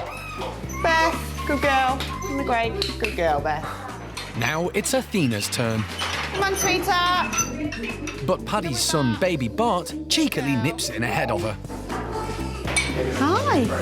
Athena's eye seems to have healed well, and she's finally stopped rubbing it. She looks great. Really good now. I think the eye's, you know, completely back to normal, and that's a relief because it was obviously quite distressing for her. You can see this morning she's anxious to go out, so it's good to see. She's a very sweet-natured chimp, fairly low-ranking, but she does have some friends in the group. She's very keen on Bart, and you can see Bart's come in the tunnel with her this morning. He's sat with her, so that's nice, but she's a really important and valued member of the group, so it's a relief to see that she's back to full health.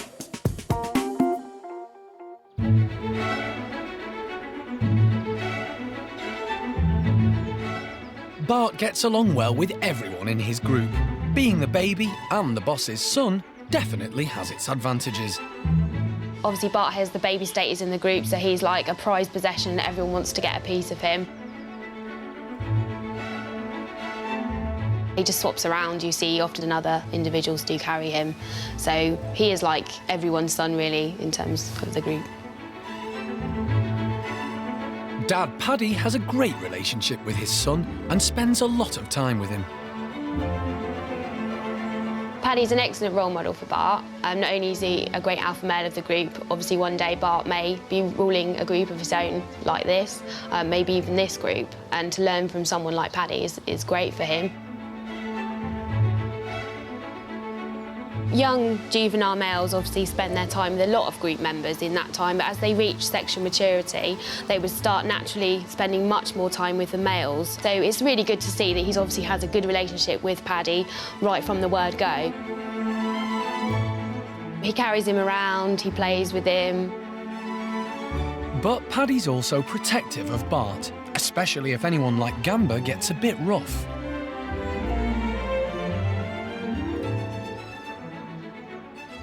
I don't think we could have wished for a better dad or father figure than Paddy for Bart. I think he's a lucky guy.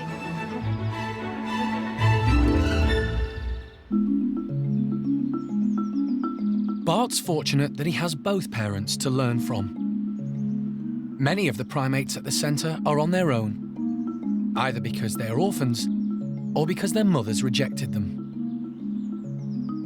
At the Orang nursery, A-mei acts as a foster mum to the youngsters, and today the staff are encouraging them to get a little exercise. We're going to have a real ball fest over in the Orang nursery, and I think they're really going to enjoy it, or they'll destroy them like the big uns. But hopefully they'll last a little bit longer because slightly smaller teeth.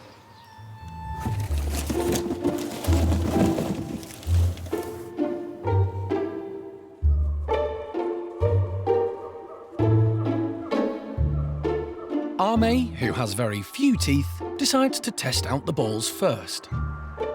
She'll try and pop them because we do use enrichment in this way and we'll put stuff in. So her instinct straight away is to break the ball open and see what's inside.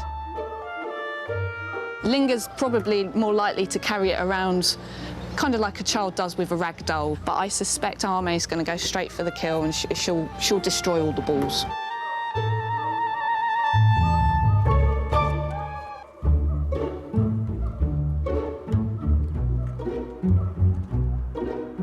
Play is really important, particularly with the smaller ones. That's how you learn. So although, you know, they're playing and it looks like they're messing around, they're learning as well at the same time. They're also secretly watching A-mei and watching and learning off of her. A-mei is a great sort of like influence. You know, if A-mei does something, it's amazing. Jolie, within 2 or 3 days, will then start copying that behaviour. And A-mei's good. She plays and teaches at the same time as well.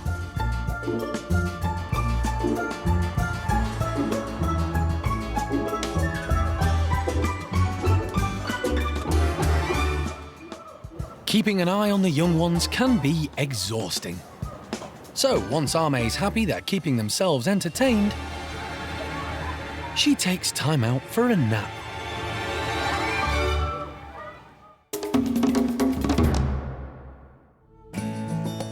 Preparations are underway to welcome 2 new residents who are due to arrive later today. The park has been asked to rehome 2 woolly monkeys from Basel Zoo in Switzerland. They'll be tired after their 700-mile journey, so Holly and Laura are making sure everything is ready for them in the house that's been specially refurbished.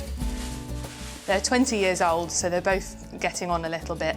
And at the moment, we're just making the house nice and comfortable for them. We're putting in things like wood wool to give them something nice and soft to sleep in. We've put lots of new hosing up that they'll be able to swing round on, painted it a nice colour to try and make them feel impressed with their new house.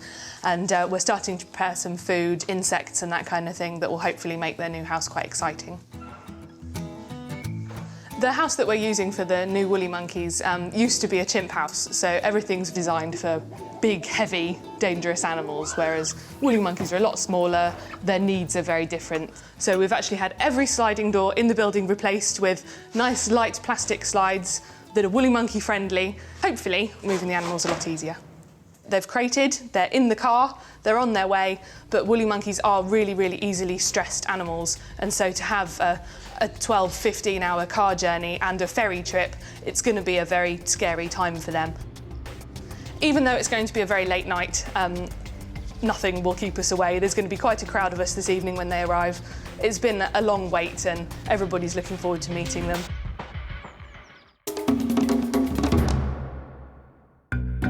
While the Primate Care Staff await their new charges, over at the Stumpy House, 10 other new residents are exploring their purpose-built home. These ugly monkeys have been retired from a lab facility in Scotland. Until now, they've only ever lived in small groups, but today all the females are being put together. At the lab, there was a group of 5 ladies, a group of 3 ladies, and then Wilmot and his female, the pair. I'm hopeful that this morning we're going to be able to bung Charlie through it into the 3 older ladies, Rachel there after her, and then we can leave Wilmot with a couple of bedrooms to wait it out until we're ready for him. And then on the other side of the building, we've got the more dominant females. Then we'll try and file them through as well, and then be able to give all of the ladies, if they'll all stay together and be nice about it, the playroom and then 4 bedrooms.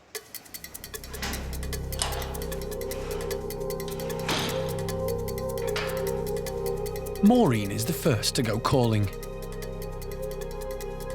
Alison is concerned about the lowest-ranking macaques. We just have to make sure that nobody ends up getting really picked on, because my biggest concern right now, quite frankly, is Charlie. She gets kicked around. She's got a few scratches on her back, which are superficial, not a problem. She's clearly at the bottom of the heap and a bit stressed out about it. Fingers and Cola join Maureen, and Charlie gets a bit of rough treatment from the more dominant girls. Cola, Fingers, and Maureen are a force to contend with. I wouldn't want to mess with them. For some of the more dominant females, this could lead to friction. And it's not long before rivalries begin to bubble over.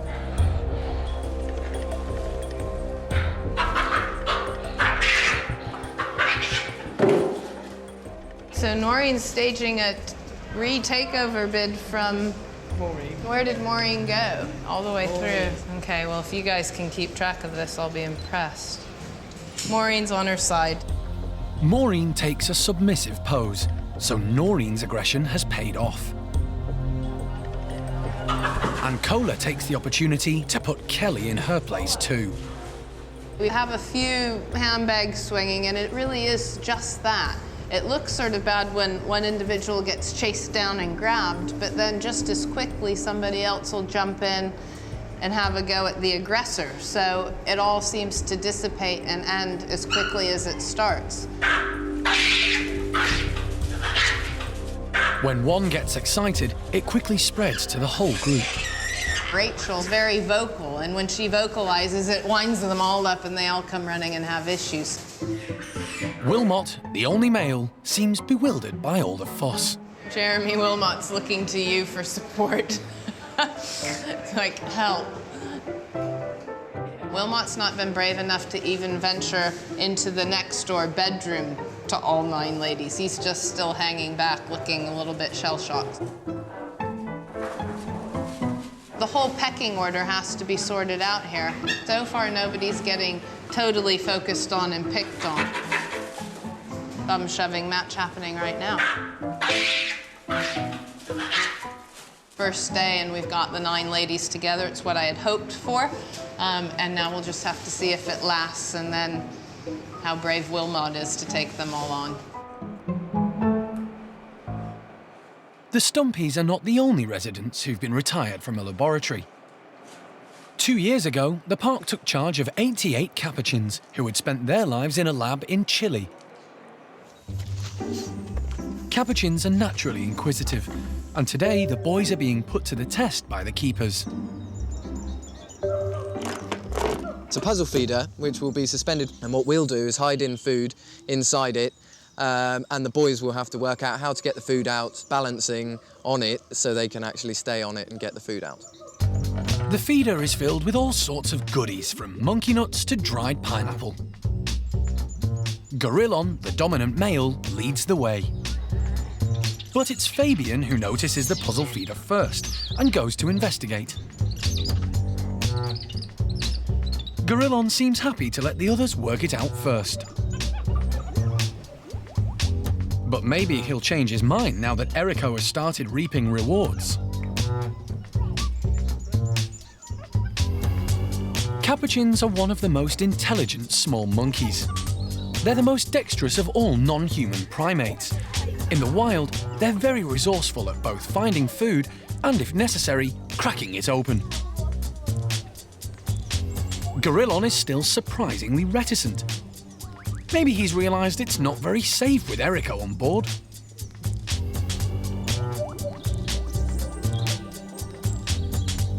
Capuchins are very good at problem solving, and they don't give up easily. Archie decides to approach it from a different angle.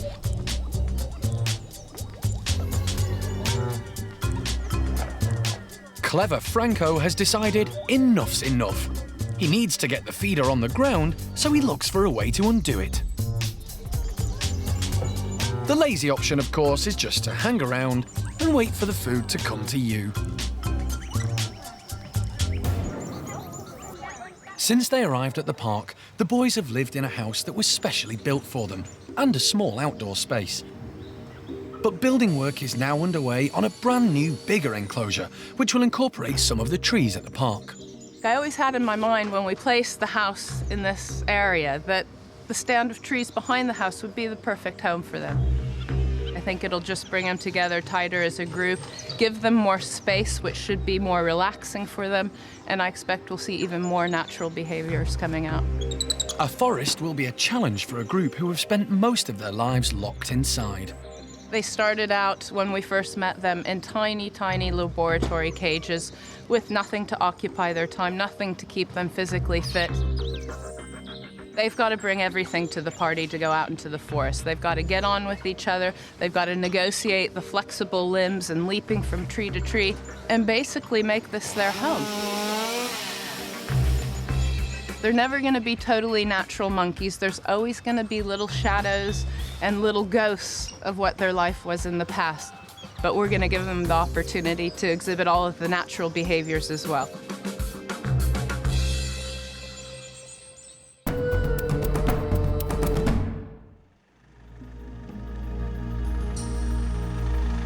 It's the end of a long day, and the 2 new woolly monkeys have finally arrived from Switzerland. It's hoped this pair will bring fresh bloodlines to the woolly monkey breeding programme, as neither have had infants before. Everyone is keen to get them settled in as soon as possible.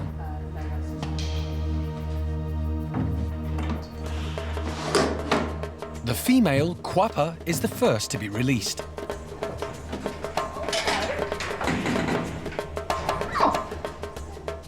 But it's immediately obvious to Alison there's something unusual about her.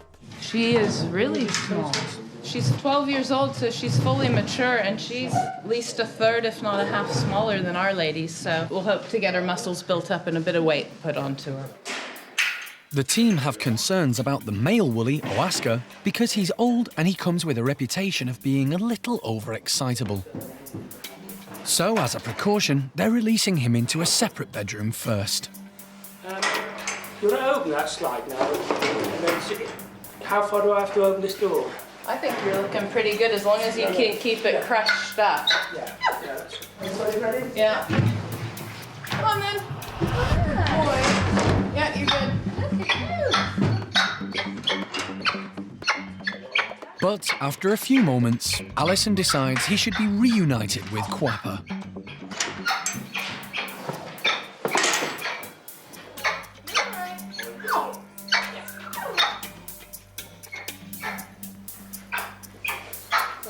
They're both in great shape. Obviously, a bit freaked out about being in the new house. Those are all alarm calls that we're hearing right now. They're both absolutely gorgeous. They're both a bit worried at the moment, but yeah, it's gone fantastically. They're both here safely.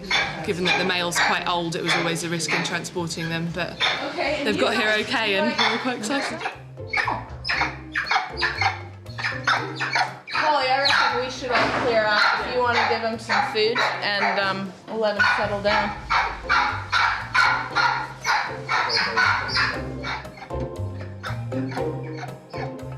Off to bed. It's going to be a very early morning in the morning, coming to make sure they're okay, but totally worth coming in.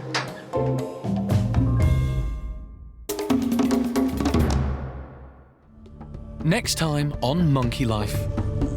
Old Stumpy Gerald is rushed to the operating theatre. This is not good. He's not breathing now. And moving in with Mum, baby Mikado goes it alone. You're a gibbon again, little man.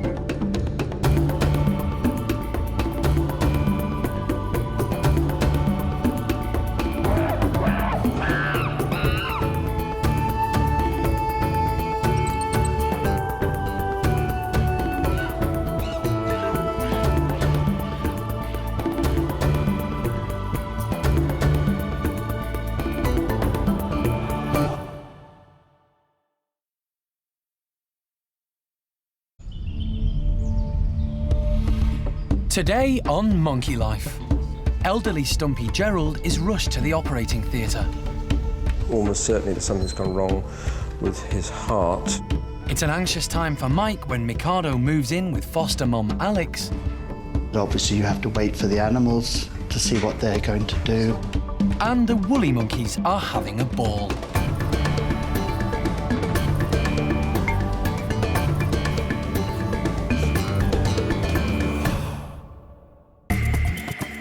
This is Monkey World in Dorset. It's home to more than 240 monkeys and apes and is the largest sanctuary of its kind on the planet. Dr. Alison Cronin and her team dedicate their lives to rescuing and rehabilitating primates from all over the world. We've really done everything we can to make her journey as smooth as possible. Some of the residents have been at the park since it opened in 1987 and are quite elderly now. Others were at retirement age when they arrived. The care staff try to make their remaining years as comfortable as possible, and this involves regular health checks. Recently, the veterinary team have become extremely concerned about geriatric stump-tailed macaque, Gerald. His condition has deteriorated, and they've decided they need to investigate urgently. What he's presented with quite suddenly is fluid on his skin. It's all hanging down like this and all around his groin. He's suddenly shown weight loss. I think these signs are not good because they are going to tell me almost certainly that something's gone wrong with his heart or there's something more sinister going on. Vet Mike has anaesthetised Gerald so he can carry out a full examination. We do a lateral first, Penny. Animal Director Jeremy Keeling is on hand to help. One goes like that. Putting any of the primates under anaesthetic is risky, but particularly elderly ones. So Mike doesn't hang around. That's in. Once he's sure Gerald's asleep, he checks his stomach. The most obvious feature that you see is this swelling here. It's on both sides. It's very hard and slightly fluidy above, but it's actually very, very solid, this tissue. It could be a cancer affecting that area. An X-ray will help Mike determine exactly what's wrong. Gerald arrived at Monkey World in 2000. He was rehomed along with 18 other stumpies from a British laboratory where he'd been used to test asthma drugs. Over the years, many of these macaques have had respiratory problems. The X-ray results should throw some light on Gerald's situation, but Mike knows the odds are against the old stumpy.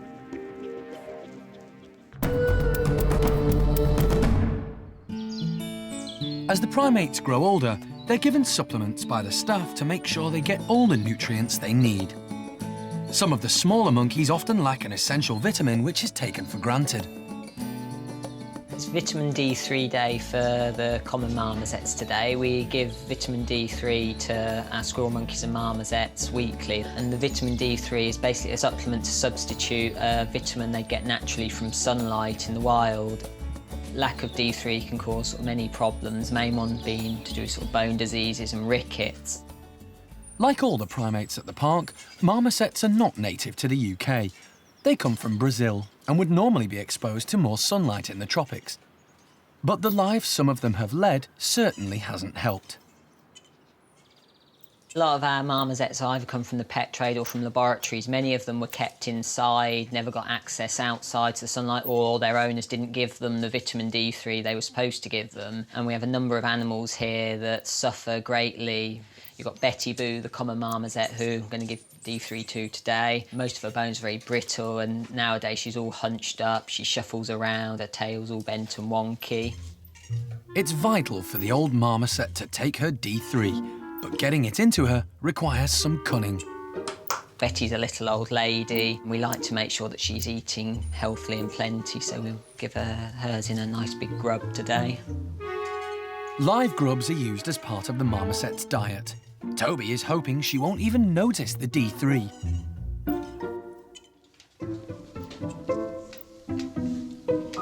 Hey, Betty. Betty has lost most of her teeth and isn't quite sure how to tackle the large grub.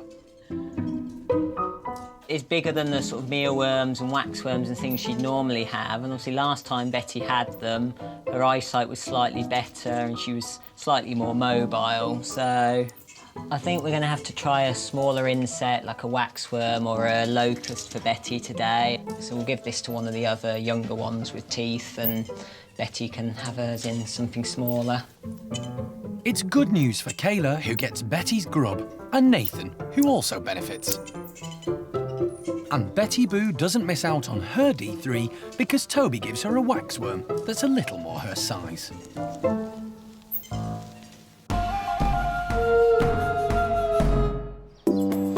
The team at Monkey World are constantly looking for ways of enhancing the lives of the older primates, and that sometimes means bringing in the builders. Today, work is going on in the woolly monkey enclosure, which will hopefully help oldest resident Susie. Susie's a very, very old woolly monkey. She's 38, which is significantly past her life expectancy. She's the oldest woolly monkey on record in the world, so she's a little bit more delicate than everybody else, and she suffers from arthritis, so she's a little bit achy, and sometimes sitting in the warm alleviates some of the achiness. So she is a big one for sunbathing. So we thought if we build a nice big platform outside of the door that she likes to use into the enclosure, she'll have a nice big space that she can relax on, and hopefully she'll feel nice and comfortable. But it's not just Susie getting all the attention. The staff are taking the opportunity to improve the enclosure for the whole group. We've re-roped the enclosure. The ropes are attached to branches in the trees, so when the branches break in high winds in the winter, some of them fall down, so we've had to repair them. And we thought, while we were doing that, why not put some more in to sort of make it a bit more new and exciting for them. While the work is going on outside, the woolies haven't got access to their enclosure, and Holly is keen to keep the group happy and entertained. So today, she's trying something new. Well, in this box, we've got a whole bunch of different really exciting things that we're hoping the woolies are going to like. We've got footballs, which we know they enjoy anyway, and a whole bunch of little plastic balls that they normally use in children's play pits. Woolly monkeys can be a bit neophobic, so they're frightened of new things, which in the wild keeps them safe, but in captivity sometimes makes it difficult to keep them amused. So what we've done is we've hidden a few snacks in the bottom of the box in the hope that that will tempt them in, and then they'll realise that it's quite good fun. But it won't all be fun and games for leader of the group, Lavar. As alpha male, Holly's expecting him to mark his territory. I'm really hoping Lavar's going to enjoy this. He's particularly keen on footballs, not to play with, but he likes to scent mark them. Part of the dominant male's job is to claim his territory with scent, and they do that by spitting on things and then rubbing it on the scent glands on their chest. So we're hoping we might see him doing that with some of these. Female Kuna is first in, but she leaves the boys to investigate the balls. Lavar goes straight over to check out the box. And just as Holly hoped, he immediately starts scent marking. Good lad, Lavar, that's just what we wanted. Like father, like son, Diego tries to copy his dad's example. Now the girls see the box is safe. Females Paquita and Kuna are happy to come and look for themselves. While Diego's trying to eat his ball, Lavar is still scent marking. So often we'll find Lavar rubbing footballs on his chest and dribbling all over them, which looks a little strange, but it's very important for his role in the group. Second in command, Bronco, however, is left with just a box to mark. Boys will be boys, and before long, Diego and Julio decide they need a bit more action.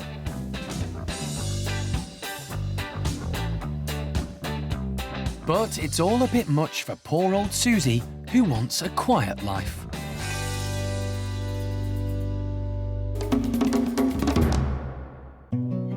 At the hospital, the team are anxiously poring over Gerald's X-ray results.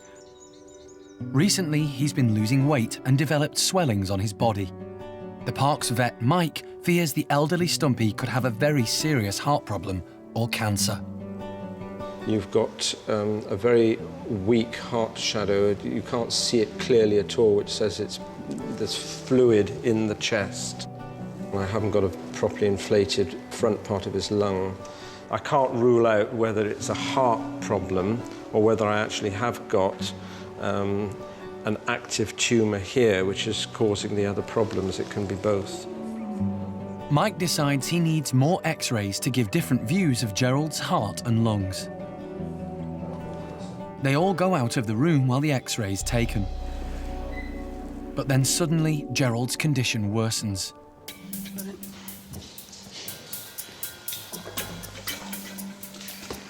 Double check that. Pull the plate out, Jeremy. You double check that again. He's gone quite light. Still in place. Still in place. This is not good. He's not breathing now. The team do everything they can to save him. His heart's still going. Yeah.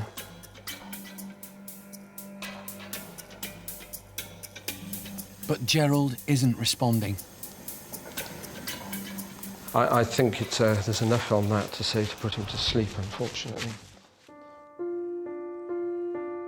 Mike has no option but to put Gerald out of his pain.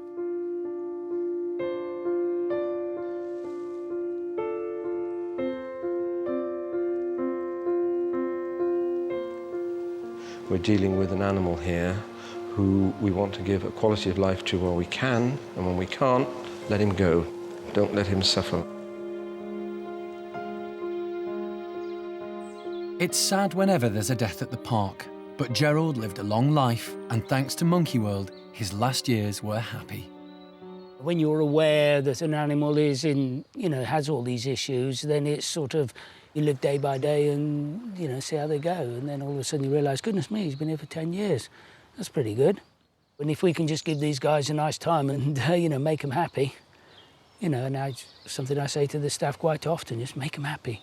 you know, whatever, make them happy. And then, you know, every day's a bonus, isn't it? Mikado, a baby gibbon, is just beginning his life at the park. Since his arrival, he's been looked after by Mike, but the time has finally come for him to move into the gibbon house for good. It's not all fun and games. The team have designed and fitted out a playroom for Mikado in his new home, and he's been visiting it every day in preparation for his big move. Mikado has become very attached to Mike, but it was always the intention for him to live with the other gibbons as soon as possible. He's getting a big boy now. He desperately needs to be in that big bedroom so that he can, you know, play around and develop. And to take him backwards and forwards, it's not really good for him now. We feel that, you know, he is really up to the point where he should be down there permanently, live the life of a gibbon, have plenty of room to climb around, forget humans and become a proper gibbon. So the time has come now for him to meet Alex. The team are hoping Alex will make a good foster mum for Mikado. She was brought to Monkey World in 2000 from a rescue centre in Taiwan, where she'd been saved from the illegal pet trade. It's not the first time she'll have fostered a baby. She looked after Peng Yo when he was little and made a great job of it. So the staff are hopeful she'll be as successful this time around. Hey, Mikado. Hello. Are you asleep? You're having a little kip. This is your big day. You're going into your big bedroom. Come on, wake up. What? Hey? What are you doing down there? I know it's nice and cosy down there, isn't it? It's all right. There's a good boy. Right, little one. Look, here's your new bedroom. Look at this. Wow. Come on. As Mikado settles into his new playroom, Alex watches curiously. She knows something big is about to happen. This is an important day for the park, and Alison has come along to watch. Mike and the gibbon team have just done a sterling job bringing up this little boy. I mean, I've done one babysitting evening, but I think that was it, and I left them to get on with it. And they've reared a lovely little lad, and it's graduation day. The team are on tenterhooks as Leanne opens the slide to let Alex into Mikado's room. They don't know how either of the gibbons will react to each other. Mikado seems nervous and stays in the safety of his basket.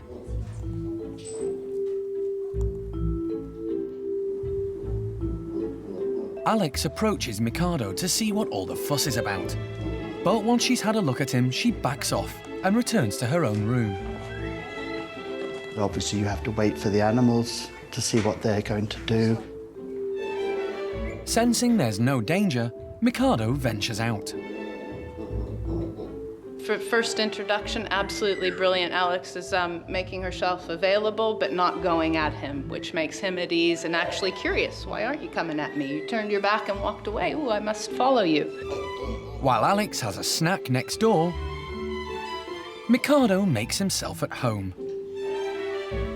It's a proud moment for Mike. Yeah, it's been fantastic to do. You know, all these hand rearings are just amazing. You know, it takes a chunk out of your life, but, you know, to see this, it's just, I don't know, it's a difficult thing to sort of express. Mikado's confidence is growing with every leap, and when Alex returns, he goes over to say hello. This time, it's Alex who seems a bit unsure. He's just taken everything in his stride. It's just fantastic. Good girl. It's early days, but the first signs are promising.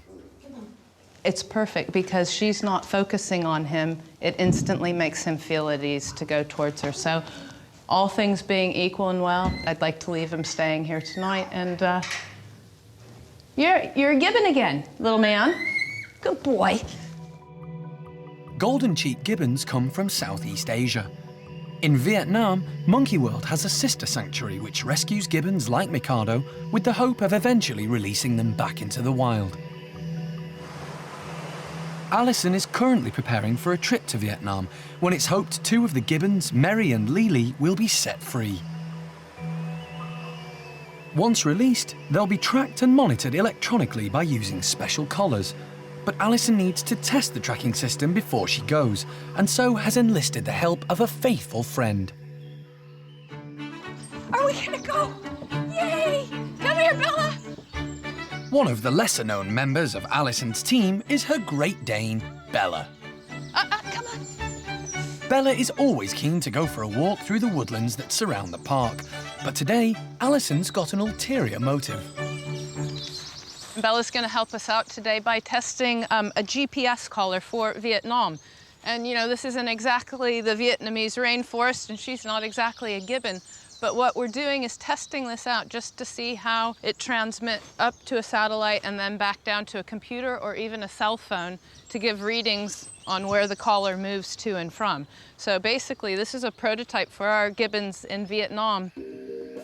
Marina Kenyon is in charge of the centre in Vietnam. She's flown over for a visit to help test out the tracking system.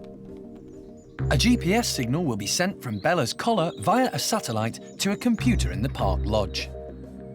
At the moment, the collar is set up so every 20 minutes, it will talk to the satellites and collect coordinates for that location. So we can look at the data and actually see if it managed to get coordinates every 20 minutes. And if it missed any, why did it miss some? Was it because it was too thick a forest, or maybe it was, at that point, it was in a building.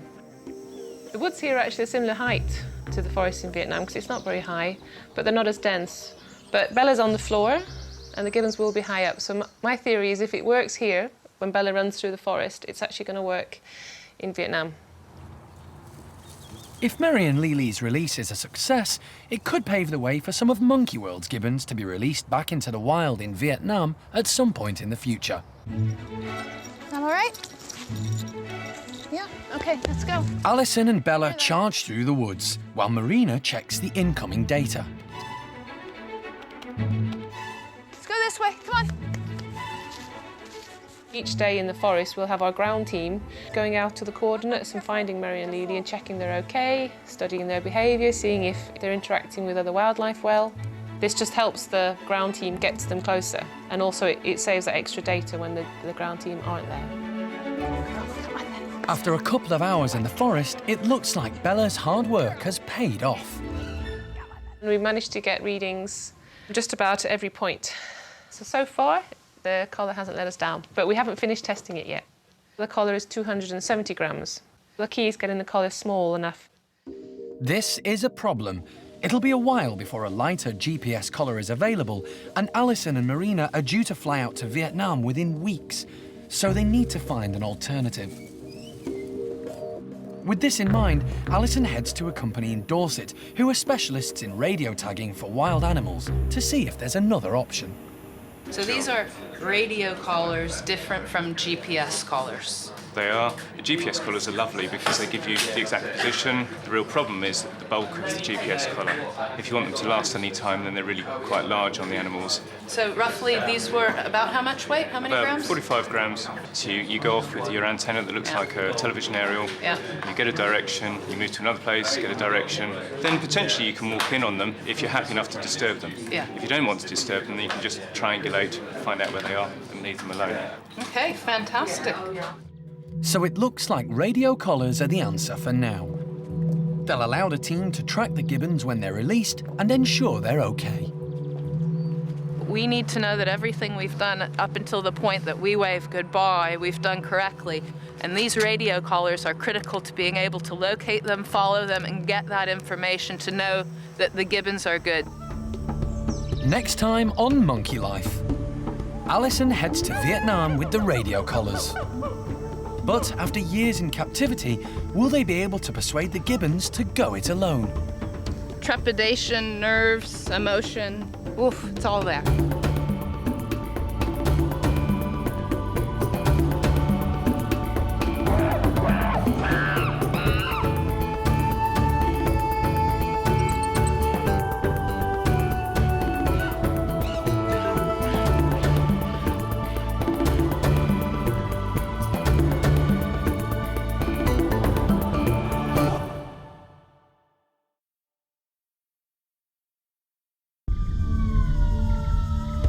Today, a Monkey Life special, as Alison travels to Vietnam to release 2 golden-cheeked gibbons back into their natural habitat.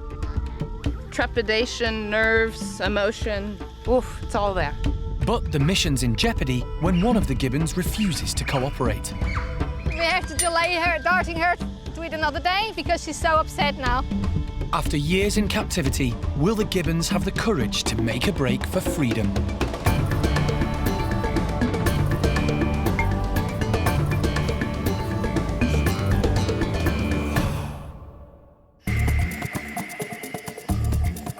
This is Dao Tien Rescue Centre in Vietnam. Whoa. It's the sister sanctuary of Monkey World in Dorset, and the staff here dedicate their lives to rescuing and rehabilitating Vietnamese primates. We just would like to make a nice life for the monkey. Alison has travelled 6,000 miles from the UK to visit Dao Tien, which lies 160 miles northeast of the capital, Ho Chi Minh City.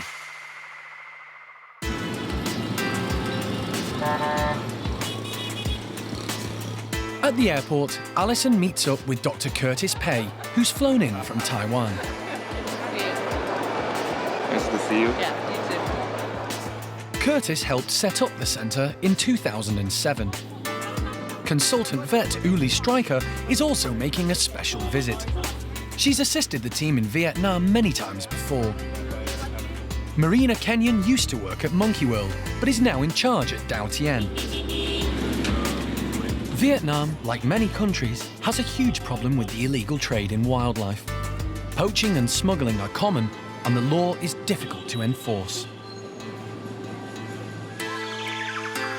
Alison and her late husband Jim Cronin planned to set up this centre to protect some of the most endangered local species, including langurs, pygmy loris, and golden-cheeked gibbons.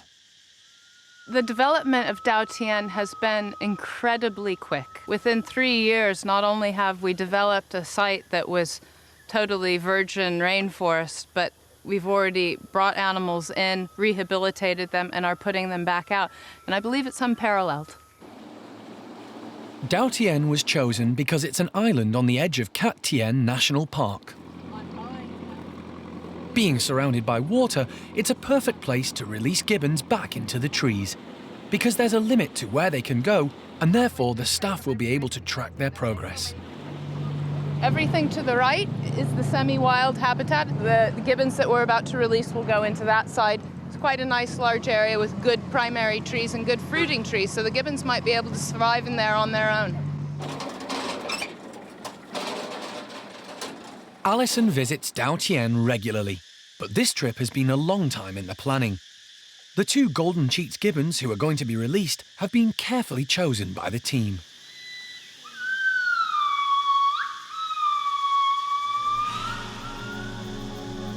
Lili is a male gibbon. They'd known of him for many years before he came to the centre. Alison and Jim were tipped off that he was living on his own in a cage at a petrol station. He was one of the first gibbons to be confiscated by the Vietnamese authorities and taken to Dao Tien when it opened. I was looking at him today thinking he hasn't changed at all in his face in the last 8 years. He still looks that really handsome young gibbon. I'm actually very pleased that he's the first one because he really deserves a chance to get back into those trees. His partner, Mary, was rescued after a hunter caught her in the wild. In their natural habitat, gibbons live in pairs. Marina put Lili and Mary together, and fortunately, they've made a great match. Lee helps Marina to run the sanctuary. He wants the gibbons to get plenty of rest before they're let loose into the trees.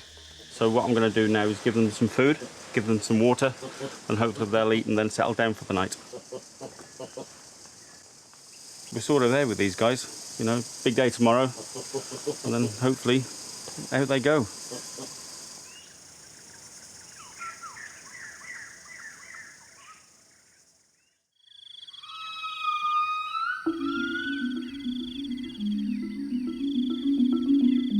Before Mary and Lili are released, they need to have radio collars put on so the team can track their progress and make sure they're coping on their own.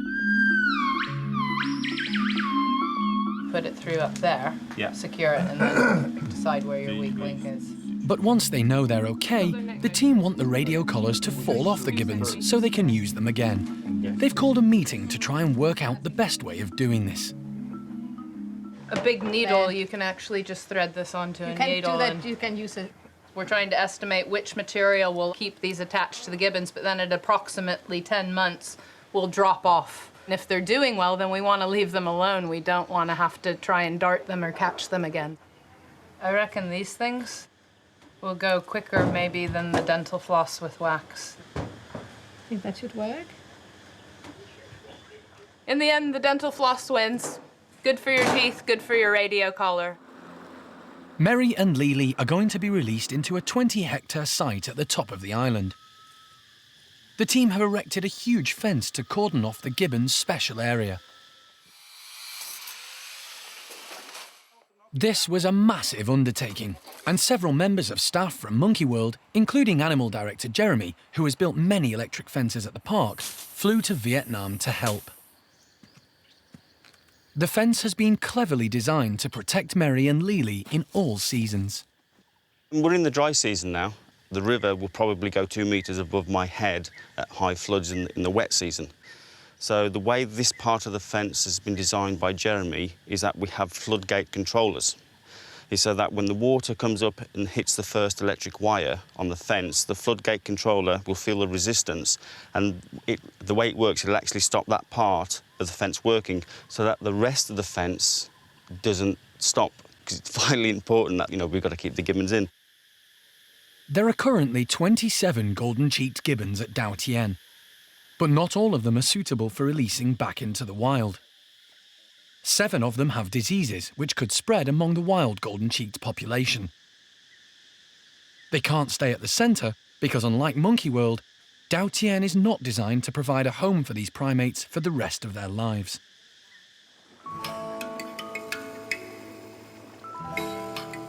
So the team need to find alternative wildlife parks that'll look after them.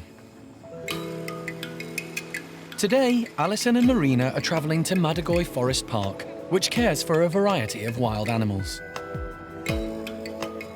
It's an exciting time. It's a little bit different than returning animals to the wild, but it's all part of the project to get golden-cheeked gibbons out of the illegal market and into suitable accommodation, whether that's back out into the forest or in a captive situation that's good welfare.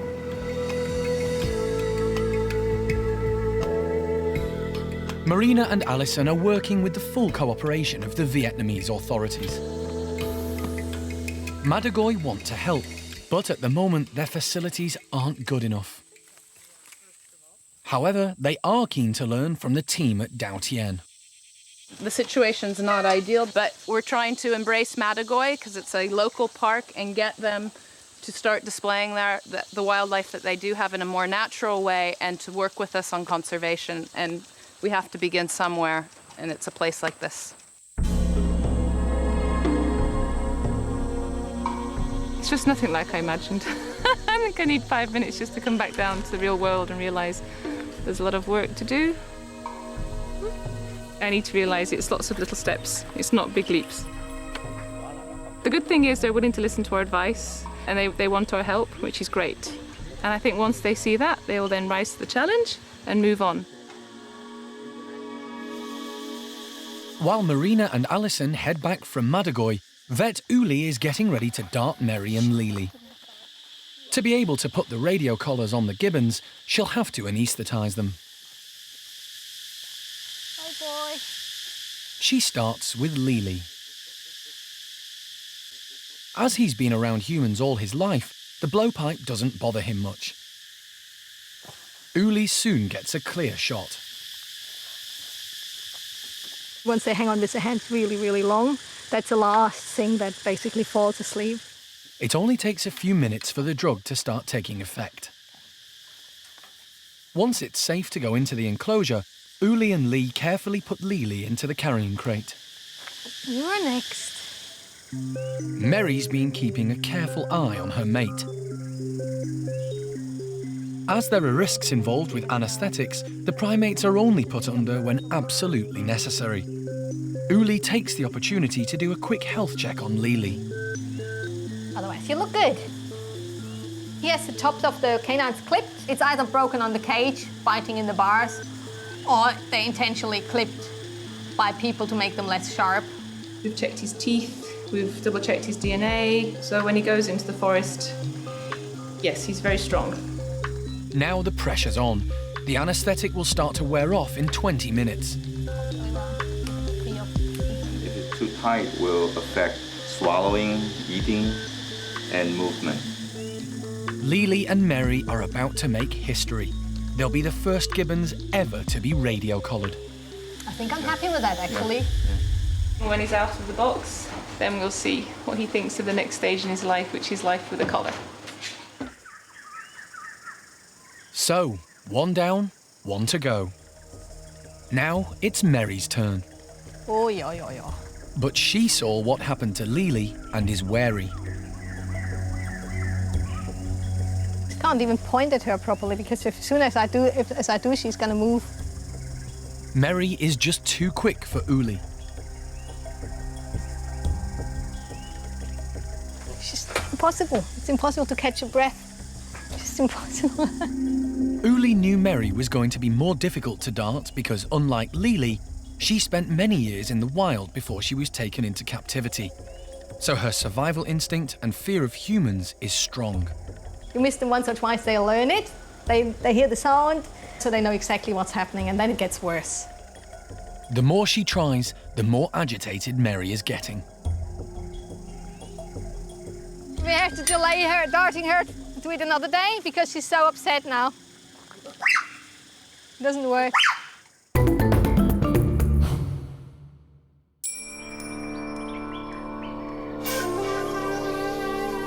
It's early morning at Dao Tien Rescue Centre in Vietnam. Lily has spent the night on his own in a holding cage within the 20-hectare site, where it's hoped he and his partner Mary will be released. But Mary still has to be radio-collared, and to do that, vet Uli has to anaesthetise her.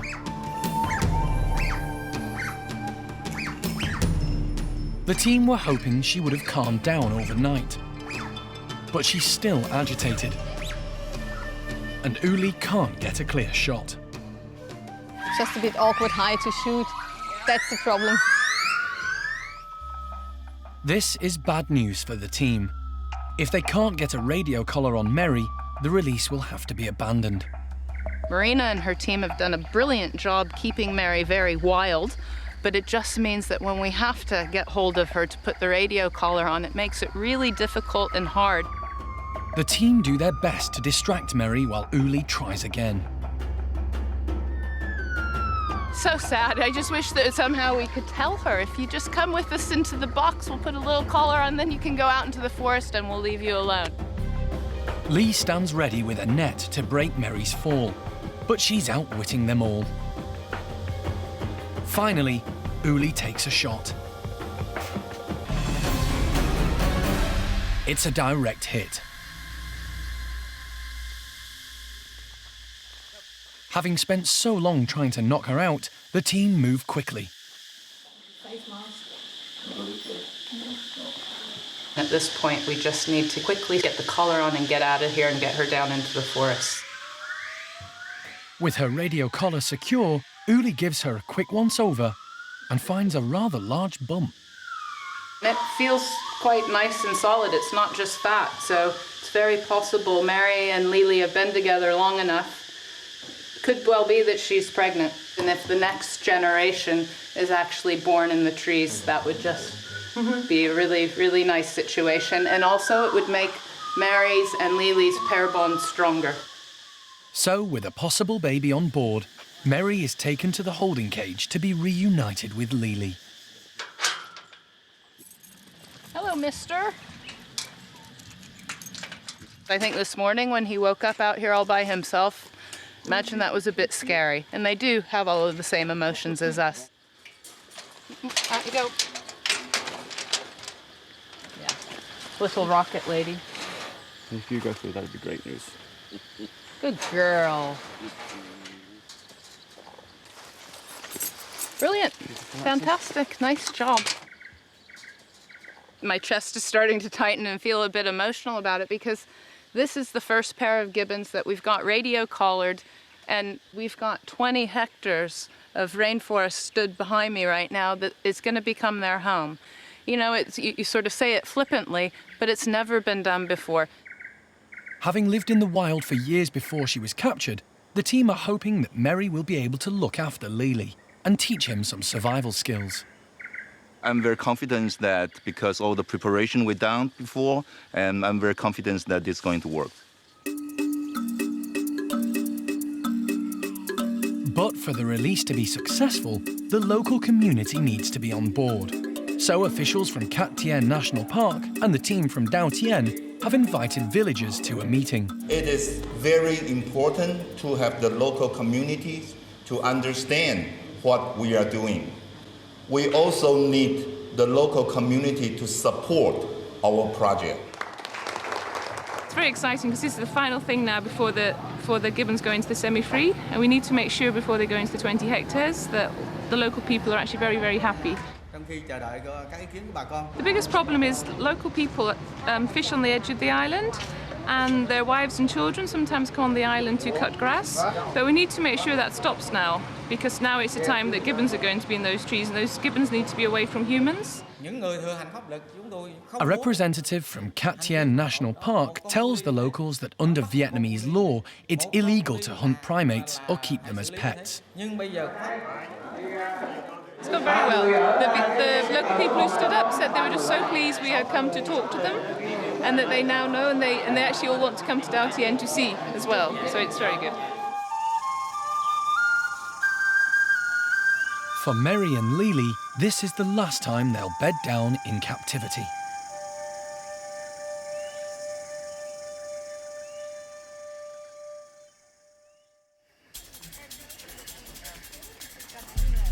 The next morning, the team are apprehensive as they make their way to the holding cage. Trepidation, nerves, emotion, oof, it's all there. So it's been a long time in coming. This area is going to be important for the two gibbons. The team are planning to leave extra food for them here in case they can't find enough. And they need to be able to tempt the gibbons back in case either of them has a problem. Now it's up to them to learn how to travel and to create a brain map of this area so they know where to find food. But always remembering this is the best tree in town. This is the place to come you back get bananas. To. Yeah. Yeah. A final inspection, and Uli prepares the tracking device. Everybody good? All right, let's go.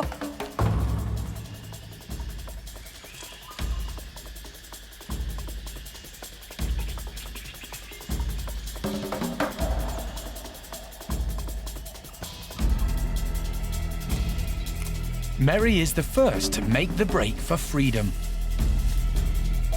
Mary's done what we expected, and she's flown out within seconds, climbed up the tree.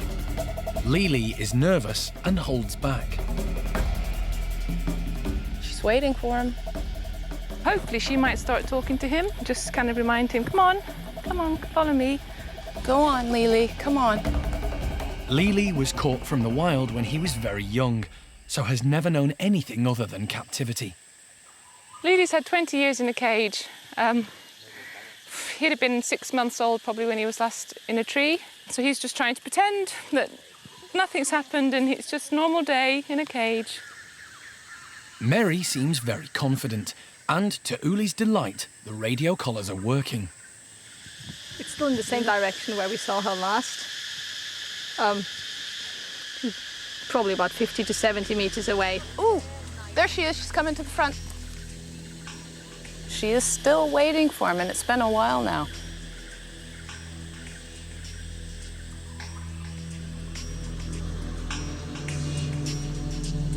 The team decide to back off and give Lily some space.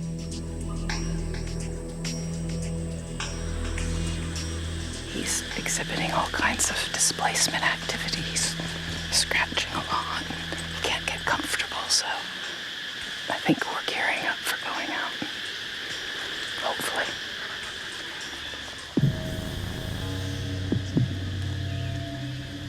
Everyone's anxious, but finally, Lily goes for it.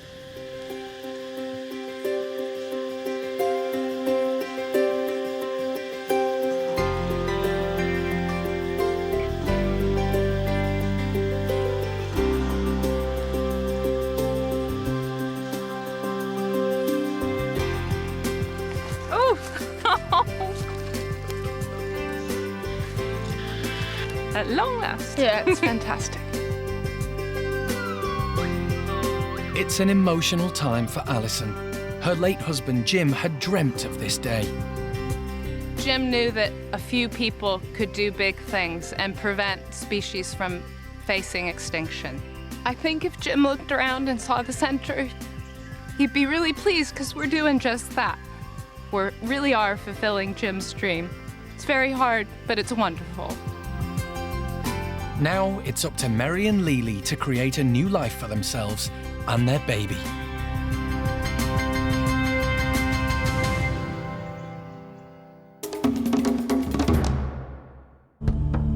Next time on Monkey Life. A-mei.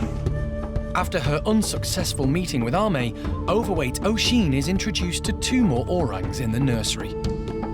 She's got no orang social graces whatsoever. And it's a big day for the park's latest ugly monkeys. This is going to be the first day that they've ever stepped outside, ever in their lifetime.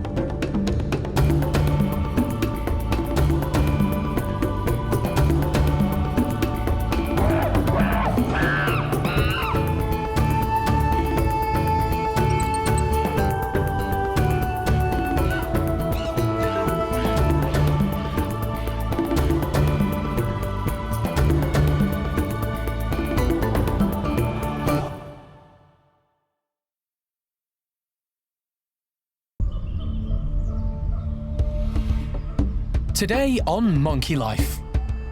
New arrival Oshine throws her weight around in the orang nursery. You're not going to ambush them as they go through there.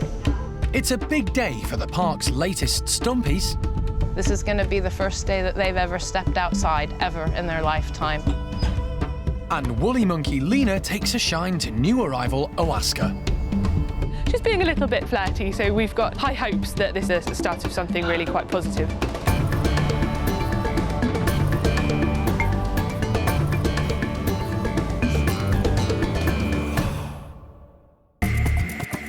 Monkey World in Dorset is the largest sanctuary of its kind on the planet. It's home to more than 240 monkeys and apes.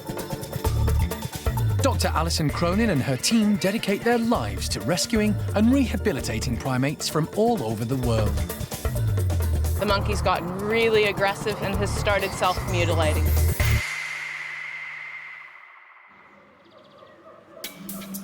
Overweight orangutan Oshine has been struggling to make friends since she arrived from South Africa. Her introduction to dominant female A-mei and her sidekick Jolie didn't go well. A-mei, stop it. No, that's not such a good plan. She's bigger than you.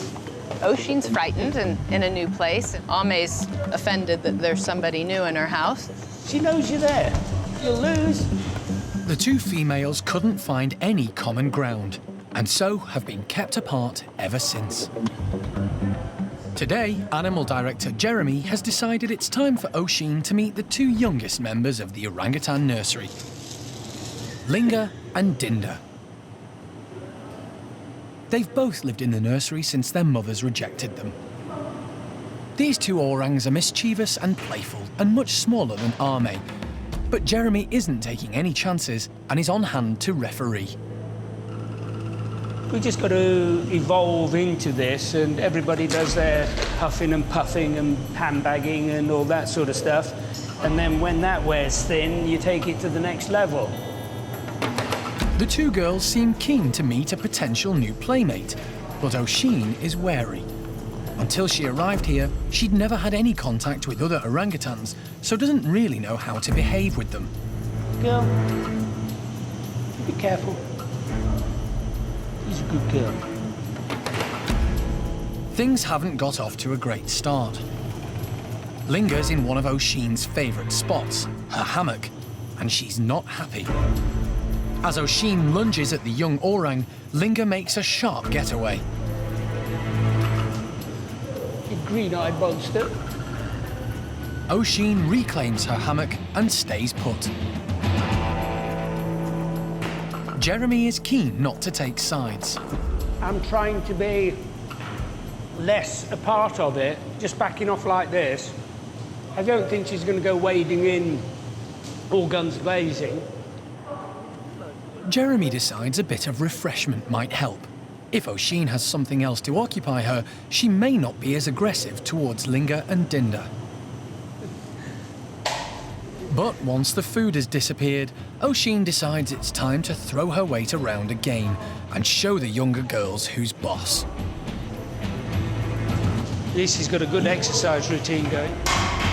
They wisely keep their distance. What's happening? Where is everybody? The two girls don't really know what to make of this big orangutan.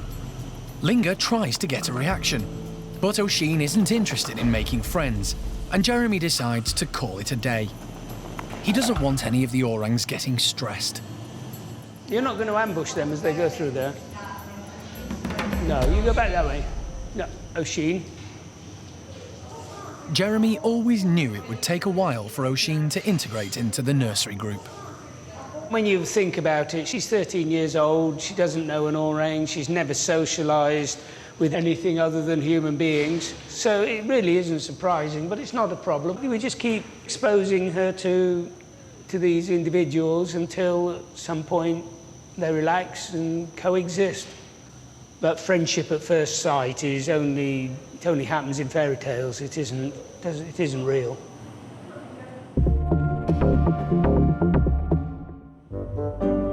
Another recent arrival has had no problems settling in. 6 months ago, Gordon's son Jin was born. This is Gordon's group out here today. So we've got Gordon, obviously, little Kai, and then we've got Xiao Kuai with her baby Jin. Jin is still clinging to his mum, but is beginning to find his feet. Today, the group are being given some treats to cool them down. Today we've got some strawberry smoothie with a bit of mango and a bit of melon in there. Gordon will be straight in there with Kai. But not before Xiao Kuai has got enough for her and Jin. Jin has started to have a bit of solid food actually lately. In fact, about 3 weeks ago I saw him eating his first bit of celery. He's gradually eating bits more and more when Xiao Kuai is eating her dinner. She happily gives him little bits here and there. He's got a lot of his teeth coming through now, so he's munching away quite happily. In the wild, orangs stay with their mums for up to 7 years. This is a really important time for the apes, as they have to learn how to survive in the forest. In the case of female orangutans, they also learn how to care for infants by watching their mums care for their younger siblings.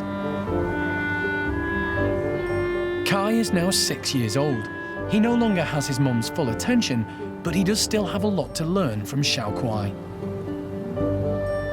He's also lapping up extra attention from father figure Gordon. Xiao Lan, meanwhile, is a proud auntie and has been dutifully showing respect for Xiao Kuai. The staff are hoping she's picking up tips in case she too becomes a mum.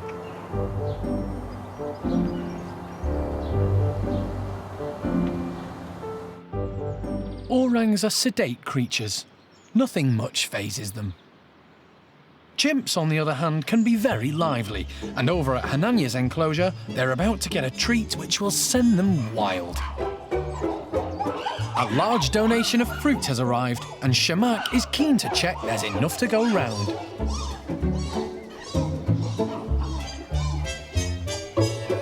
Alpha male Hananya is busy with dominant female Cherry indoors, so it looks like it could be a free-for-all. Normally, the chimps would have to show respect to Hananya before rushing in and grabbing the goodies. But as the boss is away, etiquette goes out of the window. Shamak's already got more than his fair share, and low-ranking Arthur, for once, is having a field day.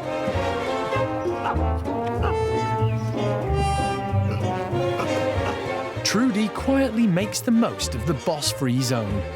But for her, an apple a day unfortunately hasn't been keeping the doctor away. Trudy has had a bloated stomach and suffered hair loss for the past 18 months. Alison and Animal Director Jeremy are having a meeting with the veterinary team to discuss Trudy's ongoing health issues. We put her on a very high dose of steroids. As to whether she actually did respond, we had the best poo from her ever since this started, and then things started going wrong again. The team suspected Trudy's problems may be being caused by irritable bowel syndrome. There's no doubt about it. To diagnose definitely that she has irritable bowel syndrome, we're going to need samples from her gut. And the question is whether, having got those samples and it demonstrates irritable bowel, whether we change our treatment approach. The team have tried a variety of treatments and drugs to improve her condition, but they've had little success. We're a little bit of like, this is the detective team here, because we don't know what all of our monkeys and apes have come from and what circumstances have contributed to who and what they are today. And it might be that she's got irritable bowel syndrome. But when we have removed significant amounts of gluten and wheat and other products that would aggravate the IBS from her diet, it doesn't seem really to have much of an effect. So we thought it was time just to dial it back, get her off any and all sort of different supplements and medications that we've been using on her. Trudy's not thriving right now, and we'd like her to, so we're gonna do best effort that we can while she's with us forevermore, trying to work this mystery out. But quite honestly, I don't know if we'll ever have a full and final answer on this. But Trudy's health problems don't seem to be putting her off her food. And back at Hananya's, she's still making the most of the boss being away. Simon, meanwhile, has found a way to get maximum juice out of the oranges. But all good things come to an end, and as Hananya emerges from indoors, he's not happy to discover he's missed out. He exerts his dominance by displaying.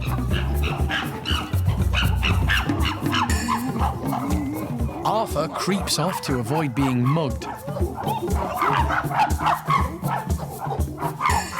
With no fruit left lying around, Hananya is seriously peeved. Arthur sensibly tucks in before he's challenged. Meanwhile, a display from Simon doesn't come off as planned. There's no calming Hananya down.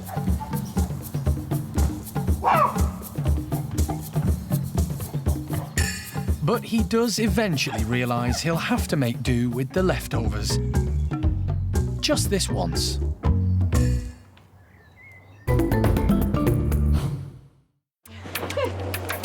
A few weeks ago, Alison and the team retired 10 stump-tailed macaques from a lab facility in Scotland.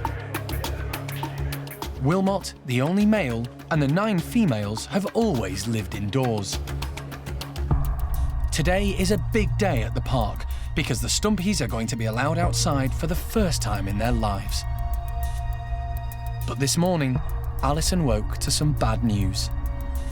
Like so many things at the park, we have really good news and then often, just terrible, tragic news, because that's the way of life here at the park. Life just marches on. When Jeremy first came in early this morning to check everybody out, Wilmot had passed. And it's just sort of one of those things. I must say it sort of takes the wind out of your sails and is very upsetting, and you've been talking about and thinking about nothing but sort of Wilmot and his ladies for the past couple of days. And just that quick, he's gone. Wilmot died of a heart attack as a result of cardiovascular disease. He was 16 and, like the other stumpies, was overweight and unfit.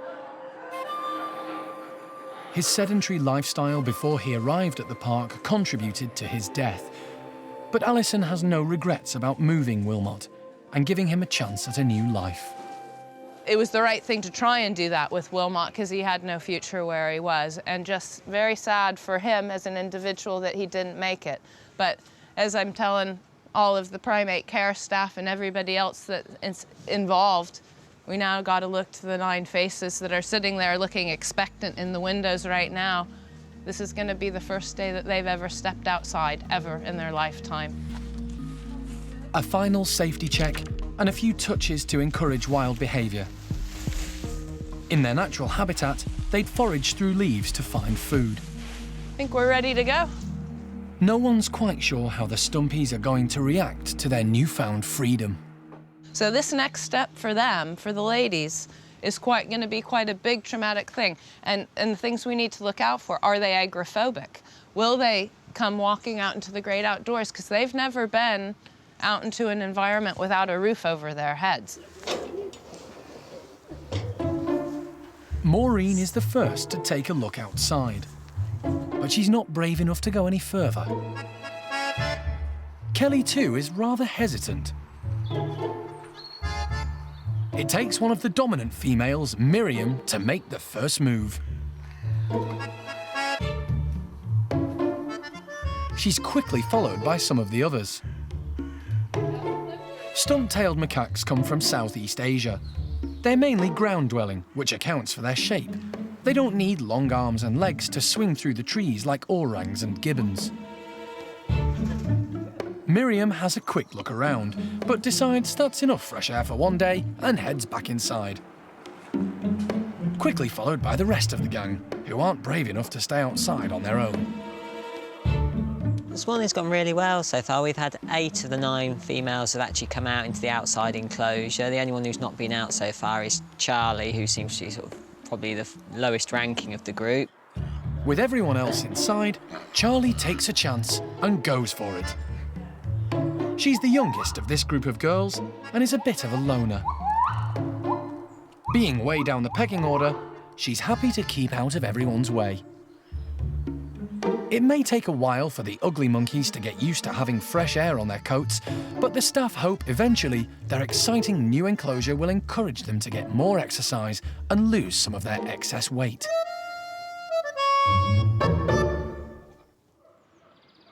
The Stumpies aren't the only ones settling into their new home. 2 woolly monkeys have recently arrived from Basel Zoo in Switzerland. Male Oaska and female Quappa have been sent over as part of the European breeding programme. They've been joined by 2 other females from the park, Lena and Zingu, who were in Bueno's troop. It's hoped that Oaska will breed with the girls and form a new family group. The staff are always looking for new ideas to keep the primates busy. Today, Holly and Sadie have prepared some suspended treats.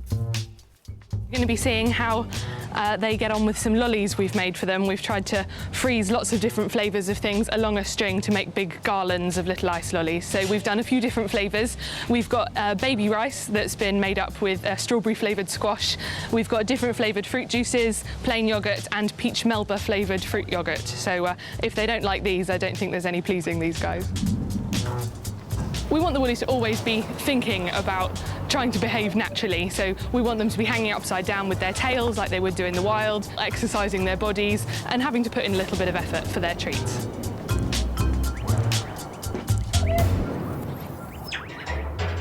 As they venture outside, Oaska is keen to display his dominance in front of the girls. The staff have been keeping a careful eye on him. We were a little bit nervous about introducing Oaska to 2 new girls because he has a bit of a reputation for being a little bit of a thug, but it turns out we were completely wrong. He's a big softie. Woolly monkeys have prehensile tails which act as a 5th limb. They use them to hang onto branches, allowing them to reach food which would otherwise be unavailable to them. In the wild, it's normal for girls to leave their family groups when they reach adolescence, so the staff weren't too concerned about moving Zingu and her auntie Lena in with the 2 new woolies. Zingu's left home for the first time, leaving her parents, which is obviously quite a nervous experience for her. Zingu is not yet sexually mature, but Lena is, and there are promising signs. We've got our suspicions that she actually really quite likes Oaska. She's tending to walk past him unnecessarily and wait for him to follow her, and she's being a little bit flirty, so we've got high hopes that this is actually the start of something really quite positive. Oaska was caught from the wild and has never fathered a child before, So if he has a baby with Lena, it would be a very valuable addition to the woolly monkey gene pool.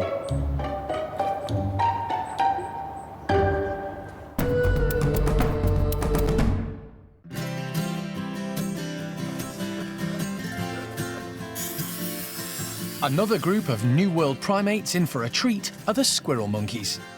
The finishing touches are just being put to their newly revamped enclosure. We've taken the opportunity today to tear everything out and rebranch, rehose the whole enclosure. We've introduced these new rope ladders for them to see how they get on with it. We encourage them to climb and be active and busy and catch all the bugs and insects in here. Dominant female Alien is the first to test out the new playground.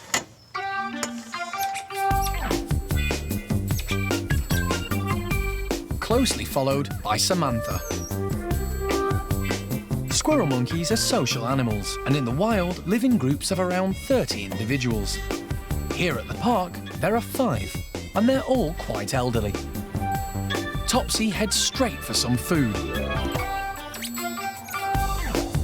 while Turvy can't decide what to do first. Finally, it's Fidget's turn. Fidget was recently rehomed from Essex, where he'd lived in a cage on his own for 20 years. When he arrived at the park, he showed signs of repetitive behaviour, pacing back and forth, which he still does from time to time. The staff are hoping the new structures in the enclosure will help Fidget kick his old habits. Good boy.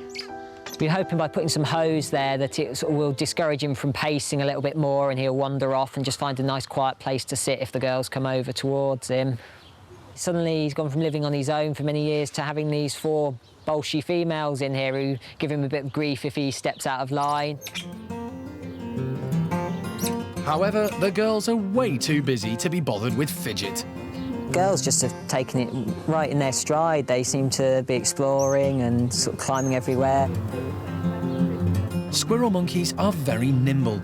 They need to be active to be able to catch the insects which make up a large part of their diet. Like all primates, they have forward-facing eyes which help them to judge distances so they can leap between branches and home in on food sources. We've tried to put some of the hosing and the branching through the plants so that they can sort of quickly dive in and grab insects.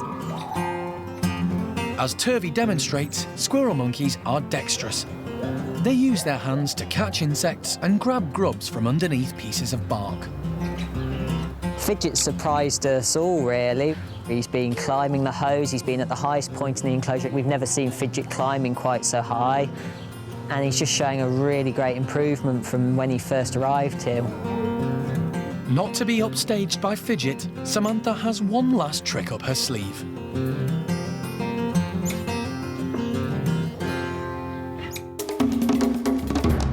Next time on Monkey Life. The big release, or the great escape, as the male capuchins are finally set free into their new outdoor enclosure. This is the first time that they'll actually see the sky without mesh in front of it, so yeah, it's going to be a really exciting day for them. And the ring-tailed lemurs lap up a treat.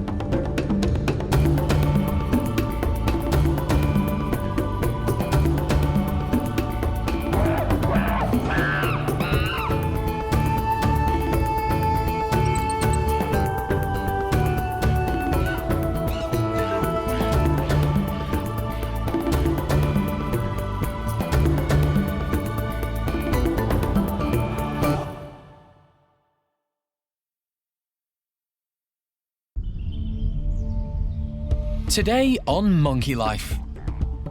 Scaling great heights, the capuchins set loose into the trees for the first time. This was a big thing to do, and it's just fantastic. Feeding time for the chimps, but Hananya misses out again. Hananya! Hananya! And can young woolly monkey Diego pluck up the courage to join the big boys? That's it, Diego, follow your brother.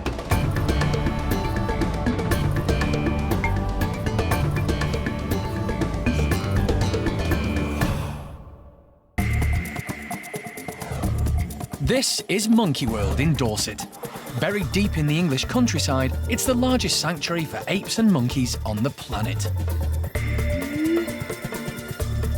It's run by Dr. Alison Cronin and her team, who rescue and rehabilitate primates from all over the world. Smells a bit macaque in there, but yeah, we're good.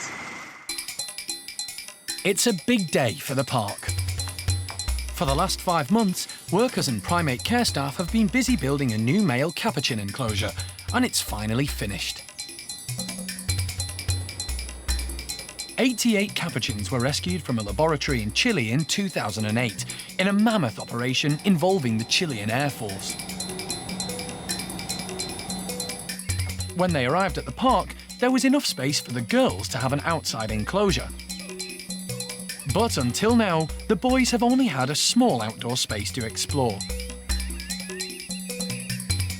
Their new enclosure is a woodland with huge trees they'll be able to climb. This is going to be a first for the boys since they've come here. Every other enclosure they've been in to date's always had some mesh or some kind of roofing on top. So this is the first time that they'll actually see the sky without mesh in front of it. So yeah, it's going to be a really exciting day for them. Capuchins are extremely clever, and if there's a way out of this new enclosure, they'll find it. So the staff have decided to let them out in stages, starting with the older ones. Winslow is the first to test the water, but is rather cautious. Unlike Reg, who seems to have no fear.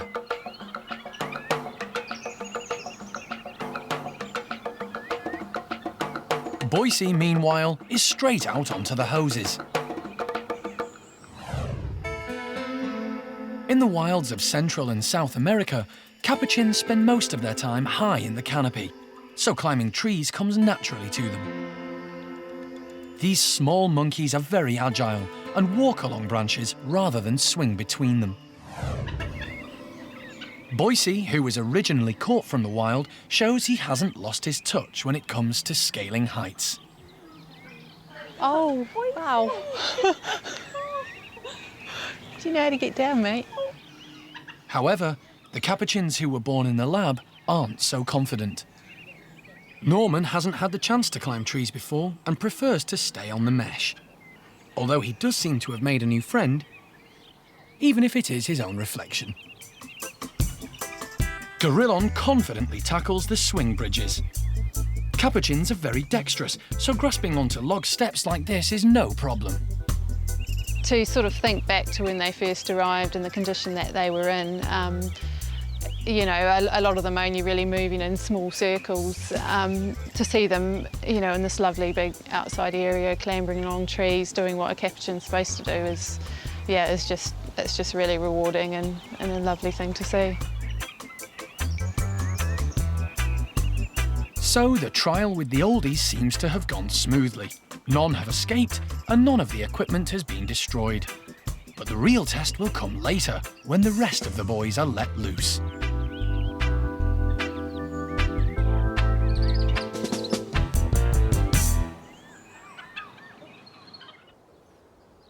All the primates at the park are fed first thing in the morning. This gives the staff a chance to clean their bedrooms and encourages the monkeys and apes to get some exercise and fresh air. The chimps always look forward to breakfast.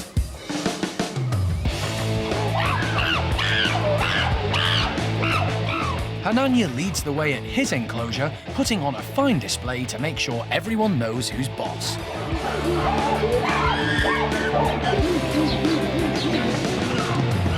As alpha male, Hananya's role is to protect his group and stamp on any troublemakers. He's quite a young leader, so still needs to throw his weight around.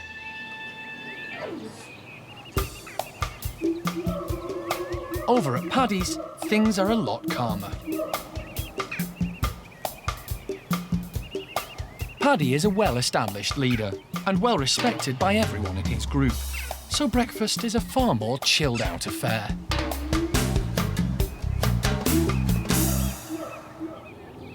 Because Hananya has spent so long displaying, he's missed out on all the food.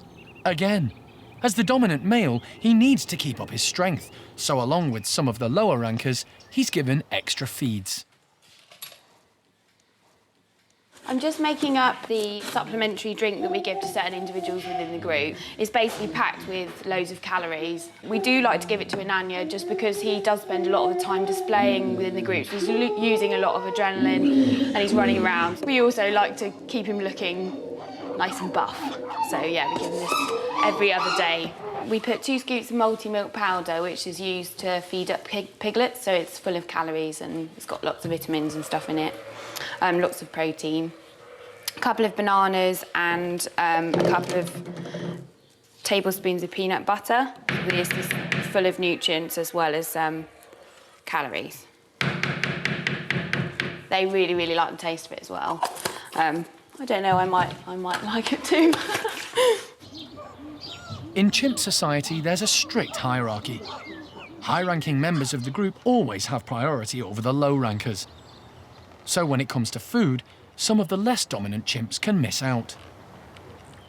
The staff have to be careful how they deal with this, so they operate what's known as cooperative feeding.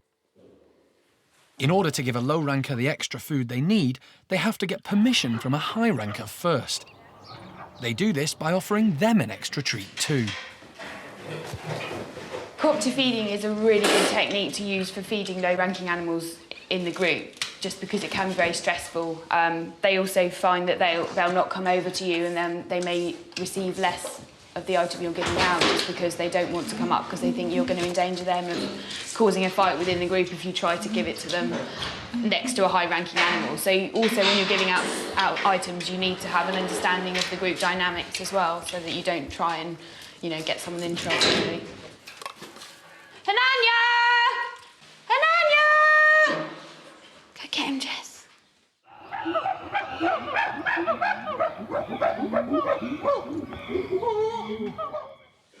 Here he is.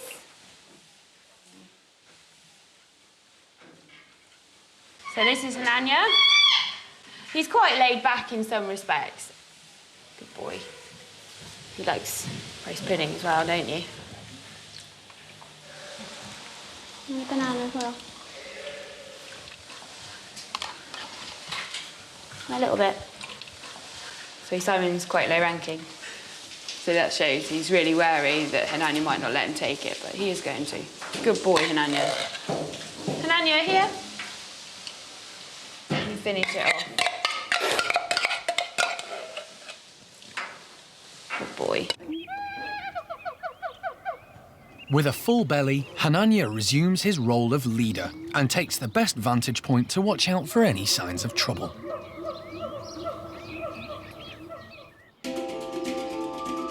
The chimps aren't the only ones given nutritional supplements. The staff are keen to make sure everyone has a balanced diet, including the golden-cheeked gibbons. These are what we call vitamin balls, which are basically oats, but it actually consists of a little bit of juice or yoghurt, which has actually got their vitamins, extra supplements, cod liver oil, evening primrose and vitamin C. With Zoe, we've actually also given her some pronatal, because we believe she's heavily pregnant, so that's obviously an extra supplement for when she actually decides to give birth. Zoe has been at the park since 2000. She was brought from Taiwan, where she'd been kept illegally as a pet after being taken from the wild. This will be her second baby with dad Jake. Their daughter Kim is 3 years old. It's very difficult to actually assess as to how far the pregnancy is, and with the pregnancy test they're not always accurate, so it's generally down to the keepers or the primate care staff really to wait and see what indications there are. The staff have no concerns about Jake, who's proved himself to be a great dad to his daughter Kim. At the moment, Kim is tending to actually spend more and more time playing with Dad, so it's actually given Zoe a bit of a chance to rest up. Jake is absolutely fantastic dad, he really is, and considering he's a first-time dad as well, and to actually see them two playing, it is fantastic to watch, it really is.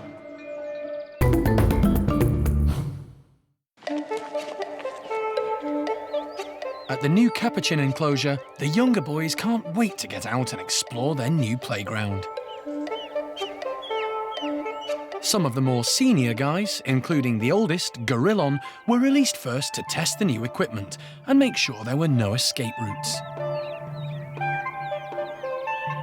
We've done the release for these boys in stages purely because, one, we weren't sure how the fence was going to hold up, so we didn't initially want to let out any of the young guys that might test it. The overhang at the top of the fence has been specially designed to make sure the monkeys can't climb over. With all the older capuchins accounted for, the staff have decided it's safe to go ahead with the big release. I'm quite keen to get back that way. The grass is always greener. Gorillon and the older boys obviously think they've been missing out on some treats inside. With them going in and out, hopefully that will build the confidence of the guys that haven't been outside yet, and they'll see that it's quite safe to go in and out and hopefully follow suit. Good boy, Bruce. It's just a gradual process and we'll go at their speed rather than push them into something they don't want to do. This tree-filled enclosure is a far cry from the tiny cages these capuchins were kept in before they arrived at the park. Today's a day that we've all been waiting for a really long time. Mainly the capuchin monkeys, of course, but everybody here at the park has been working so hard to make it right for all of those 88 capuchin monkeys we brought back from the lab in Santiago. We knew that this was our goal, and we just needed to make sure that we did everything right to give them the very best chance. And, you know, look at them now walking through the trees using their tails, you know, hanging from the treetops. And it only goes to show it doesn't matter what conditions you come from, no matter how traumatic and how tragic your background is, whether you're from the pet trade, whether you were wild caught and stuck in a lab, if you were born in a lab and have never seen the light of day, all of the natural instincts are there if you're given the right environment and the right encouragement. And this was a big thing to do, and it's just fantastic. A couple of the boys didn't come from the lab in Chile. Gizmo was rescued by the Monkey World team from Ipswich when they discovered he was being kept in a small garden shed with no heating on his own. He's been here since 2004, but still has problems interacting with the others. Hopefully this new big area will just make everybody a little bit more relaxed because they've spent so much energy running around. There's enough space that people can move away, and hopefully the good days will start outnumbering the bad days. Almost all of the guys who are venturing out into the middle of the enclosure and scaling the trees and going up high are all of the older boys. And when you look at their records, they're all of the boys that were wild caught. Really, I think our old boys here, Gorillon and the others, perhaps can wave the flag for all wild monkeys. They need to stay wild. So the enclosure's a success, and there's been no great escape today. The fences seem to be capuchin-proof. But the staff will have to keep their eyes peeled because these clever little monkeys could always decide to tunnel their way out instead.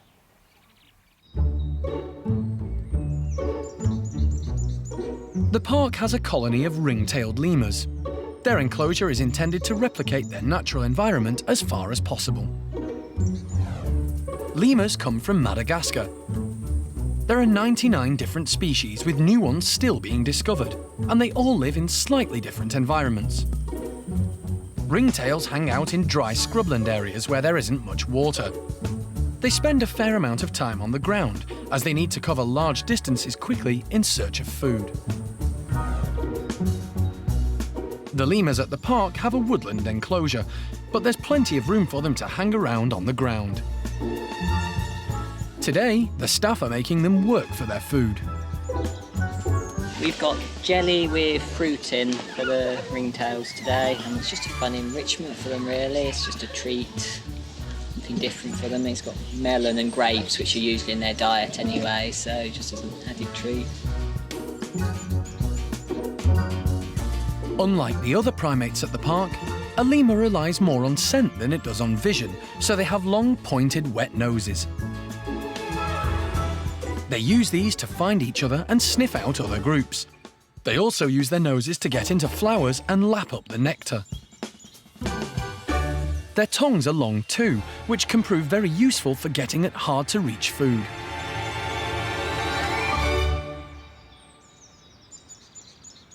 But one lemur who needs a helping hand is elderly George, who's always had a problem with his weight and now has arthritis. Because George isn't as mobile or agile as anyone else, and this is fairly George-friendly, really. George is probably the oldest lemur here. He's estimated to be about 25 years old, so we won't be hanging it from a tree for him. We'll just put it in a cup where he can sort of work it out. George! Lemurs use their tails to balance and throw their scent. Because they're so long, they can also use them to signal to the rest of the troop.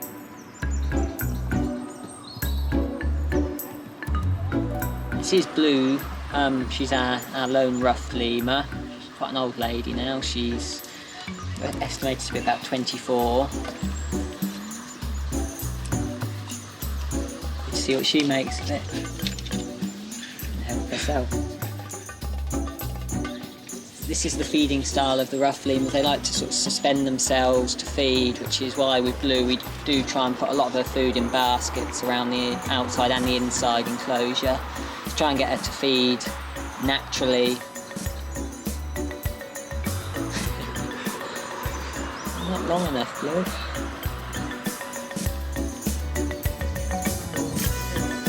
With all the jelly gone, it's time to clean up. Lemurs love to groom each other. It's a way of keeping their fur in top condition and strengthening the bonds between them.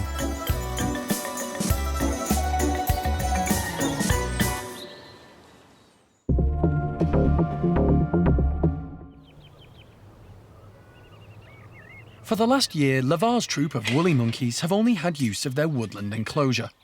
Their other outdoor space has been out of bounds to them because it was too dangerous for one of the youngest members of the group, baby Diego.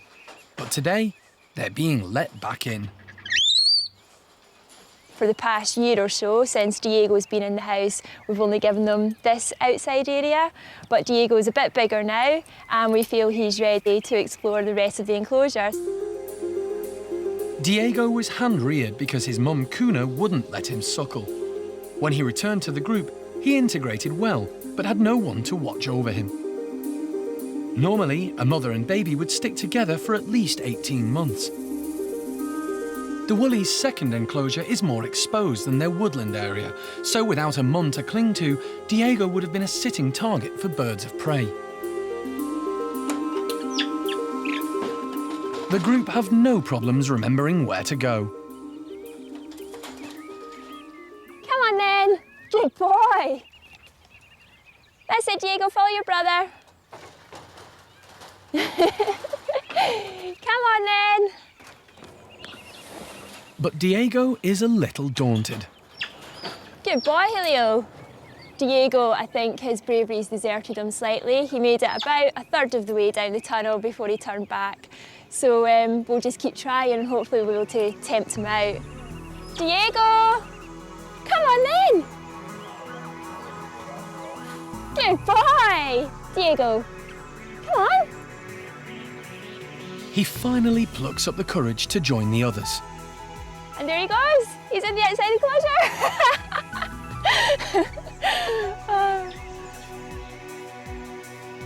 But with so much space, he's not quite sure where he's supposed to go.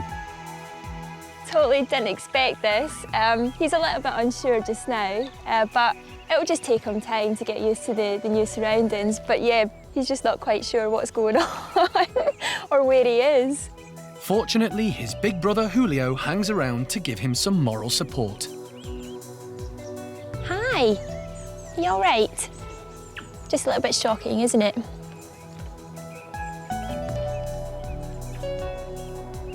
It's a different story for Paquita's new 3-month-old baby, Isla.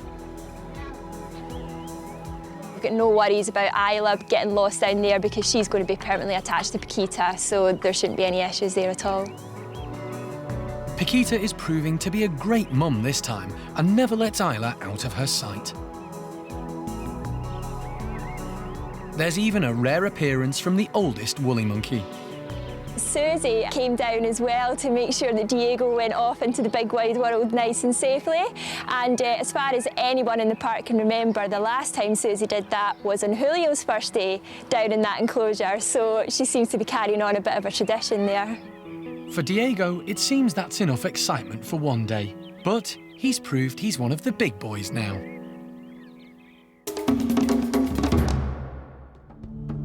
Next time on Monkey Life.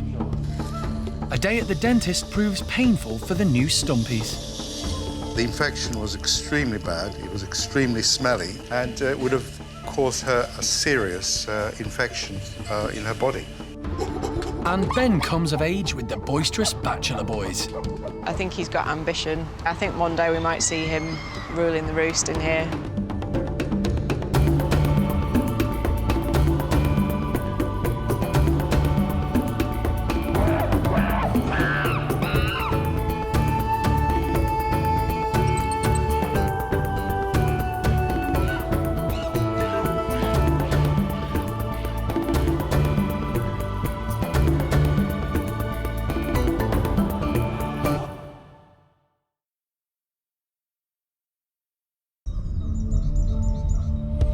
Today on Monkey Life.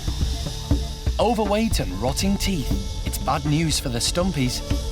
The infection was extremely bad, and it would have caused her a serious infection in her body. Newest bachelor boy Ben sets his sights high. I think he's got ambition. One day we might see him ruling the roost in here. And ring-tailed lemur Kaya gets her first taste of life in the trees.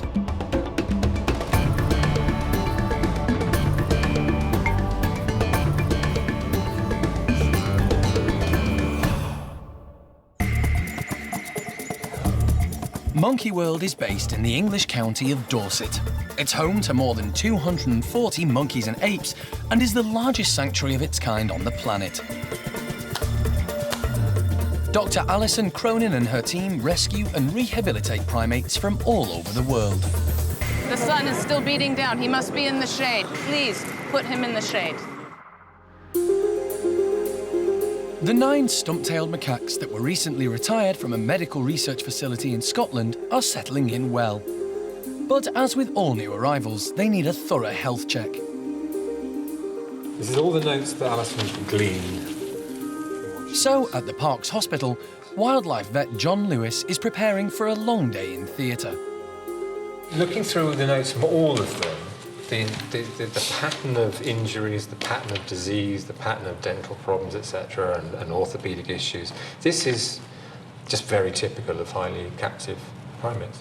How do you want to do the anaesthetic? We could try to hand inject before we go into the box, and then even if I have to net them, then we can hand inject them then. Yeah. Then the last thing in the world you want to do is excite them. Yeah. John is being assisted by the park's vet, Mike Nathan, and animal director, Jeremy Keeling. They all have, or they seem to have, a range of problems ranging from, dental issues to skin problems and so on. But we really have no detailed information on them. So we want to start from number 1, work our way through, resolve any major issues there are, and get baseline information on each of them so that we know, where we stand. The Stumpies are going to be examined one at a time. First out is 20-year-old Rachel. At the lab facility in Edinburgh, these ugly monkeys, as they're affectionately known, were used for reproductive research. The team take blood samples and then carry out tests to check Rachel's heart and lung functions. It's a grade 3 systolic murmur. John discovers Rachel has a significant heart murmur. They'll need to monitor this. As primates, they often suffer similar illnesses and health issues to humans. We're just going to try and take a whole body X-ray. The X-rays will give John a more accurate picture of any potential problems. Get a general view of as much as we can that X-rays will show you. The chest, the heart. She has a heart murmur. We want to see the size of the heart, lungs, whatever we can have a look at, really.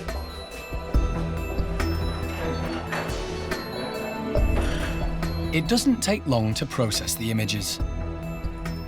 She has spinal arthritis. These sort of bone spurs between vertebrae there. It's extra bone, and it will eventually fuse the various vertebrae together. It's very common in primates, and again, they're not being asked in many captive circumstances to do as much exercise as they would in the wild. It does seem to be related to exercise, or lack of it. So Rachel has cage paralysis, which can happen when animals don't have enough space to move around. This can lead to them having deformed spines. Rachel's teeth don't look good either. Is there one tooth to come out, Mike, or just... OK.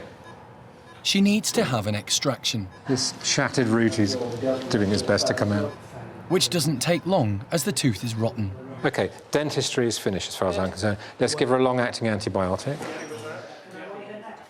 While she's under anaesthetic, Jeremy takes the opportunity to weigh her. 15.5. 16.5. Over 16 kilos is heavy for a stumpy. A female would normally weigh around 8.5. A lot of that weight needs coming off. That's unhealthy. You know, they are obese. These are fat, sedentary animals. So Rachel's well and truly failed her MOT. It's the start of a very long day for John and the team.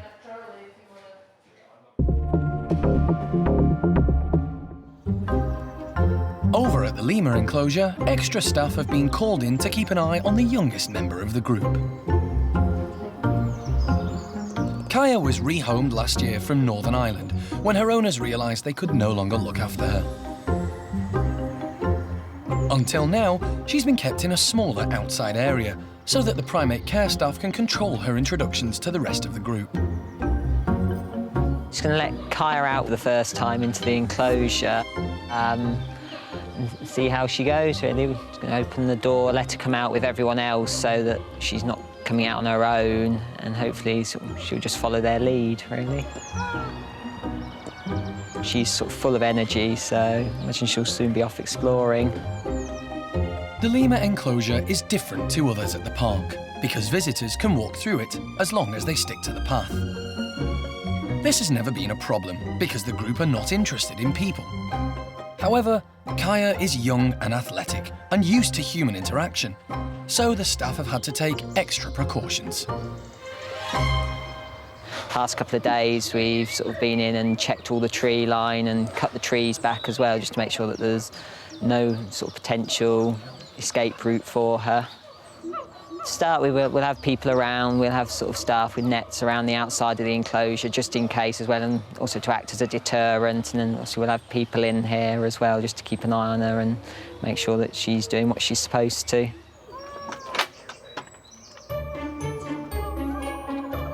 Alison has come along to see Kaya take her first steps into the trees.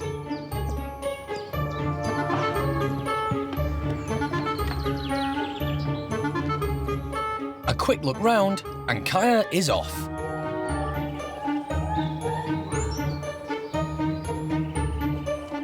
Everyone is watching her.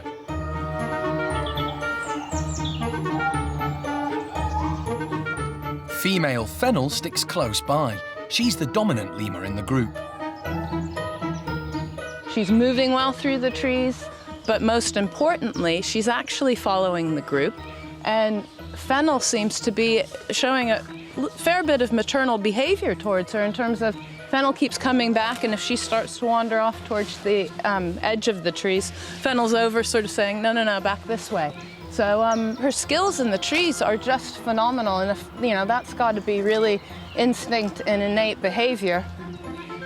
We just have to hope she's not too interested in people, but you know, she's just doing fantastic. She's calling for Fennel now, and I heard a call come back in the trees. You know, it's just always really nice when you see an animal come from circumstances that are so inappropriate and to be able to give them their life back again. That's what we're all about.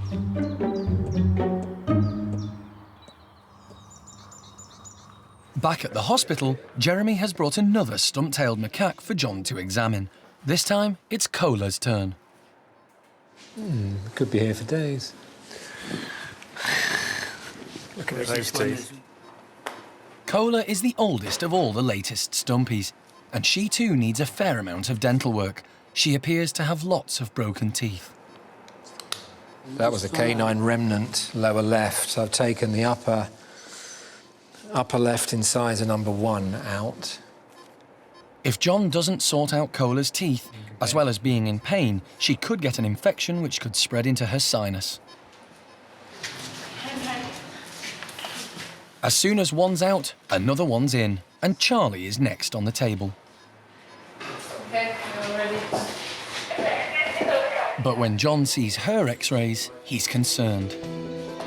She has hips which don't fit in the sockets very well. The hip joint should be like a ball and a socket, and the ball is the top of the femur, top of the leg, and it should fit nicely in that socket, and it swings around as a result. But this is, you can see it here, this is the top of one of her femurs, top of the leg, and it's flat. It's not like a ball end at all. It's flat, and therefore it moves around a lot more than it should do. It's unstable. As well as Charlie's hip problems, like the others, her teeth are in a bad way too. John discovers one of them is impacted. This is where a tooth is unable to break through the surface of the gum because it gets trapped behind other teeth. It can be very painful and cause abscesses and infection. Yeah, this is one distorted little tooth. This is where you want your dental drills, to carve away the bone. Although John has plenty of experience in extracting teeth, he's not an expert in wildlife dentistry, so he's going to need to call in a specialist. It needs more equipment, it needs a different approach. We can't do that here, we don't have the equipment or indeed probably the skills to do it. But where you've got impacted teeth, it's not a simple job to extract them.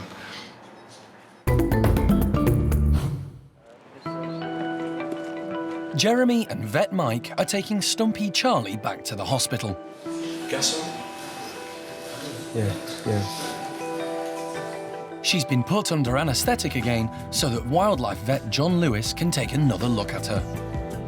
He's still concerned about her hip, but it's her teeth that really worry him. Should we have her through for a bit of dentistry? Yep. Why not?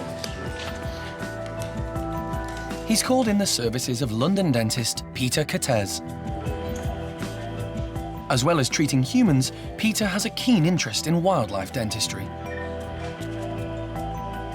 His patients have included lions, tigers, elephants, and giraffes. It's the second molar that's impacted, which is exceptionally unusual. It can be difficult to extract these teeth because they have long roots. Stumpies, like other non-human primates, eat a lot of tough fibrous food like seeds and leaves, so need robust teeth to help cut through and process it. Peter discovers an abscess on Charlie's tooth. There was some bright yellow pus at the base. What's that? If left untreated, the infection in an abscess can spread to other parts of the body, because the roots of teeth lead into the bloodstream. In extreme cases, it can cause septicemia and lead to organ failure. An infected, a diseased mouth is a perfect pathway for bacteria to get into the body and cause major repercussions. Fine. Close it up. As Charlie comes round, Jeremy heads to the Stumpy house to collect dominant female Miriam. Having lived in a lab, these monkeys are used to medical procedures, so he's able to hand inject them, which is much less stressful for the Stumpies than being darted. Sorry about that. We've got a high volume of work today. We're using the 2 different rooms so that we can be preparing one animal to go into the theatre while the last animal from the theatre is being watched recovering. It just saving on time and allowing us to use all the facilities and crack on. While Miriam is prepared for surgery, Peter takes a look at geriatric Maureen. How old approximately? Her exact age is 26 years, so she's one of the older ones. Because Maureen is an old Stumpy, her dental problems may just be due to her age, but diet could also have played a part. So what we're going to do, unfortunately, we're going to take out 1, 2, 3, 14 in the front. Despite having 4 rotten teeth removed, John is optimistic that Maureen will bounce back. They're extraordinarily robust. They probably have discomfort and don't show signs. We kind of wimp out of it. But no, she'll be eating probably later today. Be surprised. Finally, it's Miriam's turn, but Peter soon realises she has bigger problems than the rest. The maxillary sinus is a priority, wouldn't you say? Massive infection, isn't it? An infection from Miriam's tooth has spread through the root into her sinus cavity. At the bottom of the socket is a hole that leads into what's called the maxillary sinus. Unless that's repaired, you're always going to get infections in the sinus. So Peter's making a repair of the bottom of the socket. So it's a bit more complicated than just removing a tooth. Should we do a sinus wash, John, all right? You've got some saline, you could wash the sinus out. Yeah. Can you see, Colin? If left untreated, this condition could be life-threatening because it could get into her bloodstream. The infection was extremely bad. It was extremely smelly. And another one, please. And it would have caused her a serious infection in her body. Nature has to take its course. Unfortunately, there is nothing else we can do. We can't examine her on a daily basis. And all we can do is just hope that she's going to improve. Go, please. All right? Yeah. Happy? I mean, obviously she's had a mock spin, but you might want to put her on something broader spectrum than... Very high dose now, can you? Jeremy and his team will keep an eye on Miriam and watch out for signs of pain or loss of appetite over the next few weeks. I think we're done with the stumpies now, and it'd be nice to see how they heal up. That's going to be a real bonus to see how the recovery is, especially the last one.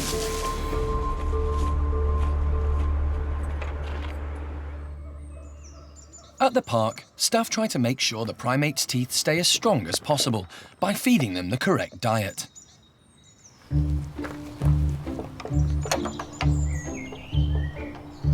Today, Sandra is providing a very sticky feed for the common marmosets.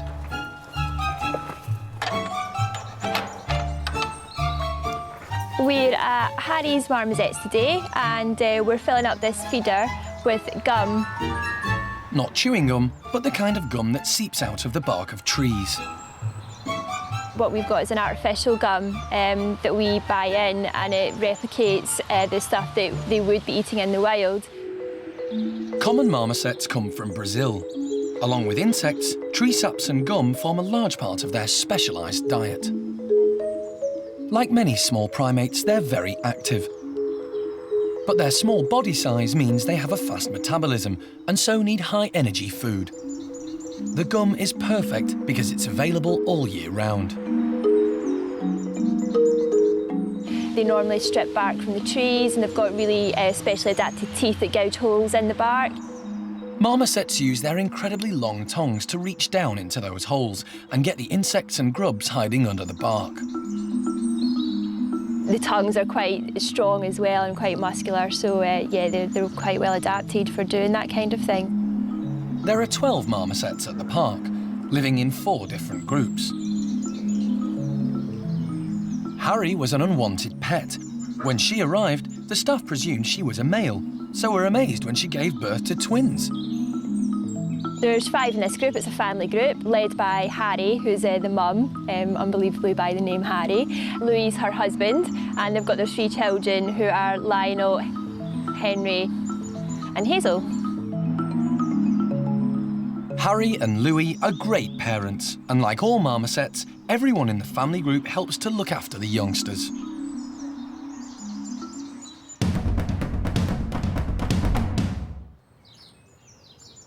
Monkey World doesn't actively breed chimpanzees, because the team want to concentrate on providing a home for the many chimps around the world that still need rescuing. So when chimps at the park reach maturity, the females are put on birth control. But occasionally, this doesn't work, and there have been a few happy accidents. One of them is Ben.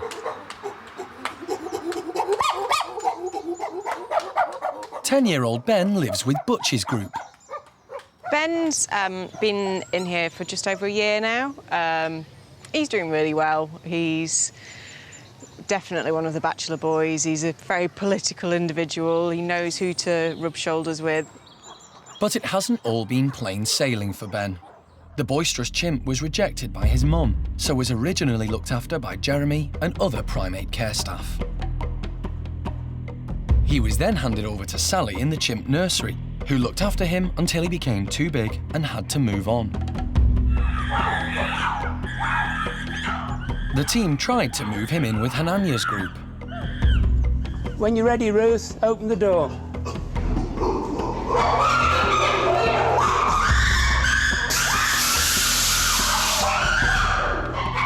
Boy, Hananya.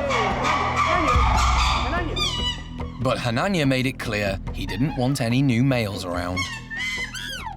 So last year it was decided to try him with the bachelor boys. As soon as he arrived, he was greeted by old pal Seamus, who he knew from the nursery. Seamus was delighted to see him. And Ben was relieved to find a friendly face. It was good for Ben to have someone that he knew when he came into the group, as it was for Seamus. I think he's got a bit more brains about him than Seamus has, bless him. As lovely as Seamus is, he's not the brightest chimp in the group. During his time in the Bachelors, Ben has blossomed. Now he's grown in confidence, he's grown in size a lot. The testosterone's kicking in and he is getting more muscly than he was. So going from a little meek and mild individual back in Hananya's or Sally's, he's now, yeah, one of the boys, big time. And Ben has quickly got to grips with chimp hierarchy, befriending second-in-command Jester. Quite often see him playing with Jester or spending time chilling out with Jester, doing a bit of grooming. Jester's better to have on your side than on the opposing side. He's a big chimp and he throws his weight around a lot. And Ben knows that and tries to keep in favour with him. But that's just normal chimp behaviour. You swap your allegiances to whoever's going to back you up. He gets on well with boss Butch too. He's made a real good position for himself within the group and he's quite high up in the hierarchy for a chimp of his age. He's still got a lot of growing up to do, but I think he's got ambition. He's going to carry on moving up the ranks in there. So, yeah, I think one day we might see him ruling the roost in here.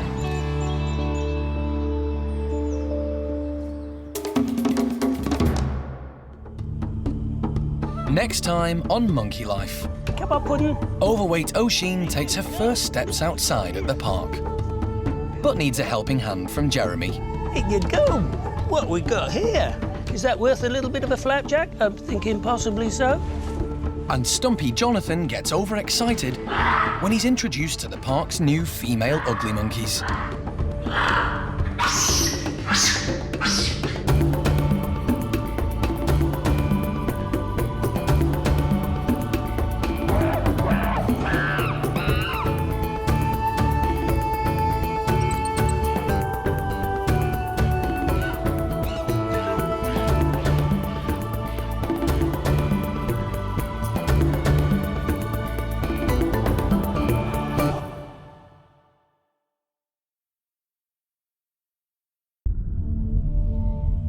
Today on Monkey Life, Jeremy's on a mission to coax overweight Oshine into the great outdoors. Come on, should we go for a walk? There's trouble when Stumpy Jonathan meets the girls. And baby Mikado goes out into the big wide world for the first time.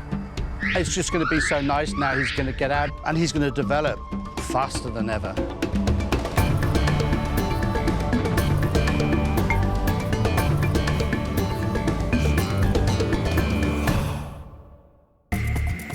Monkey World in Dorset is the largest sanctuary of its kind on the planet. Dr. Alison Cronin and her team dedicate their lives to rescuing and rehabilitating primates from all over the world. Yeah, everybody's brilliant. Really good.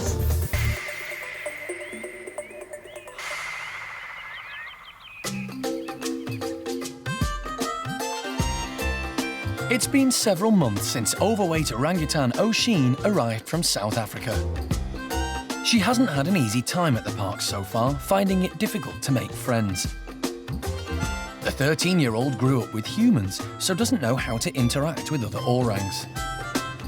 Oshine cannot share, she cannot give, she's got nothing to bring to the party. She really hasn't. You know, she clearly doesn't see any point in orangs whatsoever, and what are they doing sharing this space with me? Until now, Oshine has been kept inside, but today, Jeremy has decided it's time to coax her out. If you can lock me right in all the locks. Yeah, we're going to let Oshine out for the first time into an outside enclosure. Because she's so obstinate, we've kept her inside to get some sort of control, if you like, happening with her. So, you know, she realises that, you know, she has to do certain things she might not want to. Well, hopefully we're there now, so we're going to let her into the outside enclosure and see what happens. I don't know. It's a lottery, isn't it? To get to the outside area, Oshine will have to navigate a series of tunnels. But she doesn't seem keen.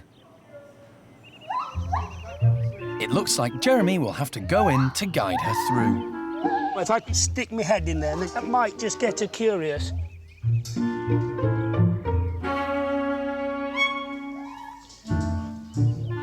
The other orangs have no problems with the tunnels, but Oshine isn't used to them, and her size makes it more difficult for her.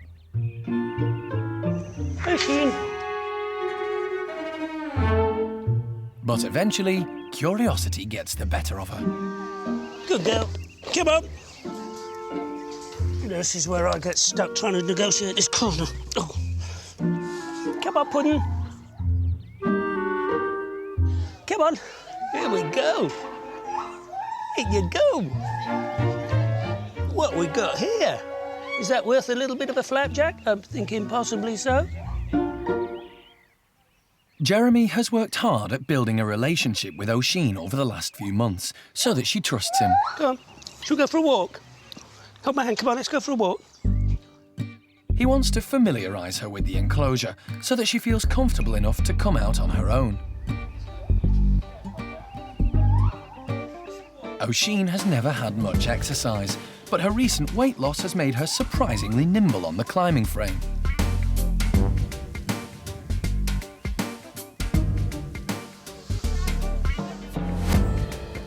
She certainly came out a lot quicker than I thought she would, but yeah, she's happy. She's just checking everything out. She's probably got the best view of the park that there is. From her vantage point, Oshine can see other residents at the park. She's surveying everybody, mainly her neighbours here, which is Gordon's group this morning, and they're sort of taking a bit of an exception to her.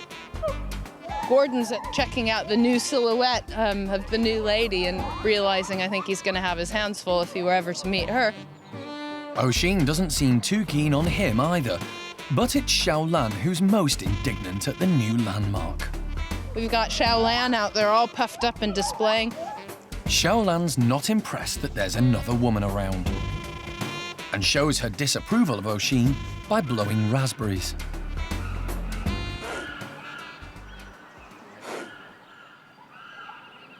Alison and Jeremy decide it's time to let Linga and Dinda join Oshine.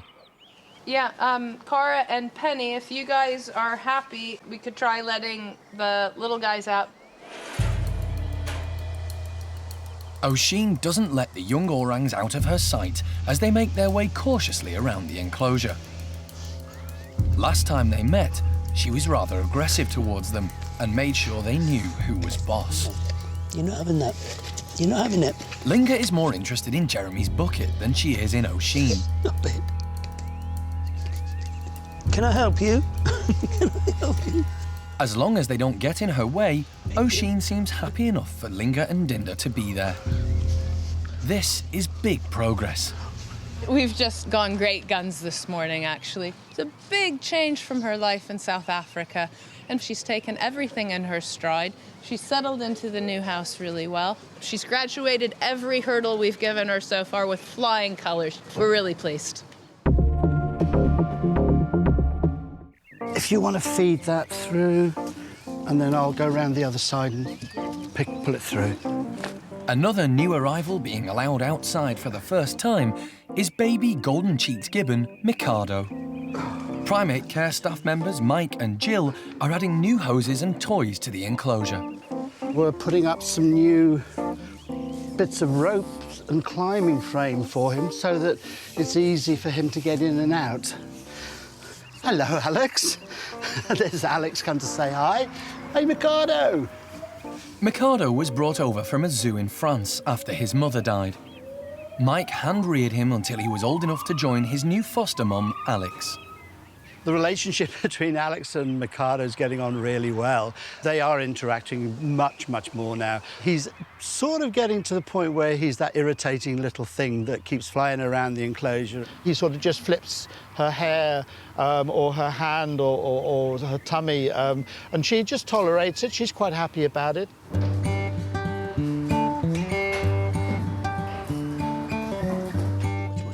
Mike is hoping the new toys will entice the little gibbon outside. You better like it and love it. But it's Alex who comes out first. Good girl, Alex. Are you waiting for your little boyfriend? Is he coming out as well, Alex? Come on, Mikado. Good boy.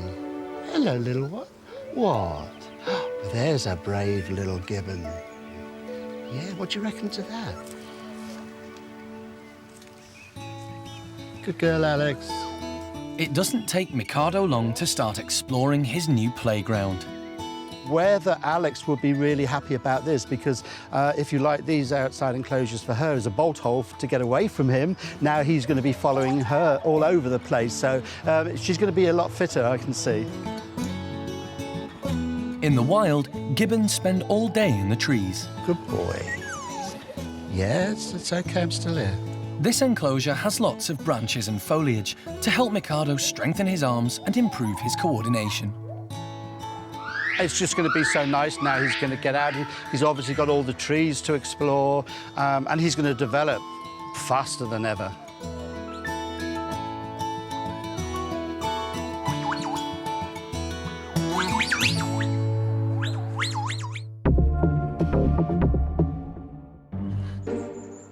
Over at the Stumpy house, the male ugly monkeys are about to have a rude awakening.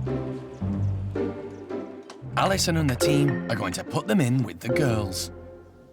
The game plan this morning, anyway, is grab them, box them up, take them down, and just bung them in.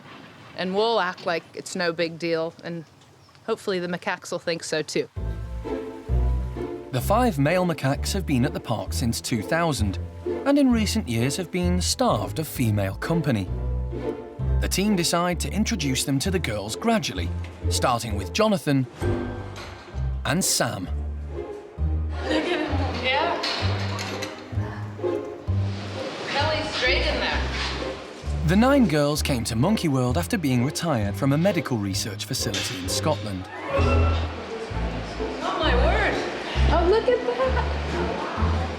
Kelly, Maureen and Cola, 3 of the more confident females, waste no time in introducing themselves to Jonathan. Oh, Jonathan, you're going to be a very popular man. And Sam seems to be a big hit with low-ranking Charlie. Oh, wouldn't that be nice? Oh, big hug. The boys can't believe their luck. In the wild, stump-tailed macaques live in large mixed groups, so putting males with females is perfectly normal. But rehabilitating institutionalized animals can be very difficult, and introductions have to be carefully supervised. Jonathan's getting to know Sylvie, but Cola decides to put a stop to that and climbs down to introduce herself. That's Sylvie told. The boys seem to be settling in. They're thoroughly enjoying having females. They've sort of been living in a bachelor group for sort of 10 years. But they seem to know what to do. As Jonathan and Cola get better acquainted, Sam turns his attentions to Sylvie. Sam is higher ranking than Jonathan, and the girls are just working this out. Jonathan is sort of stomping around a bit more. A lot of the females seem a bit more wary of Jonathan, whereas Sam sort of is proving a bit of a ladies' man, really. They all seem to quite like Sam. Suddenly, Jonathan starts pushing his luck with Miriam and becomes quite aggressive. She's had enough. But he doesn't take the rejection well. It's okay, Jonathan. They're just such violent so-and-sos. The team decides that Jonathan needs to cool off, so separate him from the others. We just have to make sure that everything that we're doing here doesn't jeopardize the welfare of anybody else. Do all 5 boys make it into this group so that we have one super group of uglies? We'll wait and see, but we'll let the ladies and their welfare dictate that.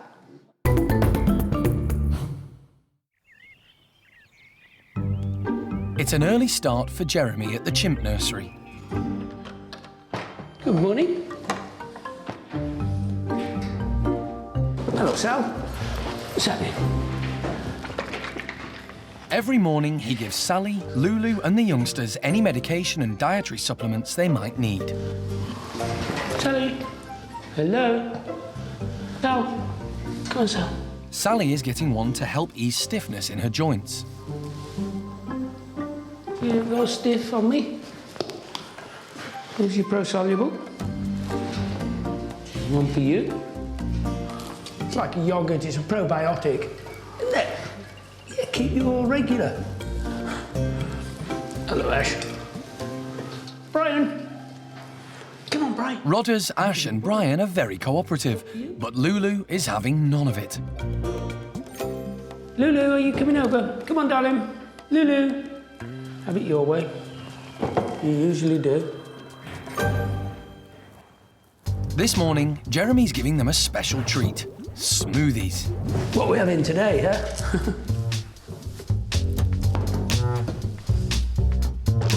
And Brian can hardly contain himself. Hey, stop it.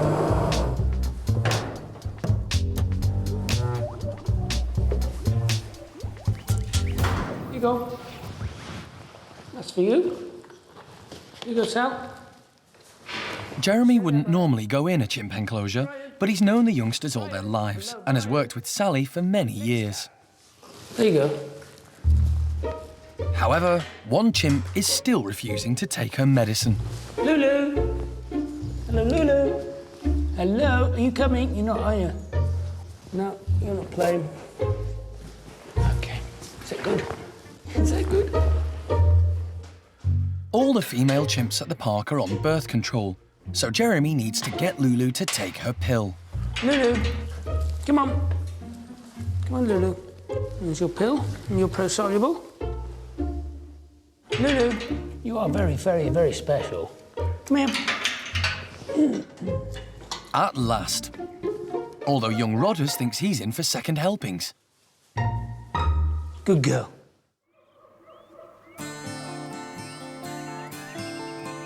"14-year-old Trudy has had a variety of health problems, and the veterinary team have been baffled as to the cause. Trudy, from the day she arrived here, has always come with a whole package full of issues. Her skin had gone very sort of scabby. She had a lot of hair loss. She had constant diarrhea and a really swollen, extended belly. Individual little complaints, but when you look at her as the whole package, it wasn't right and it wasn't good. The team tried all sorts of ways to improve her condition. We got to the point where she was on 2 or 3 different supplements. Her diet had been radically changed to exclude wheat and different things. She was on a couple of medications for the diarrhea. And actually, at one point, we even had her onto steroids to see if we could, whatever her body was reacting to, we could calm down. None of it worked. So Alison called a meeting to discuss Trudy's situation. I made a simple request of the vets at that point in time. Can we simply end it? Just dial it back to 0 again. So diet goes back to normal. All other supplements and everything out. And let's just see what happens to Trudy. And we had gotten so far away from the goal of getting her fit, healthy, and normal that it was just time to try something completely different. And it worked. Trudy is now giving as good as she gets. She's throwing mud at Simon because he's upset her.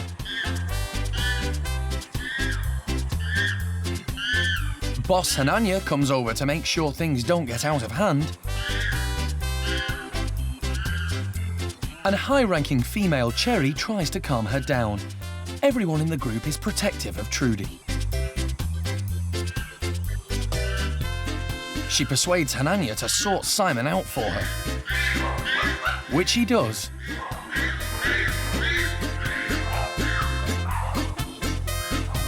Trudy's hair has started coming back. Her belly's still a little bit bloated, but not so bad. She's eating the full diet again, along with the rest of Hananya's group. And she has a little happy look on her face. I've seen her turning pirouettes and telling people off. Simon tries to make peace with Trudy, but the little chimp doesn't give in easily. Lots of different individuals want her attention because, you know, if you associate with the people in charge, the people who have the power, a little bit of that rubs off on you. And she's hanging out with the people who are at the top of the heap. So, you know, Hananya quite likes her. Peggy and Cherry are the dominant females. And then the up-and-coming females even, such as Johnny, and everybody's interested in hanging out with Trudy. So I think in everybody's mind in here, it's Queen Trudy, and quite frankly, I think she likes it that way.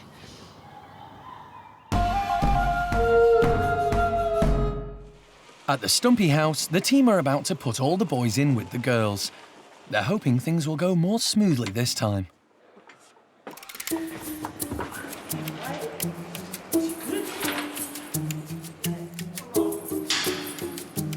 Phil, Paddy and David are joining Sam, who's already settled in. And Jonathan is being given a second chance.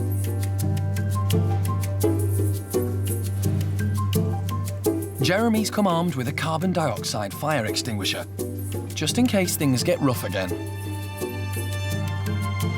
A couple of last-minute checks, and the team are happy to let everyone mingle. Yeah, let's go. David, one of the dominant males, is first out. He's doing the dominant thing. Don't run. Patty, look at that. Okay, so the ladies are being nice to him now. Kelly pops over to say hello to David. David's pushing people but not doing anything to them, so it's a lot of screaming really about nothing.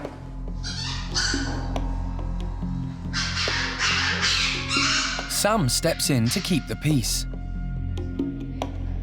Any form of communication with them generally starts with a really hard push or a shove or a grab. You know, it's no politeness. Sylvie, meanwhile, is winding up new boy Paddy. Sylvie, hey, Jeremy. There's a lot of shoving and pushing, and some of the lower ranking individuals are being pushed around and displaced. So even if they're not being attacked, they're just being moved on constantly. My main concerns right now are for our lowest ranking male, Phil, who's getting shoved around not only by the ladies, but also by the boys who he's always been with. And it's Jonathan once again who's in the thick of it. Jonathan, no!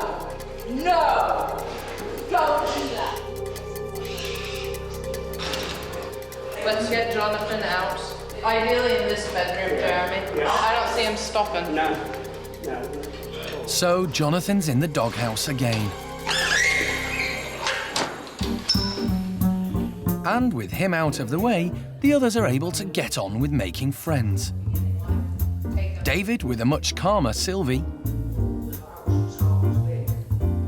And Sam with, well, quite a few of the girls. It will be very interesting to see. Does the beauty and sort of calmness of Sam pay off? Does David's sort of stature and history and dominant position as it stands now pay off? Or does Jonathan's aggression and full-on behavior pay off? And, you know, speaking for myself, I would go for the handsome, quiet one who's gentle, and that would be Sam. But Our ladies, have their own minds in there, and we'll see who they choose.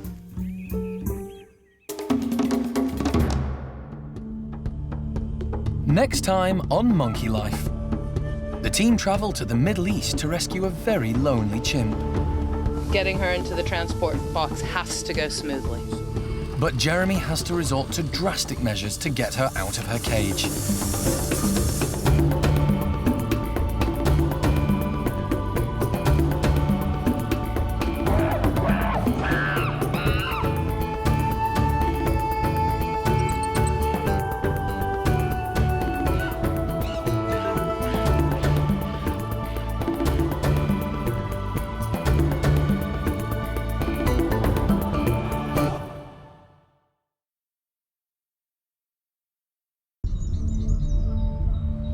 Today on Monkey Life, the team are in Lebanon on a rescue mission to pick up a very lonely chimp.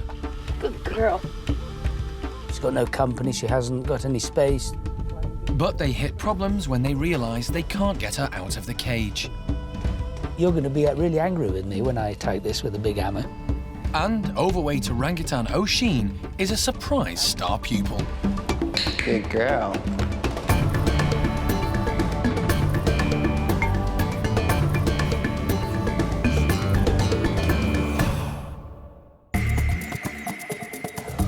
Monkey World is based in the English county of Dorset. It's home to more than 240 monkeys and apes and is the largest sanctuary of its kind on the planet.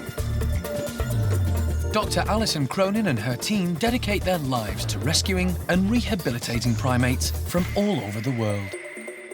She's up and alert and she looks brilliant.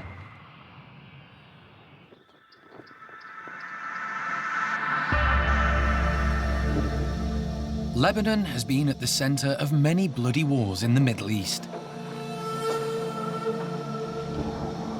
Today, the country is politically unstable and peace is fragile.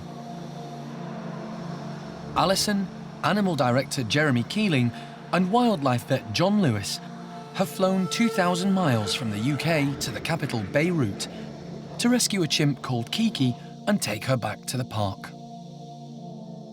First morning in Beirut, actually lovely day, and hopefully that's good foreboding because we're off to see Kiki for the very first time today. So we'll be interested to see exactly how big she is. I've only seen photographs so far, and try and make a plan because when we move her, it's going to be very, very early in the morning and still dark. So taking John and Jeremy over to see her, we can size up the situation, see what she's like. Is she friendly? Is she going to let us inject her willingly? All of these questions remain to be answered, so we're sort of excited to get over there and see her. A number of organisations have tried to rescue Kiki over the last few years, but have failed.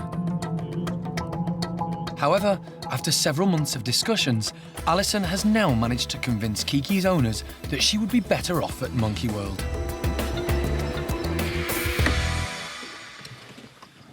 Oh, there she is. Hello, Kiki. Hello, you. This cage was built for Kiki when she was just 2 years old. At first, her owners let her out to play. But after a couple of years, she became too boisterous, so has been confined to the cage ever since. Would you like something? I did, I brought you some treats. Well, first of all, an orange. Would you like an orange? Oh, would you like one? What's he got?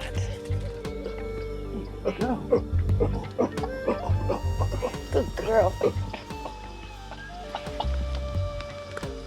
Alison, Jeremy and John will need to gain Kiki's trust before they can attempt to move her. Overall, general health, she appears great. She has been getting vet care. And she seems pretty calm and happy. She took an orange off me earlier. How you doing, sweetheart? And she's looking pretty good. We just now need to get all of our plans together for the day of the move. Kiki was originally smuggled from the wild in Africa. In countries like Sierra Leone, it's not uncommon for adult chimps to be killed and their babies stolen. They're crammed into tiny boxes and then exported and sold on the black market.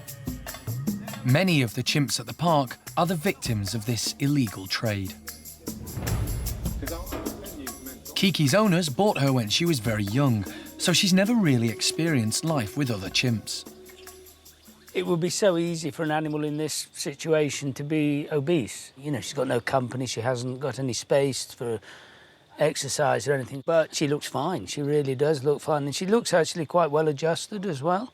It isn't like she's, you know, sitting there rocking with any form of sort of cage paralysis or anything. She's apparently quite a well-adjusted young lady. The team have already decided which group of chimps Kiki is going to live with back at the park. We have enough information with her age and size and gender and everything to realise where, you know, where we feel her best option is, which is what we've chosen is Hananya's group. And then, really, that's as far as I'm going to take it. I mean, the rest is in the lap of the gods. I mean, we'll see. That's down to them. And you cannot make person A like person B. For the flight home, John will give Kiki a light sedation to keep her calm. The only real issue is to work out how we can inject her, how we can dart her without her hiding in this little night den or, you know, evading our best efforts to knock her down. But I don't know, this is rather reassuring. Banging and crashing on this would be a very bad idea. Is not going to help. You're going to be really angry with me when I attack this with a big hammer. The team need to get Kiki out of her cage and into her transport box. But they've discovered the cage door has rusted and won't open, so it's going to need some brute force. You don't think that door's going to open? It's going to open, it will open, but it's going to be noisy to open, so a lightly sedated Kiki might just think, oh, I'm going to wake up again. Nothing's ever straightforward on these. Getting her into the transport box has to go smoothly. Fingers crossed.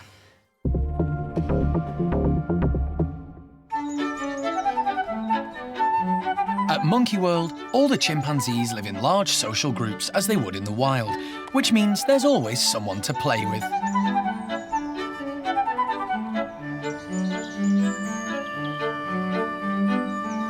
Hananya's group are all quite young and lively. The team are hoping that one chimp in particular will be able to help Kiki settle in. Patricia. I think there are several females in this group that are very friendly and potentially a good first introductions, but we chose Patricia for a number of reasons. Partly her and Kiki's background is not dissimilar. And also, Patricia's been here for 6 years now, so although she had a slow start, she's now quite a solid member of the group, and we've used her in the numerous introductions that we've had since her arrival.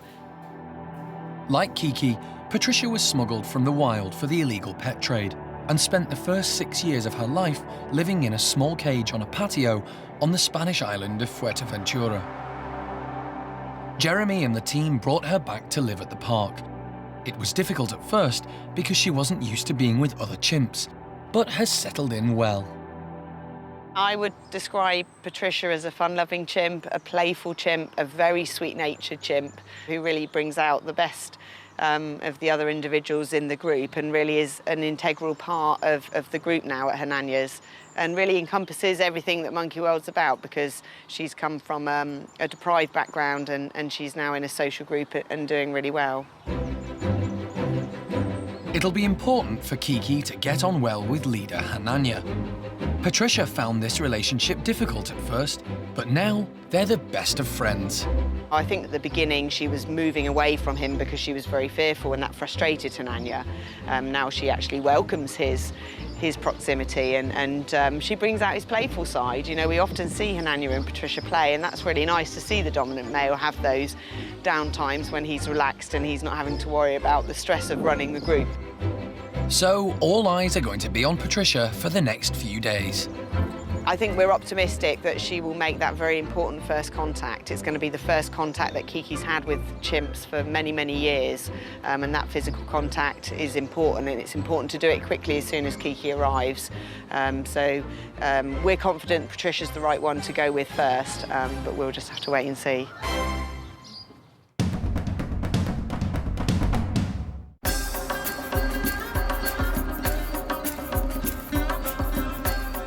In Beirut, the team are making final preparations to transport chimp Kiki back to the UK.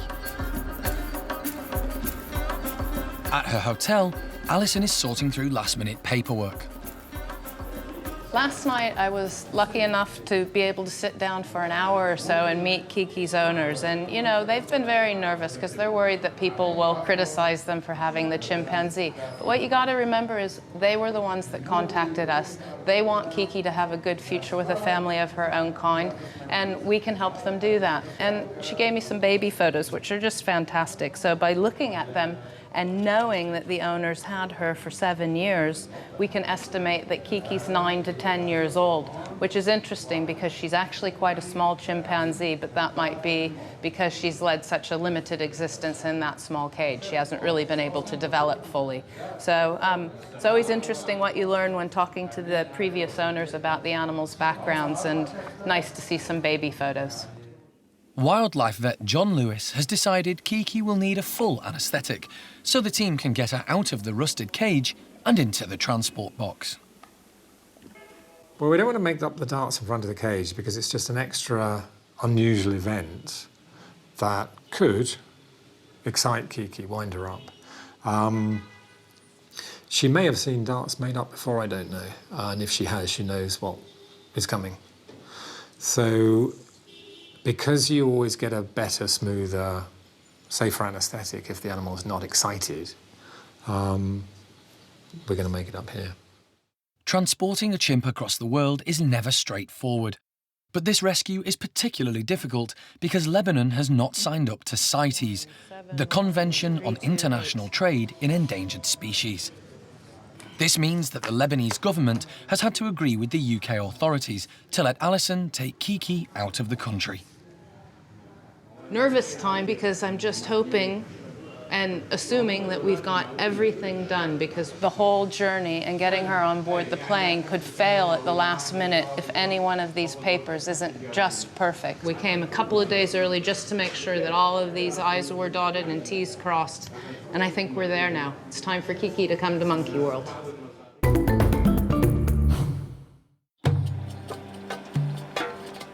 It's early evening in Beirut, and the time has come to take chimp Kiki to the airport for the start of her long journey back to the UK.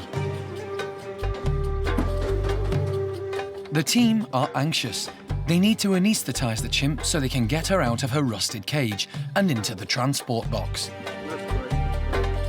They're also keen not to attract too much attention because they don't want Kiki getting overexcited. You happy, Jeremy? He's out with her right now. Jeremy, are you good? Yeah, I'm good. Yep.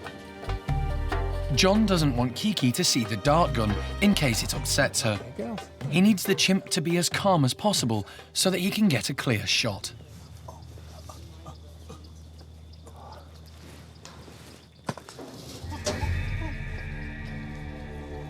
So you can see the dart, Jeremy. Yep, she's got hold of it. Good enough. Done.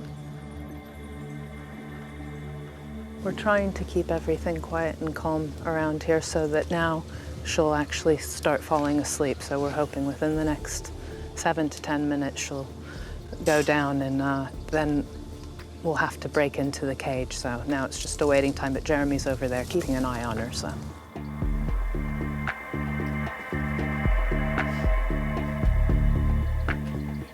As soon as Kiki is asleep, Jeremy gets to work with an angle grinder. Good.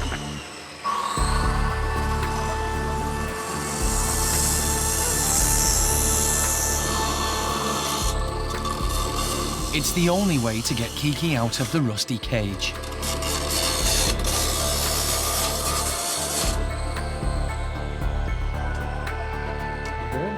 John and Jeremy work quickly.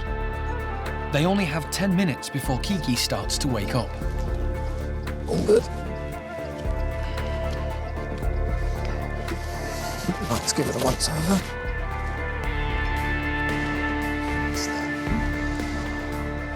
While she's anaesthetised, John does a quick health check. He puts a lubricant in her eyes to prevent them from drying up. This is always, for me, the most stressful time. I want to see Kiki fit and healthy and up, so John's telling us to be quiet, so I think that we best take heed, but it's looking really good so far. John takes bloods and inserts a microchip under her skin. As she begins to stir, they waste no time in getting her into the travel crate.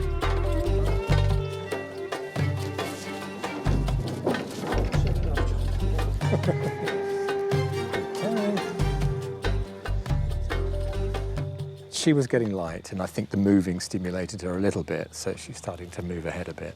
I mean, she's now had a reversal drug, a reversal agent to actually get her up, but she's also had a little bit of a tranquilizer so that her journey in the plane is so much more calm for her. So she'll probably be very groggy, but yes, I think she'll get up now.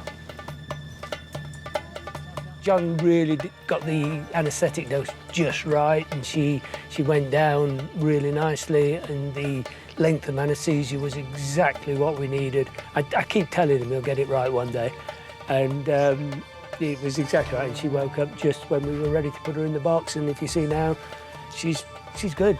It really was a good job. And in a few hours' time, we'll pick her up on the back of a lorry and straight off to the airport. Next stop, Monkey World in Hananya's group. So really pleased she's going to have a family of her own.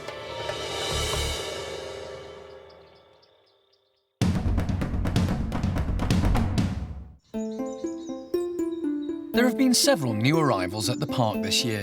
One is overweight Oshine. The big orangutan has had a tough time settling in, but is finally beginning to shine. Today, she's having clicker training, or operant conditioning. This is where the primates are taught to present different parts of their bodies in return for treats. It's important because it means the staff can do health checks and give injections more easily. Oshine, do you want to come in here? Come on. Good girl. You skinny lady. 13-year-old Oshine came from South Africa, where she was brought up with humans. Hello, darling. How you doing? She doesn't know much about orangs, but she does understand people. She came in at about 100 kilograms at the airport. She's actually lost 20 kilograms since she's been with us, so she's doing really, really well on her new diet. Today we're going to be doing a little bit more training with her, with the operant conditioning. She's quite a clever girl, and she knows quite a lot of things so far, so we'll see how we get on with her. And? Good girl. Tasty banana. Thanks. And? Good girl. Oshine makes light work of the clicker training, although obviously it helps that there's food involved. Yeah?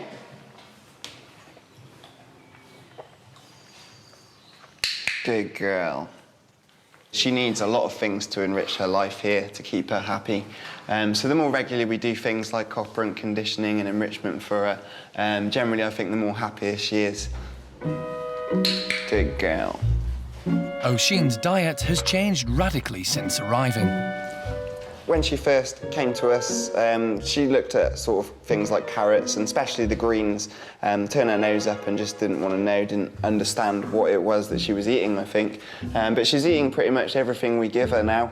And I think after initially losing the sort of fatty foods in her diet that she was having, she's really enjoying all the food. As you can see, she's looking at the bowl right now, trying to see what she's getting next.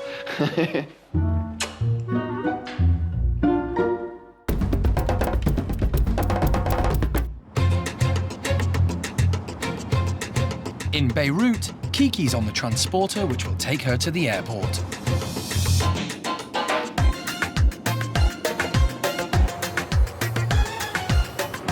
Steamy in there anyway. The biggest concern for the team now is to keep her as calm as possible. If she's agitated and noisy, she won't be allowed onto the flight. Yeah. I can see a huddled mass under a blanket. She's under a blanket. John has only given her a light sedation for the journey because it would be too dangerous for her to be fully anaesthetised. She could choke if she was to slump the wrong way whilst she was in the cargo hold. She needs to be conscious but calm. She's slept well overnight. She looks quite good. I think we're probably more tired and nervous than she is, but at least we're here and we're unloading her now, and soon we'll get her boarded onto the plane. Take that off now. Jeremy wants to make sure Kiki has enough air in the box. Because it's fogging up in there, I want the air to move around. Once we get her settled, we can always lift the door off for a minute and see what it's like in there. Workers at the airport are all keen to catch a glimpse of this unusual cargo.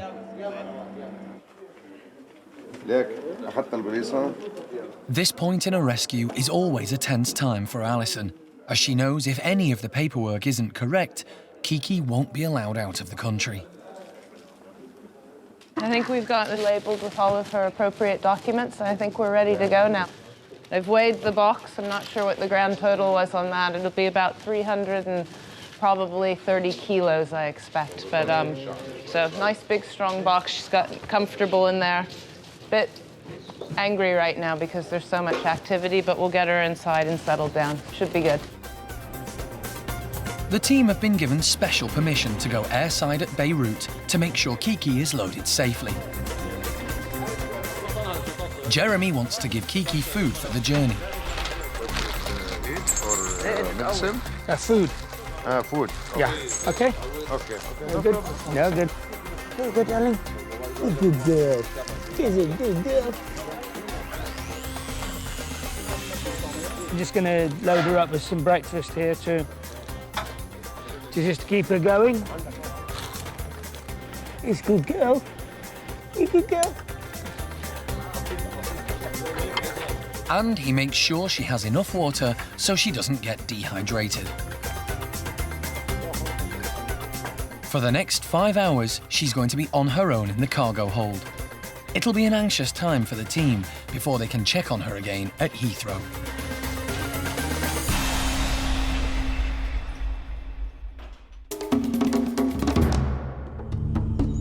Next time on Monkey Life.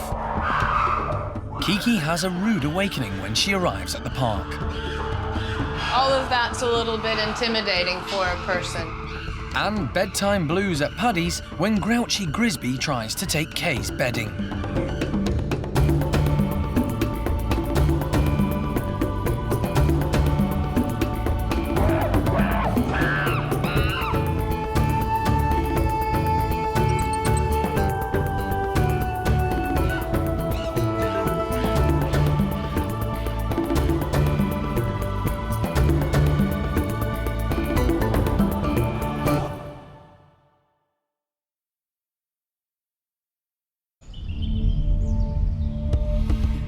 Today on Monkey Life, Chimp Kiki finally arrives at the park after a mammoth journey from the Middle East.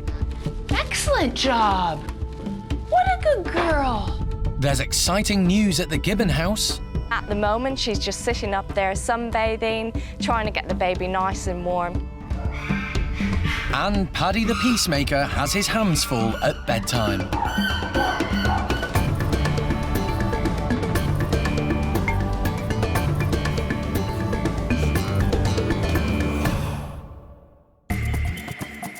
Monkey World in Dorset is home to more than 240 monkeys and apes and is the largest sanctuary of its kind on the planet. Dr. Alison Cronin and her team rescue and rehabilitate primates from all over the world. The monkey's gotten really aggressive and has started self-mutilating.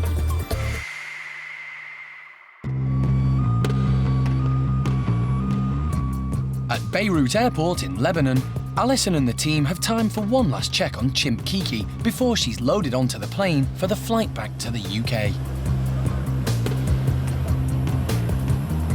Kiki has been given a light sedation to keep her calm throughout her journey. Yeah, she's just sat in the back of the box looking out. Looking really good, actually. Kiki has led a very lonely life in Beirut. For years, she's been kept locked in a small cage at the side of a road. After a lot of delicate negotiations, her owners finally agreed to let Alison rehome her at Monkey World. It's been a difficult rescue, as the door of the cage had rusted closed, and Kiki had to be fully anaesthetised before Jeremy could get her out. Let's give it a once over. The team are always anxious about putting animals in a cargo hold of a plane, as they never know how they'll react. They're trying to reassure Kiki by staying with her as long as possible. Good girl. Looks really nice in there. Really pleased this punch. Hey, we're about to head out, and they've allowed us to come down and check on her, so we're just going to get her on board the plane, and then we're off to London. So, job well done for everybody, because this hasn't been an easy one. It's been really tricky, but we're finally there. Can't be happier. Jeremy has given Kiki plenty of food and water for the flight. Now all they can do is wait. This is the last time they'll see her before they land. The journey from Lebanon to Heathrow in the UK will take more than 5 hours.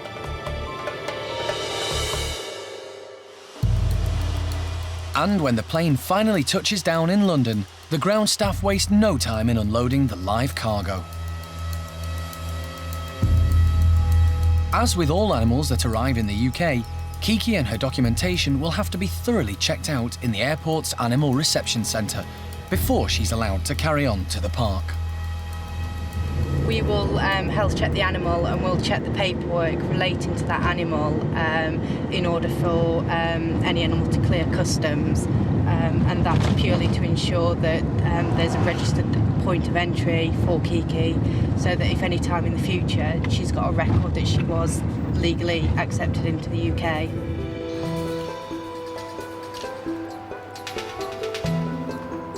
Looks like she's had a pretty good journey, all wrapped up in her blanket, and it's, you know, it's a 5-hour flight or so, but I think she's ready to get out, so we'll get things moving. Got to get the paperwork done here, and Jeremy can hang out with her until we're done. No, really good trip. Kiki will not be released until government officials are happy that all the quarantine procedures have been followed. It's a good girl, sweetheart. Hello, sweetie. Pop that down there, son. Got it? Yeah. I want that. Hello, darling. You want some of this? It's a relief for Jeremy to finally open the crate. He needs to make sure that she's fit and healthy after the flight. If an animal's eating, it's an indicator that all is reasonably well. Kiki likes the fruit, but isn't so keen on the nutritious pellets on offer. She doesn't like those, and I don't blame her. I'll have one now because I'm starving. You want some of this? No, we haven't got any juice. I wonder if there's anything in that drinks machine. Is that more like it? She's a good girl. I just want to make sure she's hydrated and she doesn't look on water as being a drink. And, you know, that's, again, you know, she doesn't need to have that baptism of fire right now, this minute. I'm sure she'll evolve into drinking water, but now isn't the time or place to have some sort of discipline on that scale. Tonight, she can just camp out in a bedroom and be on her own, and then tomorrow we'll start finding friends for her. With all the formalities completed, Kiki is ready to be loaded into the van. And with the sedation worn off, she's very interested in everything that's happening. We're going home now, so next stop, Dorset.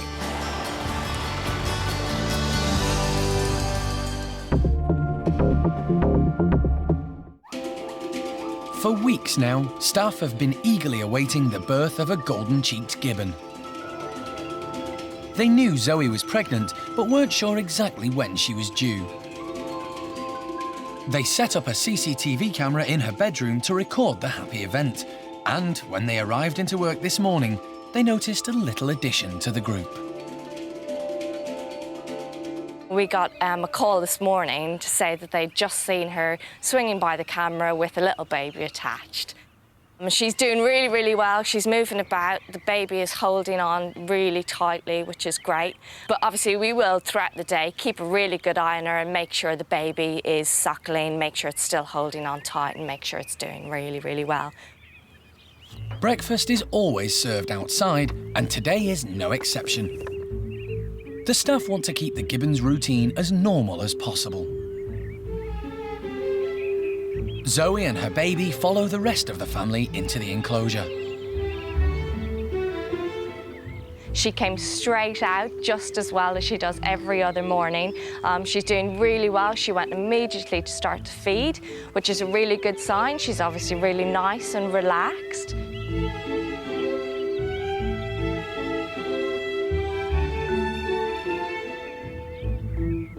Golden-cheeked gibbons are endangered in the wild, so every birth is important.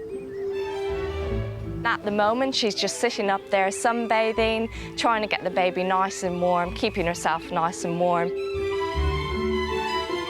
She's been grooming baby a little bit as well, so it's a really good sign. Both really nice and healthy and nice and relaxed. Baby gibbons suckle for up to 2 years. They're born blonde, but go through a colour change from around 8 months until they're completely black. Females turn blonde again when they reach sexual maturity. It'll be a while before staff can get close enough to determine the sex of this baby. Dad Jake and daughter Kim are having to get used to the new arrival too. With Jake, he's always been very protective, but obviously now today he's extra specially protective. He is sticking around Zoe quite a bit, but he's also giving her a good bit of space as well. Obviously, it's her first day as mum to this baby, so he is giving her a bit of room so that she can settle down into it. Little Kim now seems to be really, really inquisitive. She's just gone over to mum, see everything's all right, let her know she's still there and finding out what baby's all about. We're really excited to see it. We've been waiting for a long time, hoping this will come, and we're just really excited to see them out and about as they should be.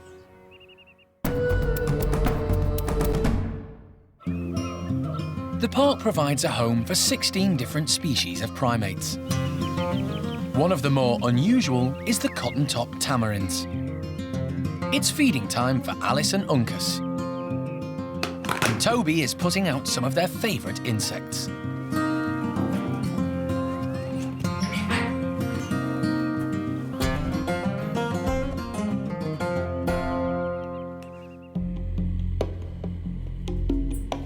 These 2 cotton tops were brought to the park after being rescued during a raid on a puppy farm in Kent in a joint operation by police and the RSPCA. The monkeys had been kept in a bird cage with very little room to move around. Since arriving at the park, they've thrived. This enclosure gives them lots and lots of space to explore. It has lots of plants in it, lots of insects and bugs for them to catch. Obviously, that's a lot better for them than living in a small bird cage where they have very little space and no natural foliage to sort of climb around in. When they did arrive, their weights were quite low and their coats were very greasy, but they have both put on quite a lot of weight. There was even the point where we wondered if Alice was actually pregnant because she'd developed quite a good belly, but I think it's mostly through eating lots of food and lots of insects. Alice is a fairly elderly female, whereas Uncas, we think, is sort of middle-aged, really. They get vitamin D3 twice a week, which is something we give to all our marmosets and tamarins. Basically, this is like a natural substitute for the vitamin D that they get from the sunlight. It's very important in helping to fight off bone disease and rickets. Having an outside enclosure in natural sunlight will hopefully do them a lot of good and help them avoid any sort of problems in later life. Cotton-top tamarins are only found in Colombia and are one of the most endangered primates in the world. It's thought there may only be 1,000 of them left in the wild. It's estimated that tens of thousands of cotton tops were exported around the world between 1960 and 1975 for use in biomedical research. In the UK, many people keep tamarins as exotic pets, but few know how to care for them.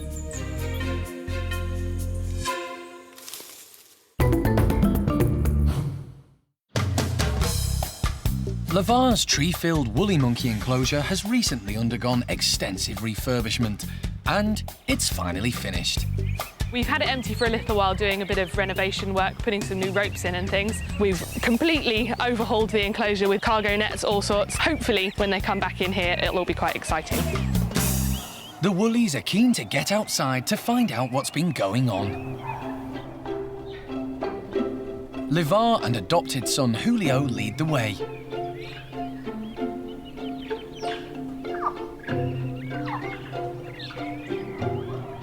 Livar always gives it his all and tries to do a proper dominance display, testing all of the ropes, sliding along some of the hose we've put in the trees, and chest rubbing, which is scent marking to claim every little inch of hose pipe that we've put up. There's an awful lot of new ropes and hose pipes in here, so it will take him a long time to scent mark it all, but we seem to be keeping him busy. Paquita is increasingly keen to sort of strike out on her own and enjoy the food and the new shoots in the enclosure. But Isla is also increasingly independent, so she doesn't mind spending a little bit of time away from mum every now and again.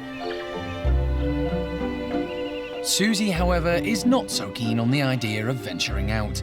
At 38, she's the oldest woolly monkey in captivity in the world.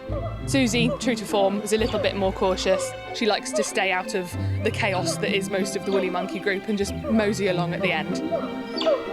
She seems to approve. We've got high hopes that as the summer goes on, that will be her sunbathing platform and she'll be able to bask and be nice and warm and comfortable.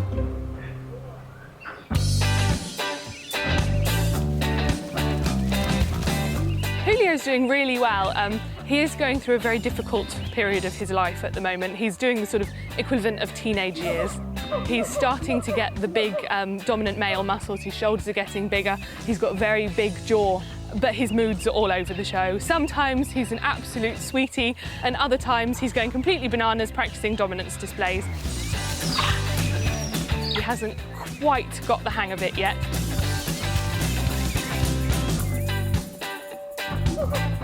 Diego has done us proud today. Because he's hand-reared, he didn't have the experience of being brought into the outside enclosure by his mum, so he's had to pluck up the courage on his own. And he's shot across the enclosure. He's investigated everything. He's been up and down in the trees, and it's absolutely fantastic, and we're all over the moon for him.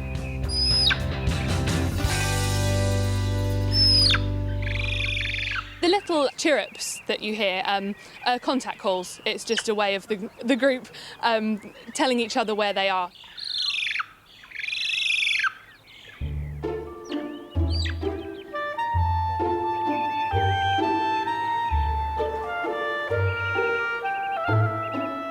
Everybody seems chuffed to bits with the things we've done to their enclosure.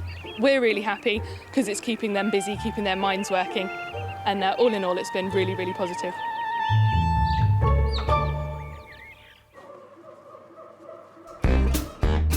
Every evening, staff put out clean bedding and food for the chimps to encourage them to come inside and settle down for the night. Paddy's group are always excited to find out what they've got for supper. Kathy and Clin lead the way, quickly followed by the others. Paddy takes a melon and sits next to Clin, but she moves away, not wanting to eat next to the boss. Clin was rescued from a lab and has an obsessive-compulsive nature. At feeding time, she gathers as much food as she can. The others know not to mess with her. Being the end of the day, the chimps are tired and a bit fractious. So the inevitable squabbles break out. Zoe and Hebe have had a disagreement over a melon.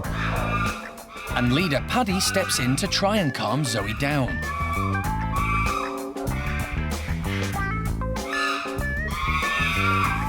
But Zoe's lost it and is now upsetting Athena.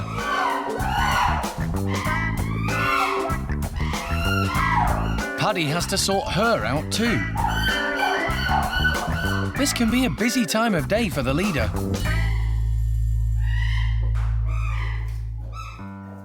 As things calm down, Zoe and Hebe make friends again.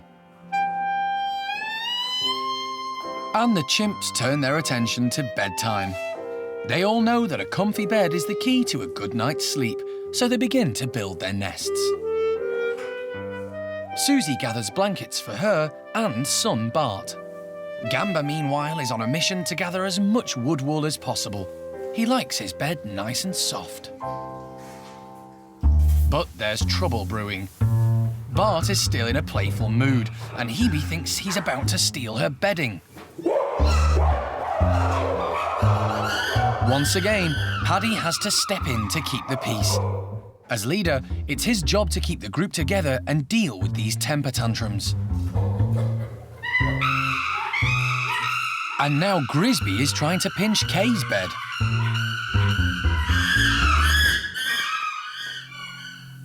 Paddy's daughter Eddie bags one of the hammocks. In the wild, chimps bed down in a similar way, using branches and foliage to make themselves as comfortable as possible. Once Paddy's happy that everyone's sorted, he's finally ready to get some shut-eye himself. And Bart snuggles up for some sweet dreams with Mum Susie.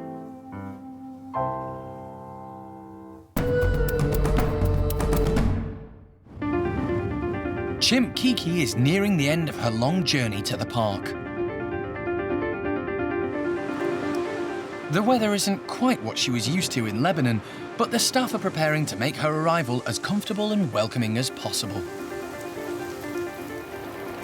It's been an exhausting trip for the team. How are you feeling about now? I'm feeling pretty shattered now. Yeah, that looked the same way I feel. Kiki is going to be joining Hananya's group, but the plan tonight is just to get her settled into one of the bedrooms so that she can start getting used to her new surroundings. Hey, missus! Good girl! The Primate Care Staff are on hand to meet their new charge. The box is going to be marred up to the kitchen bedrooms, which we've prepared, we've cleaned, we've got blankets and nice food and some wood wool in there, so she'll just bed down for the night. So she'll probably be able to hear the other chimps and see her into the outside enclosure, but we'll save any meetings until she's had a good night's rest. A special plate has been bolted onto the front of the crate to allow Kiki easy access through the slide and into the house. Yeah, we're good. Come on, missus. Come on then. Kiki. Come on there. Here you go, sweet pea. Yeah, you're good to close it, Cara. Excellent job. What a good girl. Kiki hears Hananya's group kicking off next door. They know something's going on.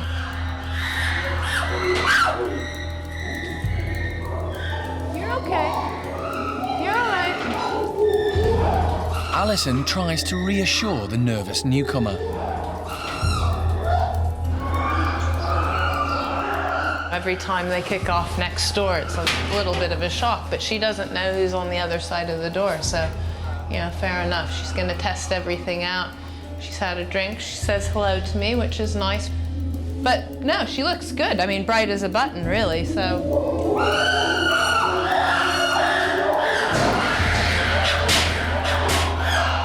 All of that's a little bit intimidating for a person, but it's part of the process, and at some point in time, it's all of those noises that are gonna kick a light switch in her head, and it'll all start making sense eventually.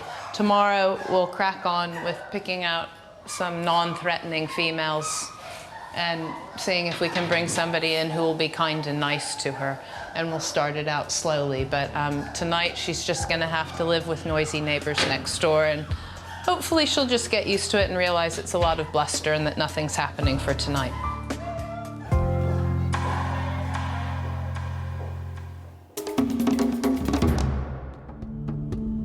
Next time on Monkey Life, Kiki has a warm welcome from Patricia. We'll leave these guys and hope that she's not bald by tomorrow. And overweight Oshine has a special visitor. Oh my goodness. Here's Mummy. Hi.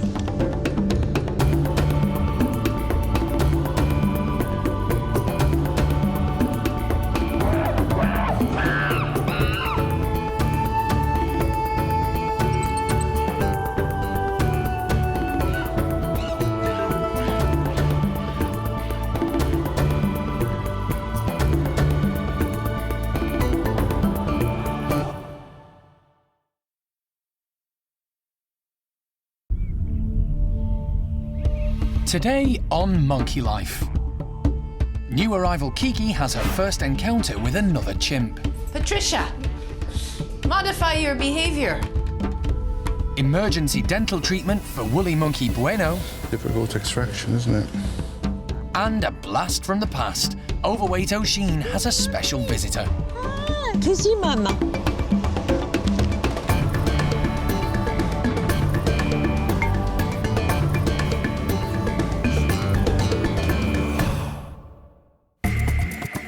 This is Monkey World in Dorset. Based deep in the English countryside, it's home to more than 240 monkeys and apes and is the largest sanctuary of its kind on the planet. Dr. Alison Cronin and her team rescue and rehabilitate primates from all over the world. We just would like to make a nice life for the monkeys.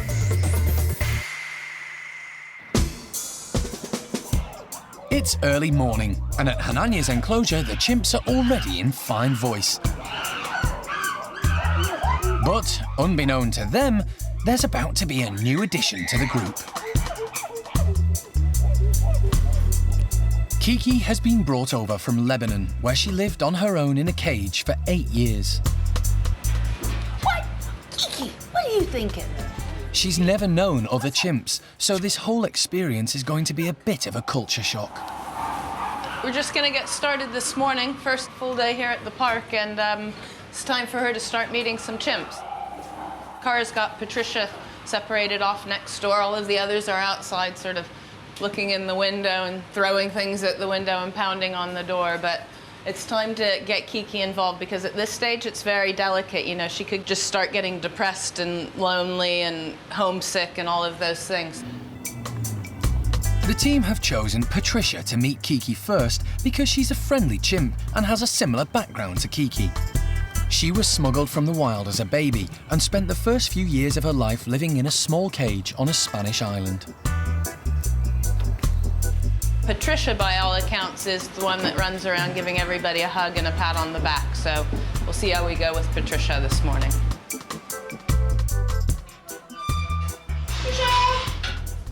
The team are apprehensive because they don't know how either of the chimps will react. Kiki has been on her own for a long time. Good girl. Should we open the door? Yeah. It seems calm, quiet before it starts getting agitated. Kiki immediately approaches Patricia, who very gently makes contact but doesn't overdo it. A bit too brave, maybe. Oh, Patricia! That's this amazing instinct thing, isn't it? Wow! Didn't expect that. No. The team are impressed with Kiki's confidence and the way Patricia is interacting with her.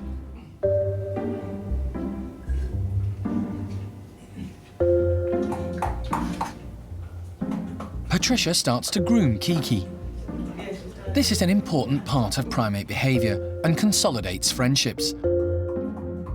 Although she may be going a bit too far plucking out Kiki's hair. Patricia, modify your behavior.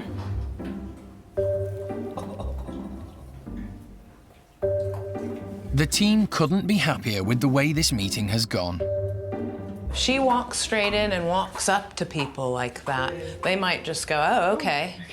And if she's like that with Simon and the rest of them, they're gonna love her to bits, yeah.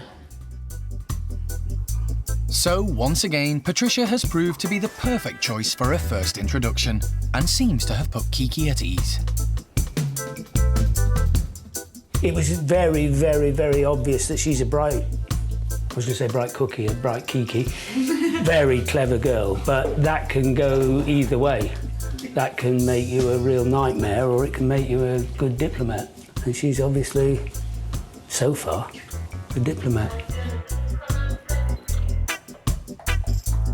Do we thank our lucky stars and leave it?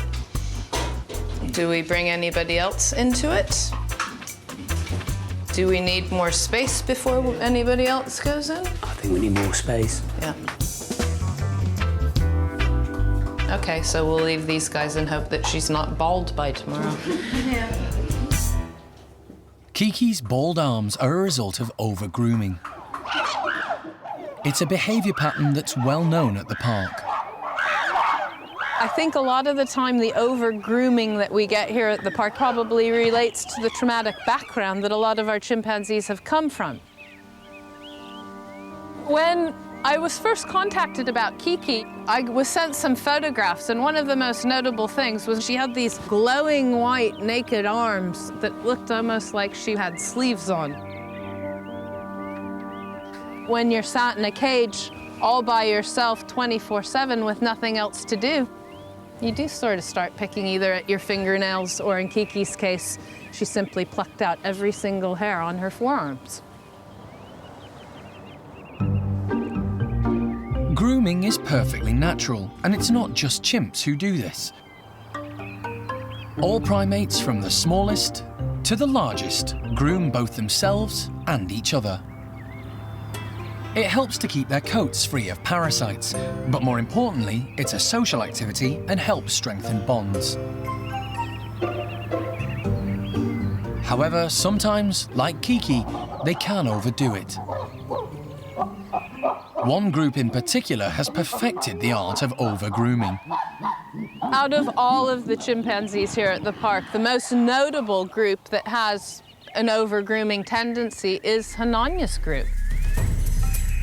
A lot of them have these very funky patterns. Some people, it's just on their forearms. Some people, it's over the shoulders. Back of the neck's a common one. So Hananya's is the group of interesting hairdos. They're not just sort of flicking through the hair and checking out the skin. They lean forward and they actually pull out each little hair. Although a very happy group, Hananya's chimps just seem to enjoy grooming more than others at the park. Alison has her own theories.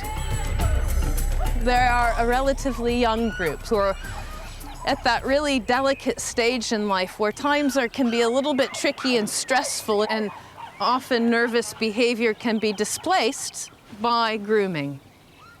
One other very common thread, though, within Hananya's group is that almost the entire group have all been brought on by Sally over in what was our nursery group. And Sally has always loved over-grooming, forearms in particular.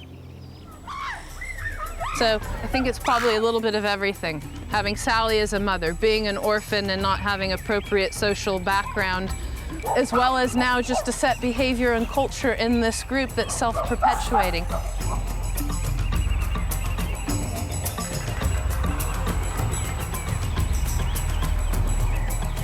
A little bit crazy, a little bit strange, but everybody's fine and just has funny hairdos.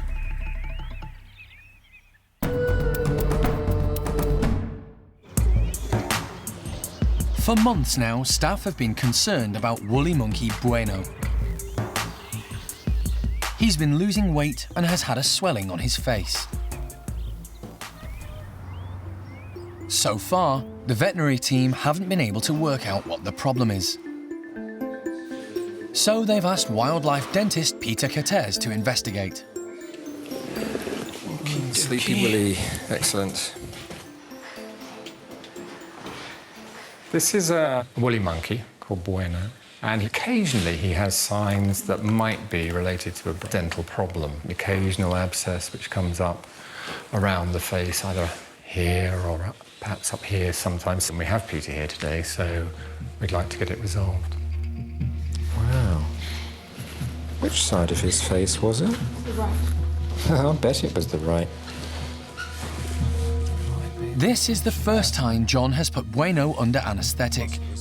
He never operates on any of the primates unless absolutely necessary, because of the risks involved. I'm putting the tube on the other side. Get some access. Okay. Right, the first time this occurred, the whole of the side of his face swelled out there. So probably those molars. Could be the molars. When you look at his face, you can see that it has had an abscess there. It's an old scar from an abscess, and when you look inside, the nose is a little bit mucky, but the big issue is this canine here, and that's exposed. And in a normal situation, I would be inclined to root fill it, but as he has had multiple episodes of infection, I would be more inclined to extract it. The other side is acceptable, although the teeth are very worn. The low ones are all right, but a little bit sharp. There's a couple of roots on the other side as well, but this is the priority. Okay? So it's bad news for Bueno. He has several rotten teeth and they're going to need to come out.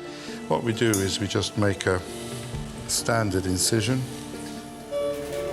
Woolly monkeys need to have strong teeth because in the wild they eat tough, fibrous foods. They also need to be able to protect their family if there are territorial disputes with other woolly monkey troops.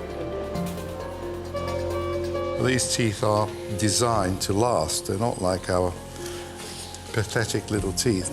They've got roots the size of buses on them.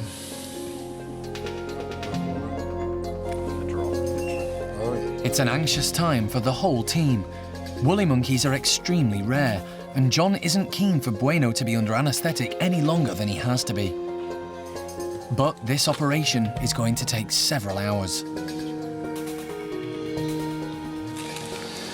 Difficult extraction, isn't it?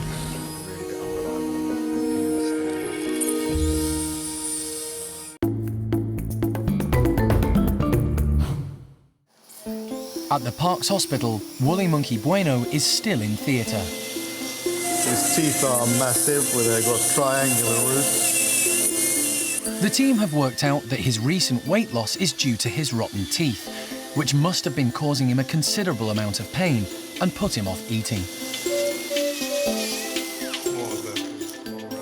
What we're doing now is to see whether we get any movement on it. Yeah, you've got to be very careful with this. I will. John keeps a close eye on Bueno to make sure he's coping with the anaesthetic. Okay. It's the machinery, not the animal. That's fine.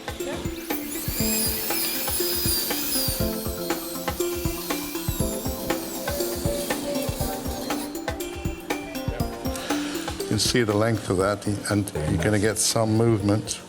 I feel it. As you can see, it's a massive tooth with a massive root. And here it comes. There's, I think it's there. You can smell it. It smells. One of those. There's a small hole up there. I'm just going to make sure that that's clean. The tooth was worn down. The pulp was exposed. The infection has actually penetrated into the nose. Just going to put some stitches in so it heals up nicely. These are soluble stitches, so Jeremy won't have to go in and take them out next week. He's still got 3 canines to bite the others if he wants to. With the operation complete, John gives Bueno an injection to bring him round from the anaesthetic.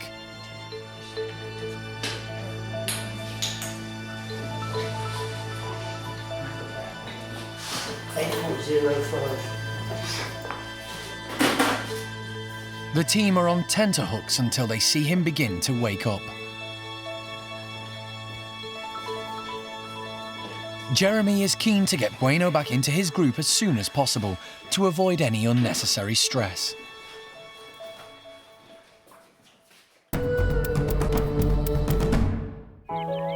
There's been some sad news about one of the park's other woolly monkeys.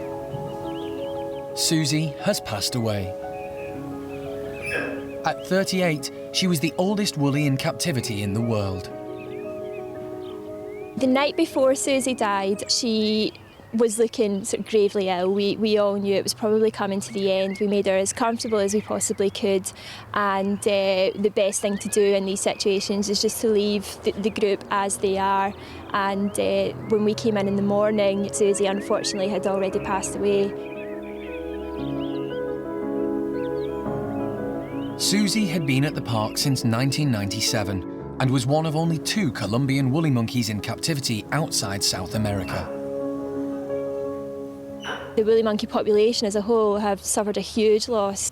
On a personal level, of course, we've lost one of the nicest monkeys that I think we've ever had here. Susie was, well, she was just Susie is the best way to describe her. She was just lovely. Always very friendly towards people due to her background as a pet trade animal. Such a good girl, Suze. Good girl. So very friendly towards keepers, but also really lovely towards the other members of our group, especially when it came to the babies. Always wanting to show the babies how to hunt for insects, you know, just showing especially the hand-reared ones how to be a woolly monkey.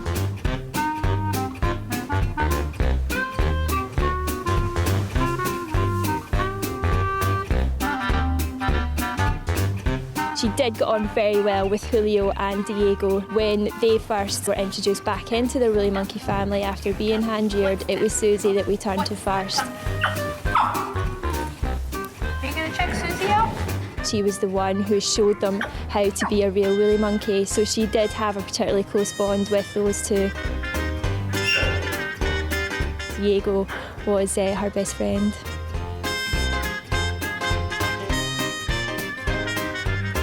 The snuffles every morning is what she's going to be remembered for most.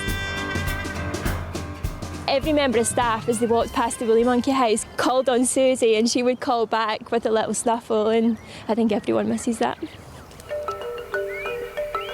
Woolly monkeys are found in South America in the forests of Brazil, Peru, Ecuador and Colombia. The average life expectancy in captivity is around 25 years, so at 38, Susie did live to a grand old age. The woolly monkey section is very lucky in that our breeding programme is doing exceptionally well. In the past few years, we've had an unprecedented number of births, so that, yeah, the future's looking good.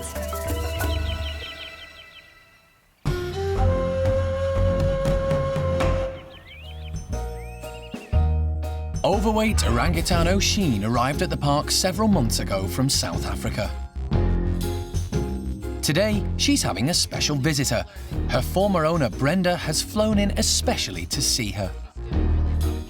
Oh, I'm so excited to see her. Oh, my goodness. Here's Mummy. Hi. Brenda got Oshine from a safari park in Indonesia and looked after her from when she was a baby. She treated her like one of her own children. Oh, shame. She recognised me. Yep, definitely. Where's Mummy? Oshine will never forget Brenda, not ever, not until the day she dies. So whenever Brenda comes, it's immediately, yes, I give you a kiss. Do you have anything for me? Because that's what mums do. And there's a set sort of relationship and pattern. Give Mummy a kiss. You won't. Kiss you, Mama. Nice one. Hi, darling. Mummy's going to bring you. Yeah. Okay, okay. Let's come. We're going to go. Mummy's going to bring you, darling. What's interesting to see is that Oshine's in standard orangutan form, not overly fussed, but the fact that she came over and put her hand up and gave her the kiss before she started pointing at the raisins means that, yeah, she's happy to see Brenda and she hasn't forgotten. Brenda asked Alison to rehome Oshine because as she got older, she became stronger and more intelligent, so difficult to handle. She also wanted Oshine to get to know other orangs. You want more? Well, she's got her own kind, whereas at home she was more my child. I used to be there every morning to make sure everything was good for her, play with her, keep her company, take her for walks, take her for drives. But here she's learning to live like she should. And I'm happy. At least I can go to bed at night and know that she's happy. She's still getting her magazines? Yes. She's still reading? Yes. Oh, bless it. While living in South Africa, Oshine was overfed, sometimes with inappropriate sugary snacks. As a result, she ended up being clinically obese. But since arriving, the weight is falling off her. Yeah, look at those calves, they're almost slim. Yes. Getting there. You can see it's coming off of her thighs a bit too. And off her head. Yep. And her arms are not so big anymore. And I think that's why she moves around a bit more now too, is that it's just, she moves easier. Yes. I believe we've now turned the corner and she's quite a happy camper. Oshine! Oshine, look at Mama. She's now queen of the orangutan nursery castle, if you will, and you know, basically pushes everybody else out of, I'm going through here, I go in the back bedrooms, I go outside, I do what I want, no, my blankets, more of that, less of this, you guys can go away. And she's finally come into her own, and Oshine's just doing fantastic. She's gonna cover herself. Yep. Over there, I've got to take a picture. Yeah. No, she always has on her little nun. She loves her little nun blankie. outfit. She loves her blankie. It's been difficult for Brenda to let Oshine go, but she knows she's better off here. I get up in the morning, I come downstairs and I'm looking for her. When I close my windows at night, I look for her. So it's a little bit sad, actually. Every now and then I wish she was back home, but she's happy. You know, I can leave with a good heart.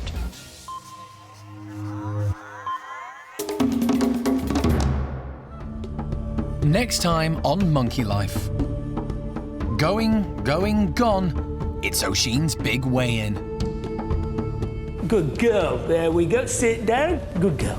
And Kiki meets the leader of the gang, Hananya.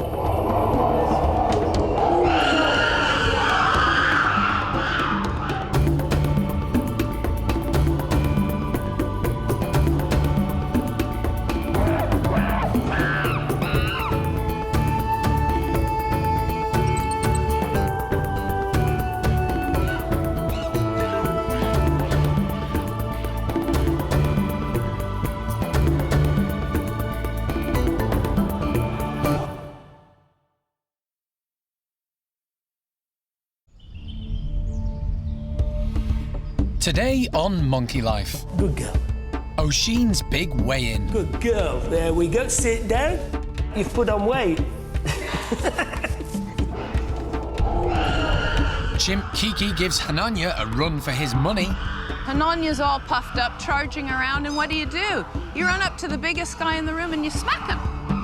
And the elderly Stumpies enjoy their newfound freedom.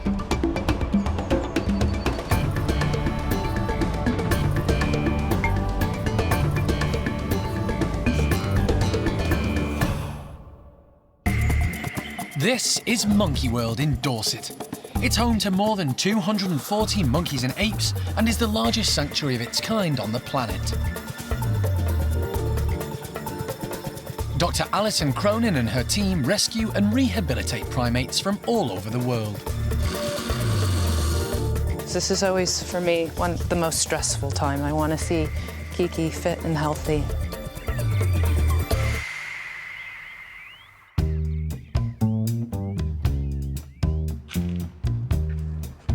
Today is a big day for overweight Oshine. Jeremy has decided to find out exactly how much weight she's lost since arriving at the park. She was rehomed a few months ago from South Africa. There, she lived in the lap of luxury with her owner, Brenda. Her weight ballooned because she was overfed, sometimes with inappropriate sugary food.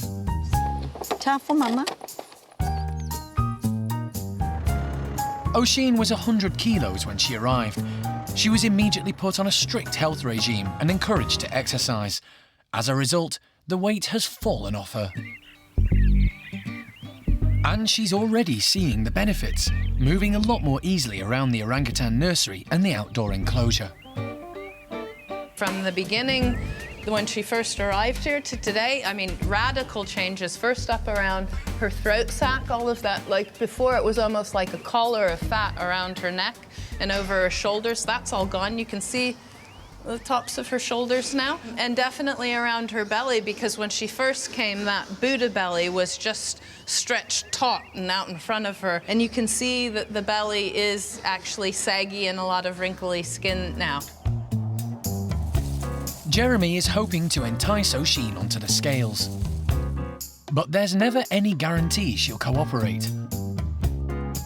The last time we weighed her, she was 79.7 kilos, so I think she's probably lost a bit more, but, I mean, we were surprised how much she'd lost last time, so we'll see whether we're surprised or not this time. And we're ready to go now when you are. On my way to... Come on, gorgeous.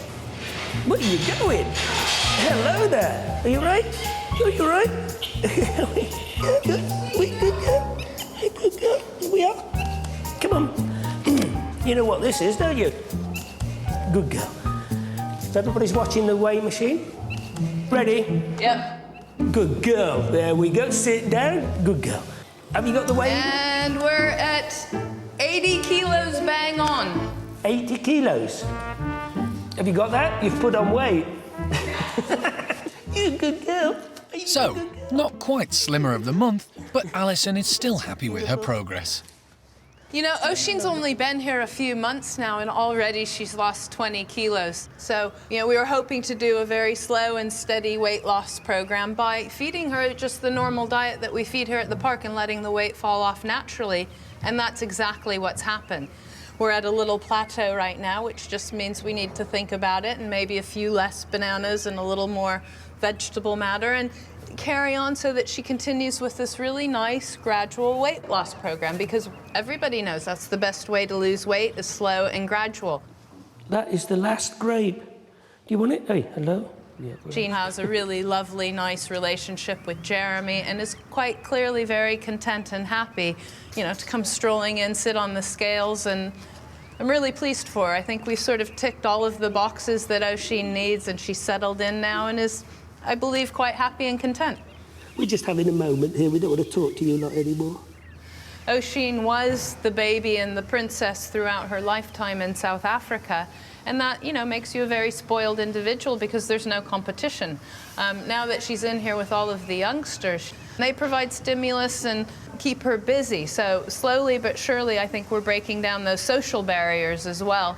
And every day she's becoming, her orangutan vocabulary is becoming greater, and she's becoming less dependent upon human beings. It's hoped eventually that Oshine will move away from the nursery and live in one of the adult groups of orangs. Next step is check her over, make sure she's physically fit, that we don't foresee any heart disease or any issues or diabetic tendencies that we need to deal with. Lose a bit more weight, and then graduate her to an adult group where she can either meet Tuan or Gordon. And, you know, living with the youngsters in here is a very good start, because someday if she does have her own baby, she's going to have a little bit of experience with youngsters.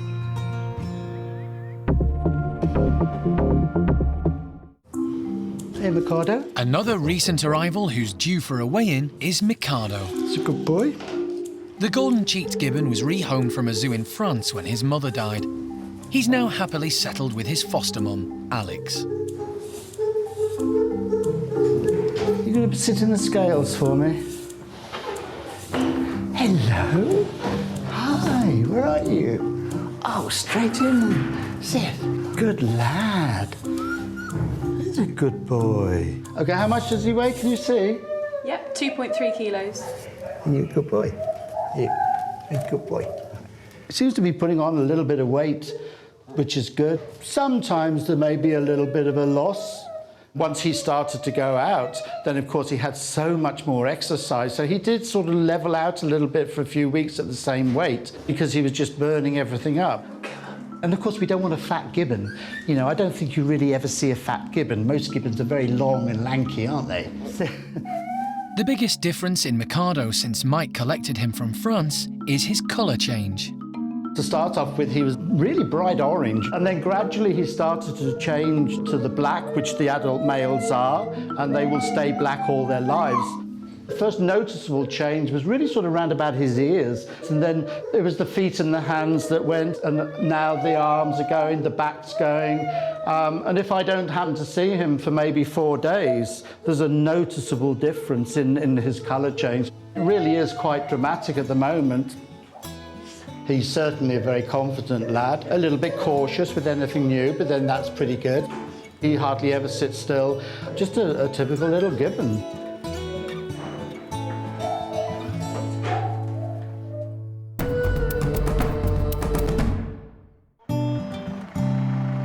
Kiki arrived at the park just over a week ago. Hey, missus! She was rescued from Lebanon, where she'd lived on her own in a cage for many years. The team decided that she was going to join Hananya's group, and her first meeting with Patricia went very well. Since then, she's been introduced to several of the other females. But today, she gets to meet the boss.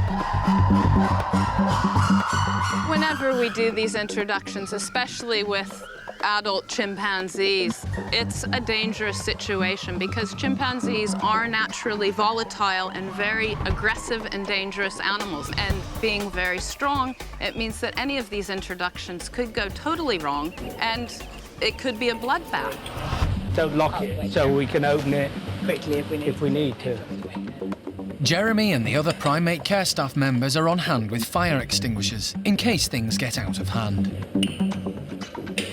Opening the door between Hananya and a newcomer is always a really tense and frightening time because Hananya's so full on, and you sort of just have to hope that you've done everything that you can for the individual and that the friendships and alliances that they've established previously will hold true and people will help her out if she gets into trouble. Alison, we're going to open the slide now. Okay, open the door.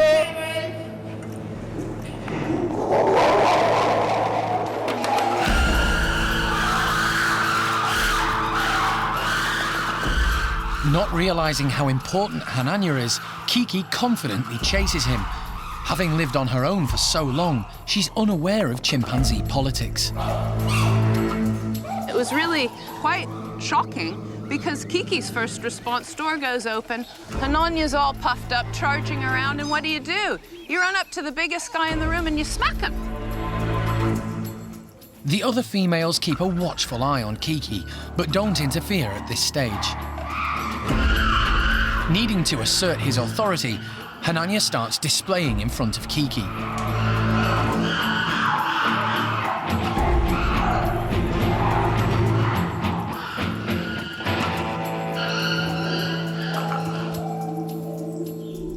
Things gradually begin to quieten down, and Zeynep goes over to the newcomer to make sure she's okay.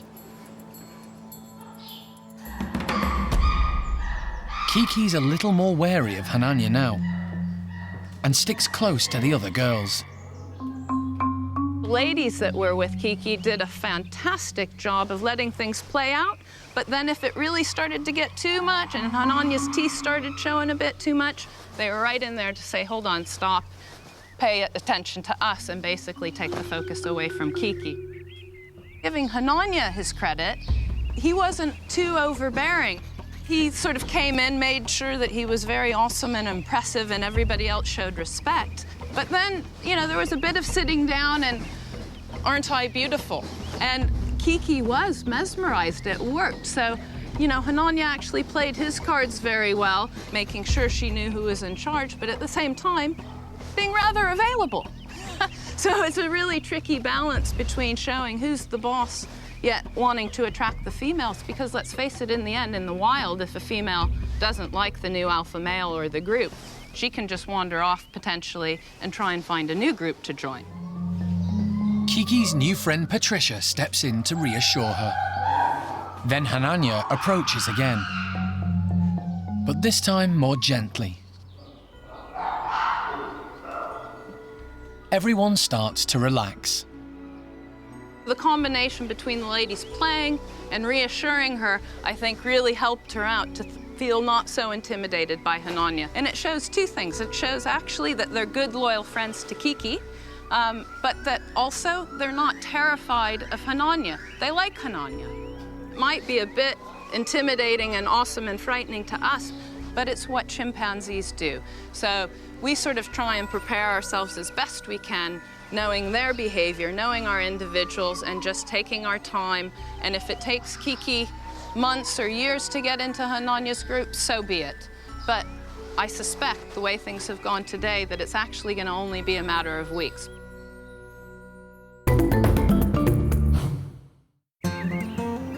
Squirrel monkey Fidget was the first new arrival at the park this year.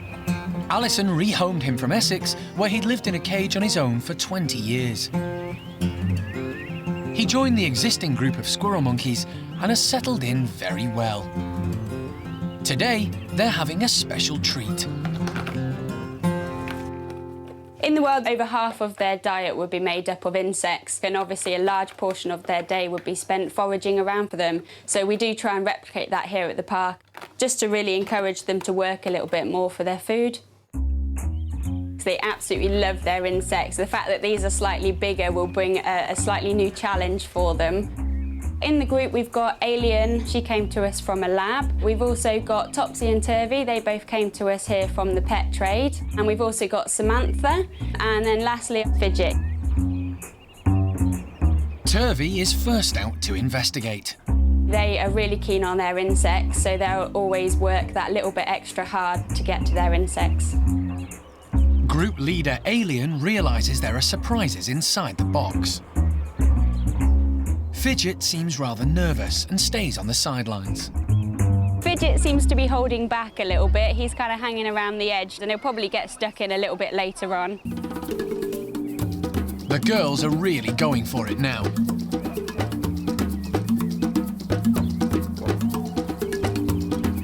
Samantha rises to the challenge, but Fidget is still reluctant to get involved. When the girls gang up together, they're a formidable force. Alien is really enjoying this. She's even managed to get 2 of the locusts. She's got 1 in each hand, so she's not going to give them up for anything, I don't think. Squirrel monkeys are extremely dexterous, which means they can catch flighty insects like these large locusts easily with their hands. Although Fidget has yet to find one. Samantha has now turned her attention to the giant grubs. It looks like Fidget has missed out today.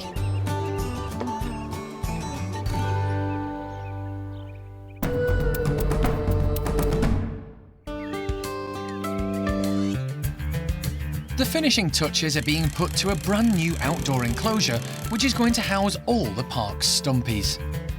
Today's a very exciting day. This is going to be the first day that the macaques as a group, all of the stump-tailed macaques, old and new, are going to come outside into their big new enclosure for the first time. See you guys later. A few months ago, 10 stumpies were rehomed from a medical research facility in Scotland. Alison and the team gradually introduced them to the park's current ugly monkeys, and they're slowly learning to live alongside each other.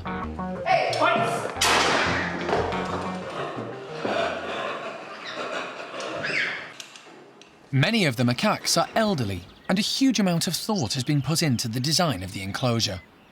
The telephone poles leading from platform to platform are doubled up so that they can feel comfortable walking along them.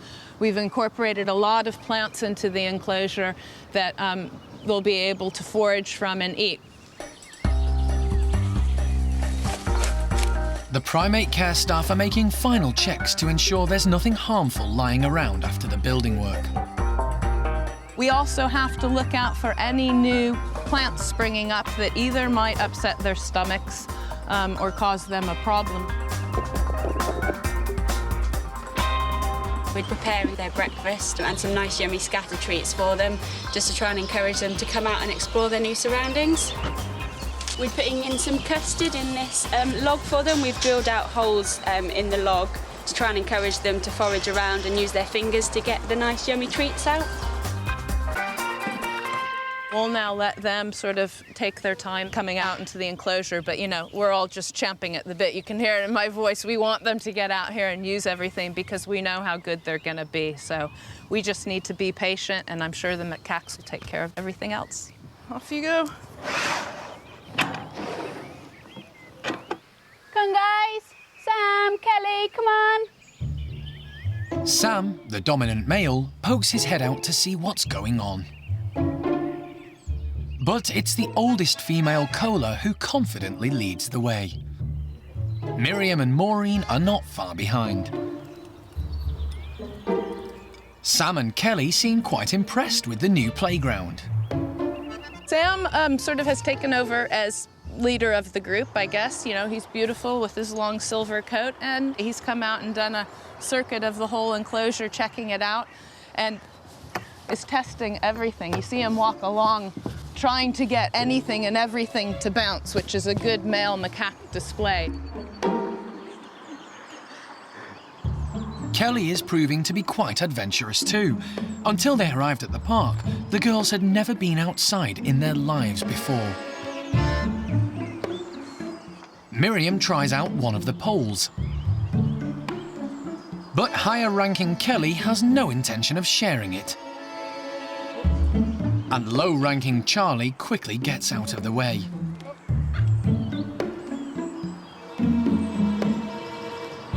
Even Charlie, it's just fantastic to see. She's got a dislocated hip, really badly bent femurs, you know, bad skin condition is at the bottom of the heap, and she's one of the bravest and boldest, making her way all around the way to the far end of the enclosure. So really, really pleased. For the rest of the day, we'll leave them access outside because this is now their home, and that's the main thing, is that sort of over the coming days and weeks, they sort of get used to the enclosure slowly and gradually, and making sure that they don't get into any mischief. All of these hoses that they're having to use to climb up things, really good for the core exercises. It's the macaque fitness routine here at the park. There might be a few stiff joints tomorrow, I expect, because they're not used to that much activity. Alison is optimistic that this new enclosure will help the Stumpies settle into their new life at the park. We're giving them the keys back to their lives again and letting them choose whether they come inside or go outside, what they're choosing to eat, how they're getting on with each other. So really, this is just the final step in their rehabilitation now. You have to remember where they've come from, living the vast majority of your life, 10 or more years, in a tiny, controlled environment with no access to the outdoors. Life's very limited, and socially they were quite short with each other. Now with this flexibility and choice, it means that individuals that are lower ranking can get away from the more dominant individuals, and that makes everybody get along better.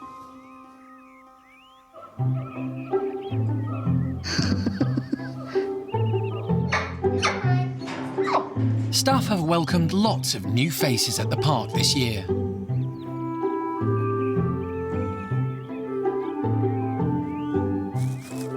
And the next arrival will be a baby Sumatran orangutan called Sylvester. Stop it, you. He's 11 months old and lives at a zoo in Spain. Monkey World has been asked to rehome him so that he can grow up with other orangs. But he's going to need a helping hand from Jeremy for the first few months. I always say if you can get a nappy on an orangutan, you can do pretty well anything. And another eagerly anticipated arrival is Sarah. From Louisville, Kentucky, the last female woolly monkey in America, and she's here. So, yeah, finally. They've been asked to rehome Sarah because of their incredible success in breeding these rare monkeys. As Alison and the team prepare for these newcomers, they're only too aware that there are many more monkeys and apes around the world in need of their help. But for the current residents, power struggles carry on and friendships continue to blossom as they learn to live alongside each other as they would in the wild.